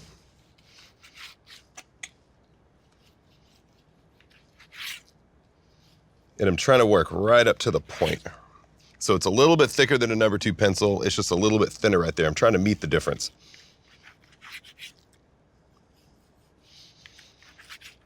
So these slices in the middle right here, this is where you can really pull it out and see how it's looking. Just lay that down. Good moisture retention right in here. The texture looks good. The meat's rendered well. This is where that seam fat's kind of coming out. So that's that second layer coming in right there. But this is where we trimmed right there, and you can see it's looking pretty nice, and then that stuff. So if we were looking to see if it was actually cooked well, kind of a standard test is that if it doesn't fall apart under its own weight, it's pretty good. Or if it just breaks apart very tender like that and still retains moisture. That's a really, really great sign. That's good. Tasty stuff. Okay, so now we're gonna finish out these lean slices. It's gonna hold these out for just a second. This is kind of, I guess, the money shot for Central Texas barbecue. This is off the point, and we're gonna cut it. We're gonna cut it right down the middle. But first, we're gonna look at this piece of fat right here. Now, this is that hard seam fat that we trimmed out, where we just left enough so this muscle didn't collapse, but it's not really servable. So, go in with your knife and just kind of cut that out. A lot of people see me throw this away at the restaurant, like, no, don't throw that away. That's great. Fact is, it's not great. It's just a giant lump of fat. It was only there to support this, which hopefully is great. So no worries here. Don't feel too bad about it. So now that that's gone, we've got just almost all point muscle. It's looking pretty good. Gonna turn around this way, and I'm gonna get that one shot. And this is really where you could tell if maybe your temps were too low, a little bit too hot. If you rendered this seam fat that's between these two muscles, you're probably kind of on the right track if you got good bark out of that. So that's what it should look like, right about there. So the seam fat looks really nice. It's rendered, it's juicy. The marbling that was up in this part right here rendered well. It's not too grainy. It's not crunchy on this backside. That was a big thing that we were trying to be careful of. The bark formation up here is really nice. All this fat render is just less than 1/4 of an inch. This is a really, really beautiful slice. And this is totally what we were going for. So when we go back to that game plan and I want to start making some notes and like, well, I cooked it, started off at 255. I started off slow. That's where we saved this from getting dry. Well, then when we bumped up the temperatures about 3 hours in, a few degrees, that's where we got this fat render right here. That started to render about 3 hours. So that's when we were kind of like starting to get into a groove on heat right there. The bark formation that we saw is all this, and that's from those low temperatures and just spritzing the edges a little bit, keeping this stuff really consistent while this middle part caught up. So I'm gonna go and say job well done. This is pretty good. I'm also gonna slice the rest of it. And this is where we get into those 3/8 of an inch slices. Little bit thicker than those other slices. And this is kind of right about here. I don't want to end up with a last slice that's all bark. So at this point, I'm going to start getting a little skinnier right here, and I'm going to kind of wedge out a little bit thicker on the backside. And then I'm going to continue to do that. If you notice, I'm kind of holding it down with my palm so it doesn't slide around too much. So this last slice, it's a slice, it's got bark, bark, bark, bark, bark. Kind of got a lot right there, but at least it's a balanced bite. So we got one more hanging out right there. So if you notice those cuts just kind of fan out a little bit, and I think that's looking pretty all right. So I'm gonna cut this other side. And then this piece, this part's gonna be a little bit drier right here because that's the part that didn't have any fat on it to protect it. We kept spritzing that a lot, but didn't have fat on it. You can't really make that something that it's not. So again, it's the opposite side of this slice, but it's the other end. Again, seam fat still looking really good. That's that seam fat that's gonna rear its ugly head on this part right here. So this is the end of the flat right there that's gonna be kind of useless. We can't do a lot with it, so we have to figure out how to cut this part. So from here, I'm gonna start right about here, and I'm just gonna do a baby slice. Again, every bite has a little bit of bark, every bite has fat, every bite has some salt and everything. It's also got interior meat. So I'm gonna make a slice that looks just about like that. And that's a pretty good looking slice. Even though it's small, it's only a little piece. So the next slice is gonna be just about like that. Then I can lay that in. And then I'm holding this together with my fingers. I'm also feeling with my ring finger where that fat starts so I know where to put my knife blade.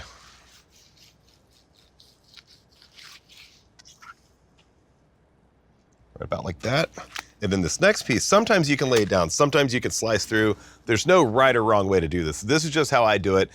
And I've realized over the years that as I train people at the restaurant or as I cut events, and somebody's trying to like, oh, well, how are you doing? What are you doing? I may do this on 100 briskets and not do it the same way twice. So you really just have to let the meat tell you what to do. You got to see what's dry. You got to see what's fatty. Got to figure out what you want to serve, what you don't want to serve, what you're willing to save, what you might want to eat yourself, possibly. But it's definitely just a series of judgment calls. Now this is a little bit crunchy right here, and the fat starts right about here. So I'm gonna slice it. I know I'm not gonna be real excited about it, Actually looks pretty nice though. So maybe we'll be excited about it, but it's definitely a little bit of a difference in texture. That doesn't have any fat on the backside. It's a little crunchier, kind of like some of these pieces up in here.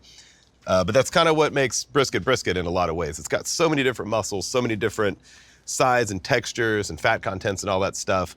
It's almost exciting to be able to get something crunchy, something soft and buttery, something kind of lean, something kind of fatty. It's like a multi-purpose meat. So if you'll notice here, back to the slicing, I'm starting to get with the grain right about here. So if you wanted, you could go through that fat. I'm feeling it with my thumb right there. I'm just gonna cut off that huge fatty chunk, and that's that seam fat that we're unable to render. It was just a support for this side. So this is that kind of gross fat that's in between. I think it's gross. You can eat it if you want, but I sure wouldn't charge anyone anything for this at the restaurant, and I would feel pretty terrible if I served someone that. So for me, goes in the trash. Now this piece, this is the bottom of that flat where that seam fat came off of. It's not worth anything to me, but this is good for beans if you want to save it, if you want to chop it up, make chopped beef out of it.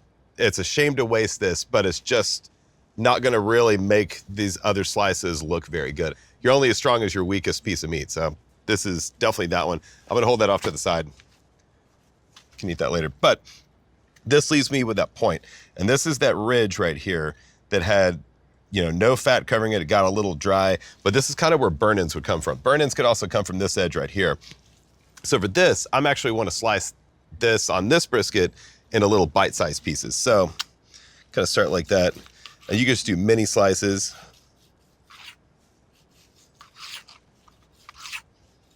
This isn't a real standard way to cut up brisket, but every brisket's a little bit different.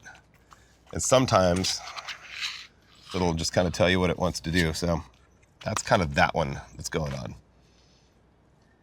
Nice little end cut in there too.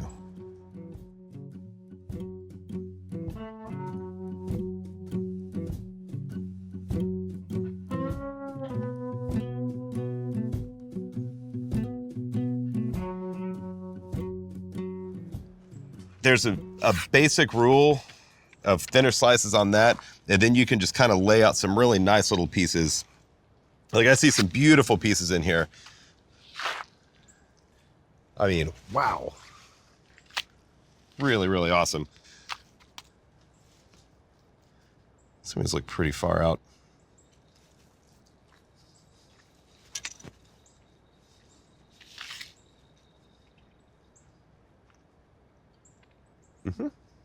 That's very well done. I'm proud of this whole thing. This turned out great. I should find some people to eat this.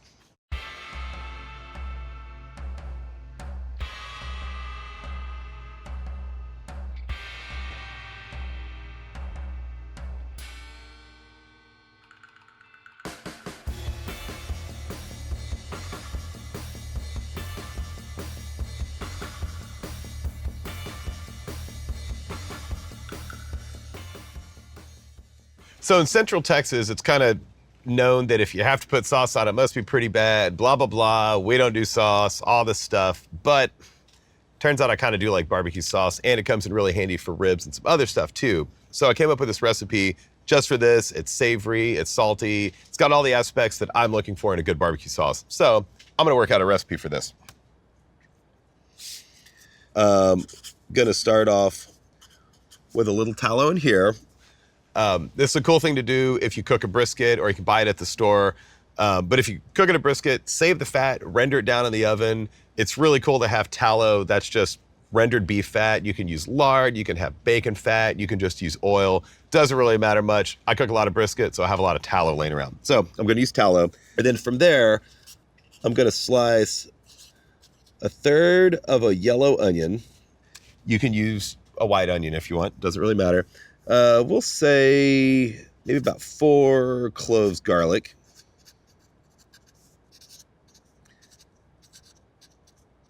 And I'm gonna saute these things. From there, I'm gonna dump in 1 cup of brown sugar. And in a barbecue sauce, the brown sugar is kind of what makes the glaze. If you see something that's real shiny and it's kind of sticky, kind of has flavors of molasses and stuff like that, that's a really good base for me. I use light brown sugar. So 1 cup light brown sugar, gonna throw it over the onions. And yes, that's called B-shugs. Then after that melts a little bit in here, I'm gonna put 1 cup cider vin.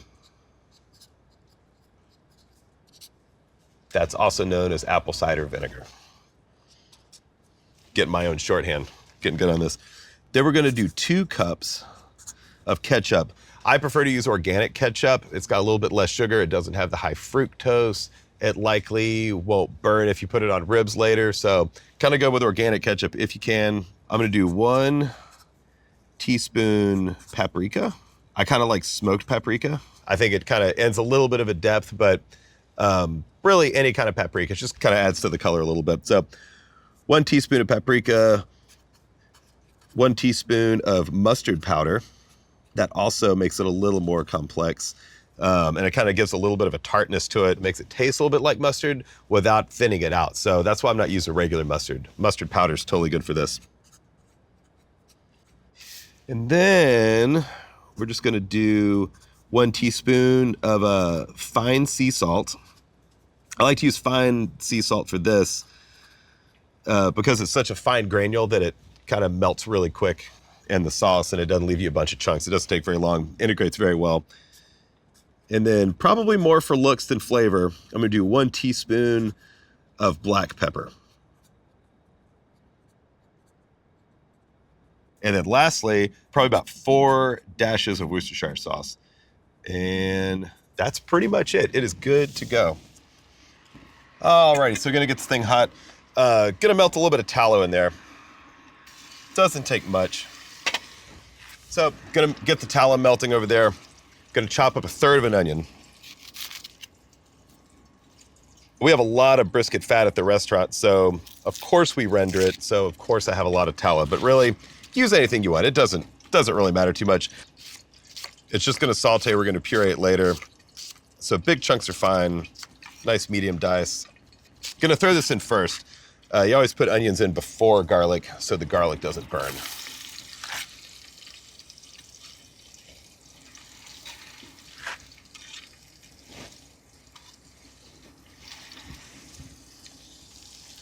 I like to use fresh garlic. You can use pre-peeled garlic if you really want to. Fresh garlic always tastes better though. I think the tricky thing about a sauce is really what you're always looking for is something that's sweet enough, it's bright enough with some vinegar. It's not too sweet, it's not too tart, it's not too salty. You're just always looking for balance. So I usually start off with a pretty good baseline of brown sugar, vinegar, and then use ketchup to kind of thicken up the body of it a little bit. I always prefer to make my own sauces. There are very few barbecue sauces on the market that don't have high fructose corn syrup and don't have a bunch of weird stuff in there. And you know, if you make it yourself, you know what's in there. So it doesn't really matter much on the garlic. You can just kind of chop it up a little bit. It's gonna saute, we're gonna puree it. It's about time to throw that stuff in there. Kind of mix it up a little bit.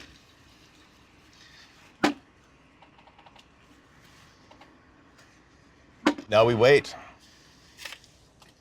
All right, so while this stuff's kind of waiting to saute, I'm just gonna go ahead and get a cup of light brown sugar ready. I like to use light brown sugar. Doesn't have too heavy of a flavor. Keep this moving, you don't want the bottom to burn. You're not looking to caramelize these things too heavily and you don't want to burn the garlic, so kind of a medium heat.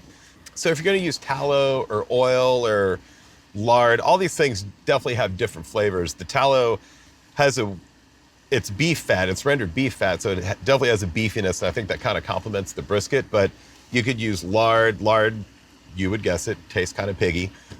Oils are a lot cleaner. You could use grapeseed oil. That's usually what I use. Has a really high smoke point, so you can saute really easily with it, and it's fairly inexpensive. But really, whatever you usually use around the house, use bacon fat. You know, make your barbecue sauce your barbecue sauce. This is the sauce that I used on the ribs. I took half of this and I doubled it with apple cider vinegar, shook it up in a squirt bottle, and that's kind of perfect for ribs. So this is about what it to look like. The garlic's starting to get a little crispy on the edges. The onion's starting to break down. Don't need a ton of caramelization, just enough to get some of those flavors in there. So, looking good, it's hot. I'm gonna dump in 1 cup of brown sugar. I'm gonna let it melt. Kind of work it in there. It'll cool off the mix a little bit, so it'll take a few minutes to get that going again. I'm gonna be really careful not to burn the sugar. It's gonna kind of melt. It's gonna get a little glazy looking. Right when it hits that point is when you want to cool it back off with some apple cider vinegar.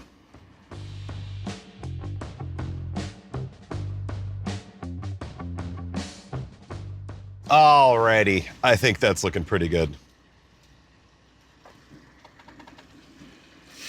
1 cup of apple cider vinegar. It's gonna let that hang out. Gonna add 2 cups of ketchup.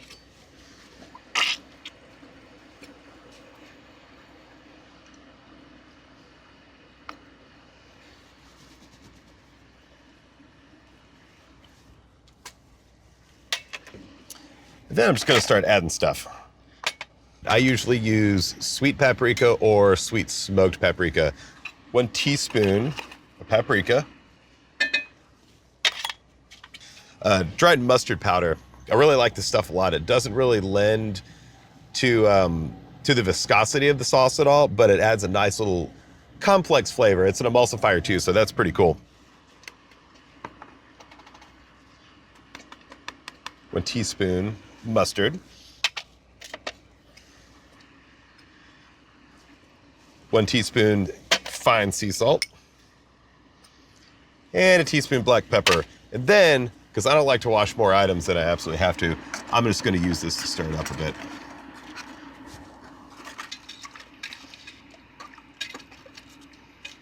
Keep it moving for a little bit. We're gonna let this simmer for a little bit, let the sugars kind of melt in there, let all the flavors get incorporated. About 4 pretty hefty dashes of Worcestershire sauce. Give it a little stir. It's feeling pretty good. It's starting to smell about right. Sugar seems like it's incorporated. Everything's melted.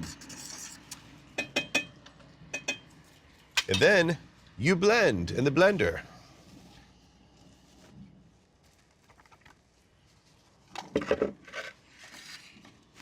So from here, just gonna pour it in there.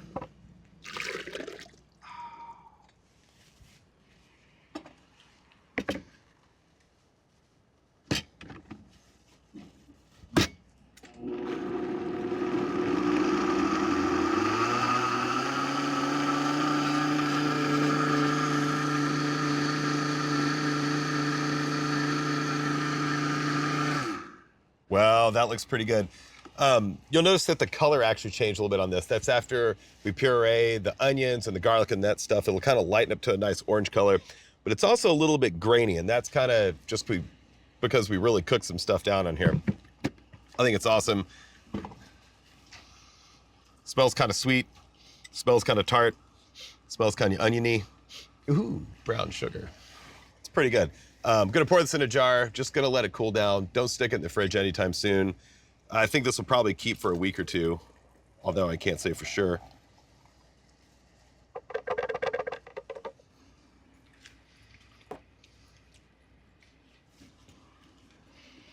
Man, it smells really good.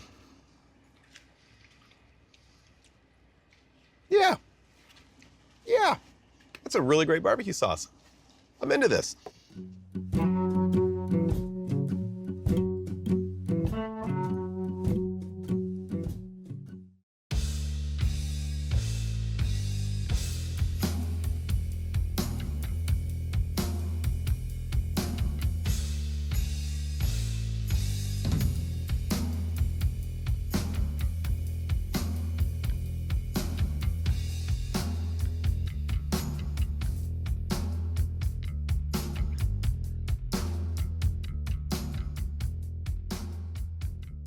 Over the years, cooking barbecue really has only meant cooking over live fire. It could be a pit in the ground, it could be in a green egg, it could be on a grill. But for me, I really like offsets. I think most people feel comfortable cooking on whatever they learned on, and for me, it was an offset cooker. It was a cheapo $99 offset cooker that I got at the sporting goods store, It wasn't very good. In fact, it was kind of terrible. It was really thin, but somehow I managed to make at least 2 good briskets on that thing. And it also helped me figure out what I wanted to change on that to build my own cooker that was a lot better, more the way that I wanted it to. And that is how we ended up with these.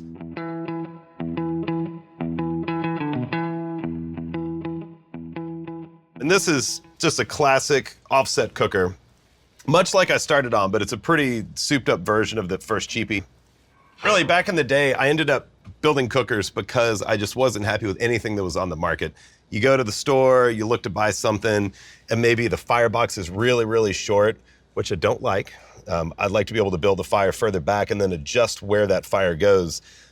You know, maybe they have multiple shelves. Well, I don't really want that because I don't want the piece of meat on top dripping on the one that's below. So that doesn't work for me. And then, you know, if you go to buy one and it's got a thermometer on the lid, well, I don't want it there because all that heat's gonna go right there and it's gonna read really, really hot. And it doesn't make any sense if the meat's down here. If the thermometer's on the door, every time you slam the door, it's gonna mess with the thermometer. Also with a smokestack, I don't want one that comes out here. I don't want one comes out here. I want it to pull the heat across the grates a little bit. So I'd say between those 4 things, firebox, single grate, thermometer placement, and make sure the smokestack's coming out in the right place, you should be kind of in the range. Also think the thickness of the metal has a lot to do with it. You go to the store and you buy just a cheapy kind of thing. It's usually made out of real thin metal. So if it rains or if it's cold outside, you're building this huge fire. And by the time it gets down here, like the end of the cooker is just ice cold. So it's nice, like this is 1/4 inch thick. This is 1/4 inch thick. It's not gonna rust out too quickly. It's gonna last a long time. If you take care of it, it's gonna last forever, really. Then the firebox, likely once you get a coal bed and you start to build it up, you kind of have enough heat retention in there to keep it warm so you're not always just like every 3 minutes throwing a piece of wood in there. And you don't really have to struggle quite so hard.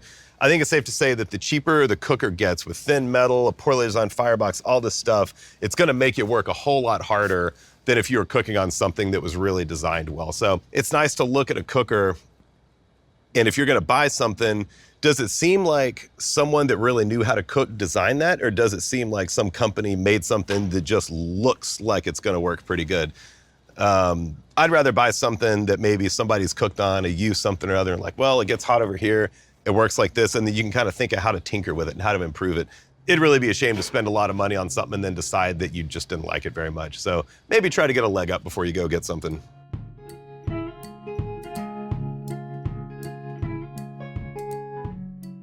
If you just inherited a cooker that you didn't really like a whole lot, you can make some adjustments. I think it's worth it to put a little piece of metal in here, something just to kind of keep the heat from going right on top. So it could be an old license plate, get a piece of metal, a piece of tin, make sure the grate's kind of in the middle. And if you have a thermometer up on the lid or up top, it's not that hard just to drill a hole and put a thermometer here, maybe run it by a welding shop, have them tack on a little 1/2 inch thread on there for a commercial thermometer. That's kind of the fun part, is also creating challenges for yourself to make yourself a better cook with maybe a not so great cooker, but also being able to eventually learn and like, oh, well, I really want this here, and have the confidence to modify things yourself and just kind of do it yourself. You know, I think that's kind of the art of barbecue in a lot of ways.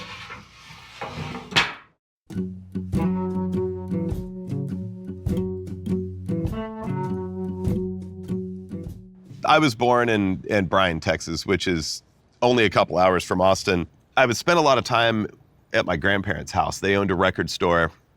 Love being over there. We lived super close. So in the evenings, they would go play dominoes with their friends at this barbecue joint. Dirt parking lot, old pit. It was built in the early 1900s.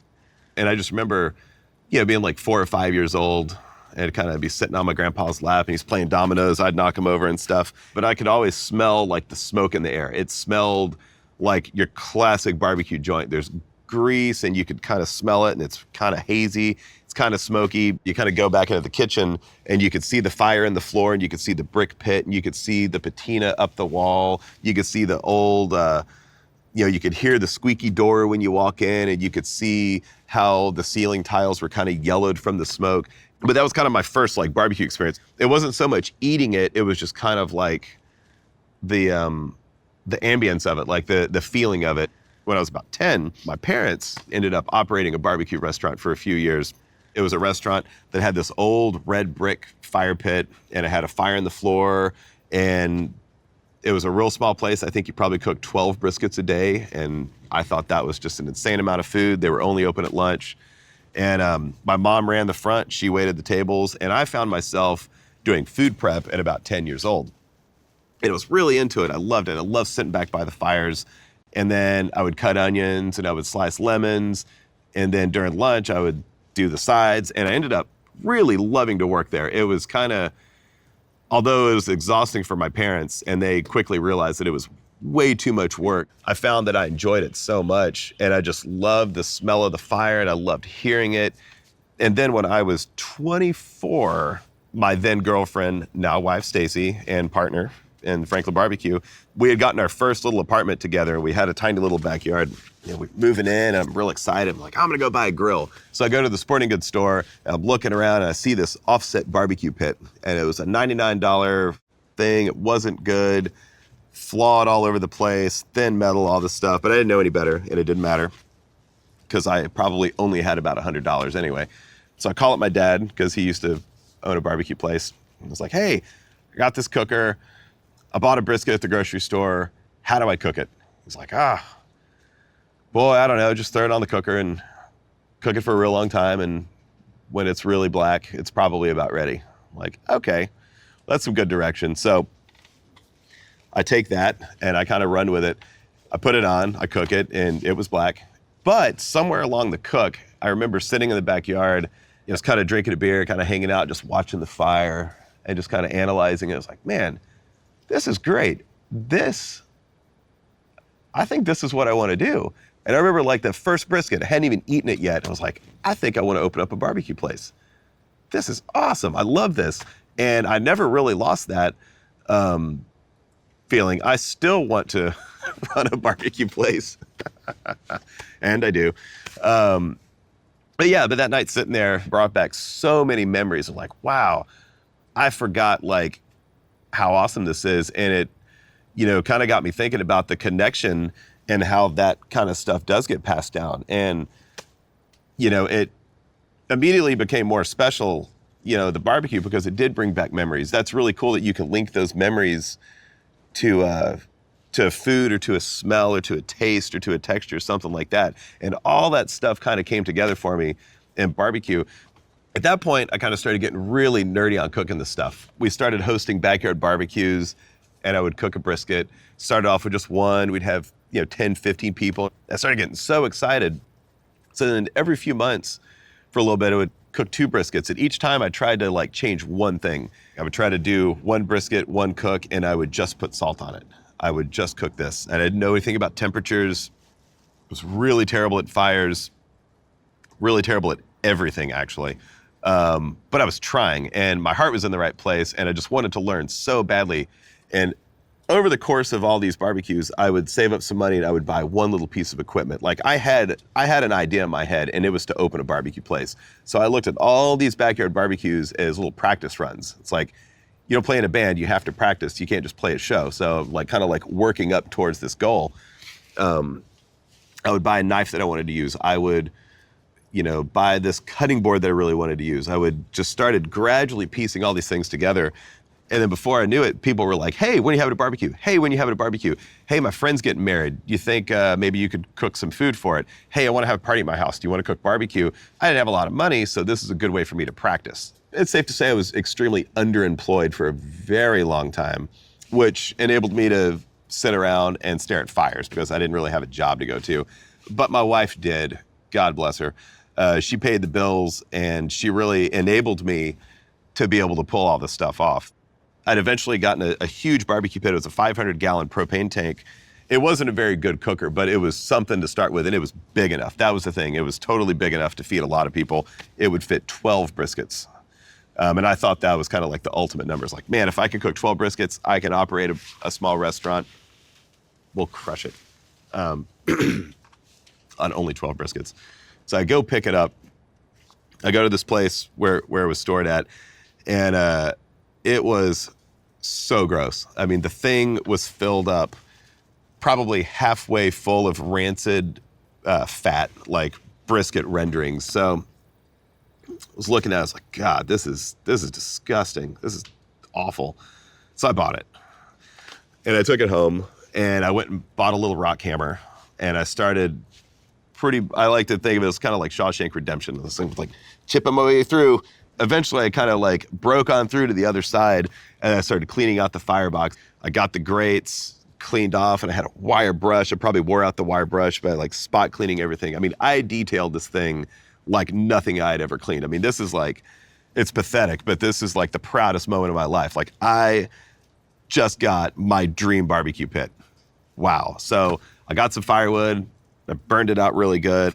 And then kind of all this stuff comes together at this one point. The Hostess barbecue, it's summertime. We hadn't done one in like a year or two. And I didn't realize it, but that ended up being like the hugest turning point for this whole barbecue journey. That was kind of the beginning of Franklin Barbecue in a lot of ways. I'd set up an area to cut the meat and I'd put up string lights and I'd set up the stereo for like music and all this stuff. And I had an old 66 Chevy truck in the backyard, filled it up. That was where you put the beer and the ice and all that stuff. So I kind of mapped this whole thing out. Before I know it, all these cars, like one car after another starts turning onto our street. And it's like, oh my God, what's going on? And it was all these friends start showing up. And it was like, probably like 130 people. I mean, it looked like we had a wedding in our backyard. At that point, I hadn't really done a really good brisket yet. I didn't really know what a good brisket was yet. And I was still kind of limping along, still learning, still doing one thing at a time. Somehow I'd gotten the briskets finished way too early. And they're just sitting on the cooker. It's like, I don't know what to do with this stuff. I mean, I guess I have to hold it. So I kept holding it on the cooker and I wasn't really watching the fire and stuff. I'd wrapped them in butcher paper. It was the first time I'd ever done that because it seemed like a good idea. And then out of nowhere, I go to open a brisket and I look in the backyard and there's probably 100 people skirting the side of my backyard, around the house, and down the driveway into the street. Like, oh my God, what's going on? We got to eat, And so I lift up the cooker, I grab a brisket. It felt a little different than I was used to. It didn't feel like a brick. Picked it up, put it on the table, unwrap it, and I cut a slice. I'm like, oh my God, this thing is tender. What's going on? Like all this juice comes out of the bag, pretty much the same way we do it now, but I never cooked a brisket long enough to get it tender. I didn't really know. Like I didn't have a thermometer. I was trying to learn by feel and just kind of didn't really have a good, clear guide as to where I was going with this stuff. But I went that first brisket and I cut off a slice and it just like fell apart, and I put it on a plate and that was pretty much the beginning of Franklin Barbecue right there. At that time, it had been the best food I'd ever cooked. I figured out that brisket needs to go a really long way to get tender. Didn't know that, had no idea. But I learned by error, and then I just figured it out accidentally. I kind of stumbled into this. Eventually, Stacy was looking on Craigslist. She's like, hey, I found this trailer. It's an old 1971 Aristocrat low-liner. It's super terrible, but it's only $300. So we drive out, we look at it, we buy it for $300. Gutted the whole thing, designed it. I spent so many hours just standing there and just kind of visualizing how I wanted to work. And then one day, a buddy of mine called up and he was opening up a coffee roaster place. He's like, hey, you should park your trailer in the parking lot and sell some barbecue. I'm like, oh my God, seriously? Because I'd been looking for a place. How do we get a place? Where do we find a place? We opened up in December of 2009. Opened up the doors one day, sent an email out to a bunch of friends that had been coming to backyard barbecues. And I remember the first day, I cooked 3 briskets for the big day. It's gonna be busy, making 3 briskets. Cooked 3 briskets, opened up, went 28 cents in the bank, made money at lunch, went out, bought more meat, stayed up all night, cooked it, and I just did that every day. And each day the bank account got a little bit bigger. And throughout that whole time, I kind of started to realize that I thought I knew how to cook barbecue. I had a little bit of confidence in the backyard, but that crushed it really quickly. And I kind of realized at that point how foolish it was to think that you know how to make barbecue, because no matter what happens, no matter how good you are, there's still so much more to learn. When you have the luxury of cooking in the backyard, the weather's always great. You always have the right wood. You always have the right cooker. You always have the right this. Everything's kind of in your favor, but once you start running a restaurant or a little food trailer, if it's cold, if it's snowy, if it's whatever, you have to have really great food every single day. And so all this stuff that I'm trying to teach through this masterclass are all these little tidbits of information that I've picked up over the years. And, it's been 9 years since we opened up that trailer. I've learned a lot. Hopefully I can teach a lot of this stuff, but I'm also still learning. That journey is still happening, from the first brisket in my backyard, from playing dominoes, from realizing that you have to just really overcook a piece of meat to make it tender. All these little light bulbs are still going off. In the early days, I got this, what I thought was my ultimate cooker. It fit 12 briskets. And I thought, if I work up to 12 at a little restaurant, I'll be set. I can feed 120 people a day on 12 briskets. This is going to be great. And when we opened up the trailer, I started cooking 2 briskets a day. One of them was a backup in case the first one didn't turn out real good. So that was kind of my safety. I quickly realized that 12 briskets was clearly not enough. We needed way more than that. So I started building a cooker, built another 500 gallon, put that next to there. So now it's up to 24 briskets. And that immediately, that same day, was absolutely not enough. And that's kind of what's determined the line at Franklin Barbecue over the years, is how fast I can build cookers. And now we use 1,000-gallon cookers, and each one of those can hold about 24 briskets, depending on size. But over the years, the line would get kind of long. You're like, well, they ran out at 10. Well, that's because I could only cook 12 briskets, and those people showed up at 6 a.m. So, you got what you got. That's how barbecue works. That's why places aren't open at night. That's why they run out. Over the years, we've actually worked up to about 120 briskets. 106 briskets is pretty standard. And that's what we do every day at Franklin Barbecue. And I did not ever think we would cook that much food. With barbecue, especially if you're opening up a restaurant or you're operating a trailer or maybe catering and stuff like that, you're going to lose a night's worth of sleep. It's going to get a little weird. You're going to be a little cranky. You're probably going to look a little rough. And it's a lot of labor, and it's so much love that goes into that. That's kind of what makes it special in a lot of ways. But I think getting ready to deal with the side effects of fatigue are a big deal. In hindsight, I'm like, I should have been better prepared for that. Like, that was probably the fatigue and the fact that it just goes 24 hours a day and it doesn't stop. If it stops, you're not open for business. If it stops, then it just stops. And I didn't really anticipate that. And I think in hindsight, that was definitely the biggest thing that I struggled with. It wasn't keeping up with business. It wasn't, making good food. It was kind of like the personal aspect of it. But in barbecue, I feel like that's what makes the difference. You can only really get out of it what you put into it. And if you cut yourself short on what you put into it, you're probably going to end up pretty good, but you might not get quite to that level of perfection that you want. And if you're operating a restaurant, that becomes increasingly difficult because you have to have that level of perfection every single day. It doesn't matter if it rained, doesn't matter if you had to go to a funeral, doesn't matter if you had a kid. But on a personal level, it does matter because that's your life, and everyone has to have a certain quality of life. You can give it your all, and I know we certainly have over the years, in 70-plus hour work days, no sleep. And it's almost like, at that point, it's almost like an endurance kind of mission. It's like, how much can I take? But the opposite of that is that maybe you don't have enough time to spend with your wife. Maybe you don't have enough time to spend with your kids. Maybe you're overworking. Maybe it just kind of takes over. So I think that is a huge scale, but that also kind of plays in on a small scale if you're just cooking in the backyard for your friends. But I think it's good to be mindful of what you're up against. If you're going into an overnight cook and the weather's perfect, or if you're looking to open a restaurant and do it every day, I think it's really healthy to be realistic about what you're in for. And it's not just cook the meat, put it on a plate. There's a lot of aspects that go in between there. So it's good to keep that stuff in mind. And over the years at Franklin Barbecue, there have been some magazines that claim that we're the best. And that's what's enabled us to be so successful. And that's what's gotten me here. That's what's allowed me to build barbecue pits. That's what's kept our business running and all these things. That's huge and that's awesome. But at the same time, I never really set out to be the best, and I'm not the best, and I never will be, but I'm pretty happy with what I've been able to learn.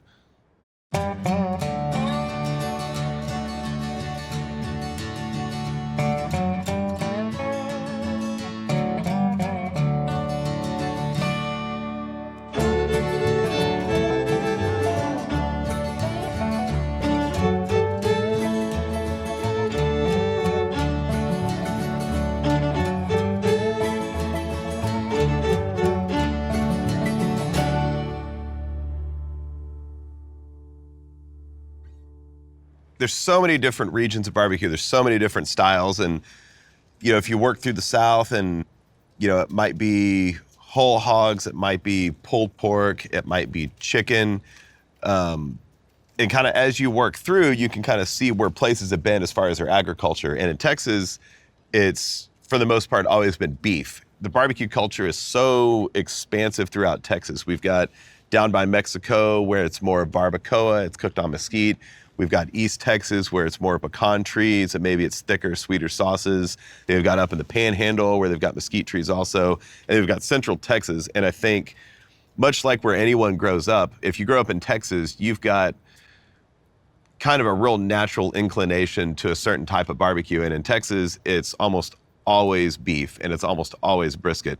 I think there's a sense of pride that being from Central Texas, you're like, oh, this is barbecue. And it's kind of, barbecue's always been kind of a special meal, but I feel like, at least for me growing up, that was the big night. That was, if you got to eat barbecue, like you were living like a king. That was a big deal because it is so labor intensive. And I think that's been passed down through so many generations over the years that, as a Texan, there's definitely something very special about brisket. But one big difference is, in specifically Central Texas, is that we don't really use a lot of sauce. Around here, we jokingly say that if you have to put sauce on it, it must be pretty bad. You must have really messed it up. And that can kind of be sort of true and sort of not true. I like sauce, and I think that's kind of where the evolution of barbecue is going. All these styles just kind of they keep getting mixed together. But really, traditionally, Texas barbecue is just meat, bread, maybe a slice of tomato, maybe a pickle, maybe a slice of onion. Flavor-wise, it starts off with the post oak, the trees that we have here, and the beef industry, and the fact that we used to have a lot of cows in Texas. But where that came from, where Central Texas barbecue really comes from, is in the early 1900s, a lot of German and Czech immigrants coming to Central Texas, and they brought butcher shops, and they brought these little grocery stores, and they would butcher cows in the back, and they would break down things. And then, of course, that's before the days of refrigeration. So at the end of the week in these little markets, they would have to either cook the meat or it would spoil. So that's where barbecue comes in. And it certainly wasn't brisket at that point. It could be hindquarters, forequarters, it could be tenderloins, it could be ribeyes, it could be anything. It was whatever didn't sell in that market needed to get barbecued, and it needed to get smoked. And smoke is a form of preservation. So that would hence get this product on the shelves a little bit longer. You could feed people, they could sell it. In the early 1900s in Central Texas, we still had offset pits. In those days, they were brick pits that were dug into the ground. That's why they're called pits. This is not a pit. It's not a hole in the ground, but it's still inspired by and it's still influenced by its ancestor of an offset pit that would have been dug in the ground, where you have a fire, you have the grates, and then you have a stack. If you go to some of these old places in some of these small towns in Texas, they've still got beautiful brick pits that have been there forever, and they're gorgeous, but that's the whole principle of it, and that's where it came from. And then, after World War II, is when a lot of these places opened up. Military guys coming back from the war, a little bit of money in their pockets, coming back to Central Texas, and they needed something to do. So if you look at a lot of the Central Texas barbecue joints that have been there forever, they started off as markets. Some of them started in the early 1900s, but then a whole bunch of them actually started in the late 40s. I think there are probably, 10 or 20 barbecue joints that are still in business that opened in 1948. And it's a lot of people that came back to Central Texas. This guy went to Elgin, learned how to make sausage, went to Taylor. This guy went over here. This family had a couple people that worked in Lockhart. They moved over here. And so it kind of spread out through Central Texas. And then at that point, they're still cooking hindquarters. They're cooking the leftovers. Barbecue didn't really have a specific meat yet. In the 1950s, companies started selling boxed meats. And at that point, barbecue places started to realize that they could just order briskets. They could get them shipped in. We had refrigerated trucks. Processing plants started happening around the country. So instead of just a shop getting a whole animal, they had to break it down, and they had to sell certain things. They had to sell steaks, and they had to make sausage and all this stuff. They were able to just buy brisket. And that's kind of eventually what people gravitated towards. We were able to cook brisket in Texas. And it really started happening about in the 60s is when brisket started becoming a barbecue cut. It's a pretty lowly piece of meat on the animal, really. It's not a tenderloin, it's not a ribeye, it's not a strip, it's not a T-bone. It's just a tough, big, weird piece of meat with a lot of fat. It's lean on one end and really thin. It's fatty on the other end and it's really thick. So it's kind of perfect for slow cooking over fire. That's kind of how we got here in Central Texas. And that's kind of how brisket ended up being like the Texas cut of meat. And then you look at the stuff that goes with barbecue. Well, what's that usually? It's pickles, it's onions, it's white bread, it's maybe a slice of cheddar cheese. All these are things that would come off the shelf in these German markets. So you go in the back of the smokehouse, you buy your stuff, you go up front, you get an avocado, you buy an onion, you go sit out in the parking lot, you pull out your knife and you just start slicing off slices of onion and you eat the meat and you put it on the white bread, you put it on crackers, you eat some cheese with it. So that's kind of where Texas barbecue, in this almost stripped down version of barbecue, there's no sauce. We're not, fiddling around with, big sauces or fancy sides or any of that stuff. It's just meat and bread, or meat and crackers or sausage and crackers. It's really simple stuff, but that keeps the focus on the fire. And that's kind of what excited me about barbecue when I first started cooking. I didn't know any of this stuff, but the art of it and the craft of it and fine tuning things and then starting to really care about the quality of the fire and the quality of the meat. I think that's kind of where barbecue is headed. But the way that it's come back around is that since the beginning of Central Texas barbecue, the focus has always been on fire. It's always been watching a fire and cooking something and preserving something. And maybe that is preserving meat back in the old days, and maybe that's preserving a culture. Maybe that's creating a memory of this fire and that memory of that first bite of brisket that you have. But thousands of people have had that same experience over the years, and it all kind of stems from the immigrants that settled in Central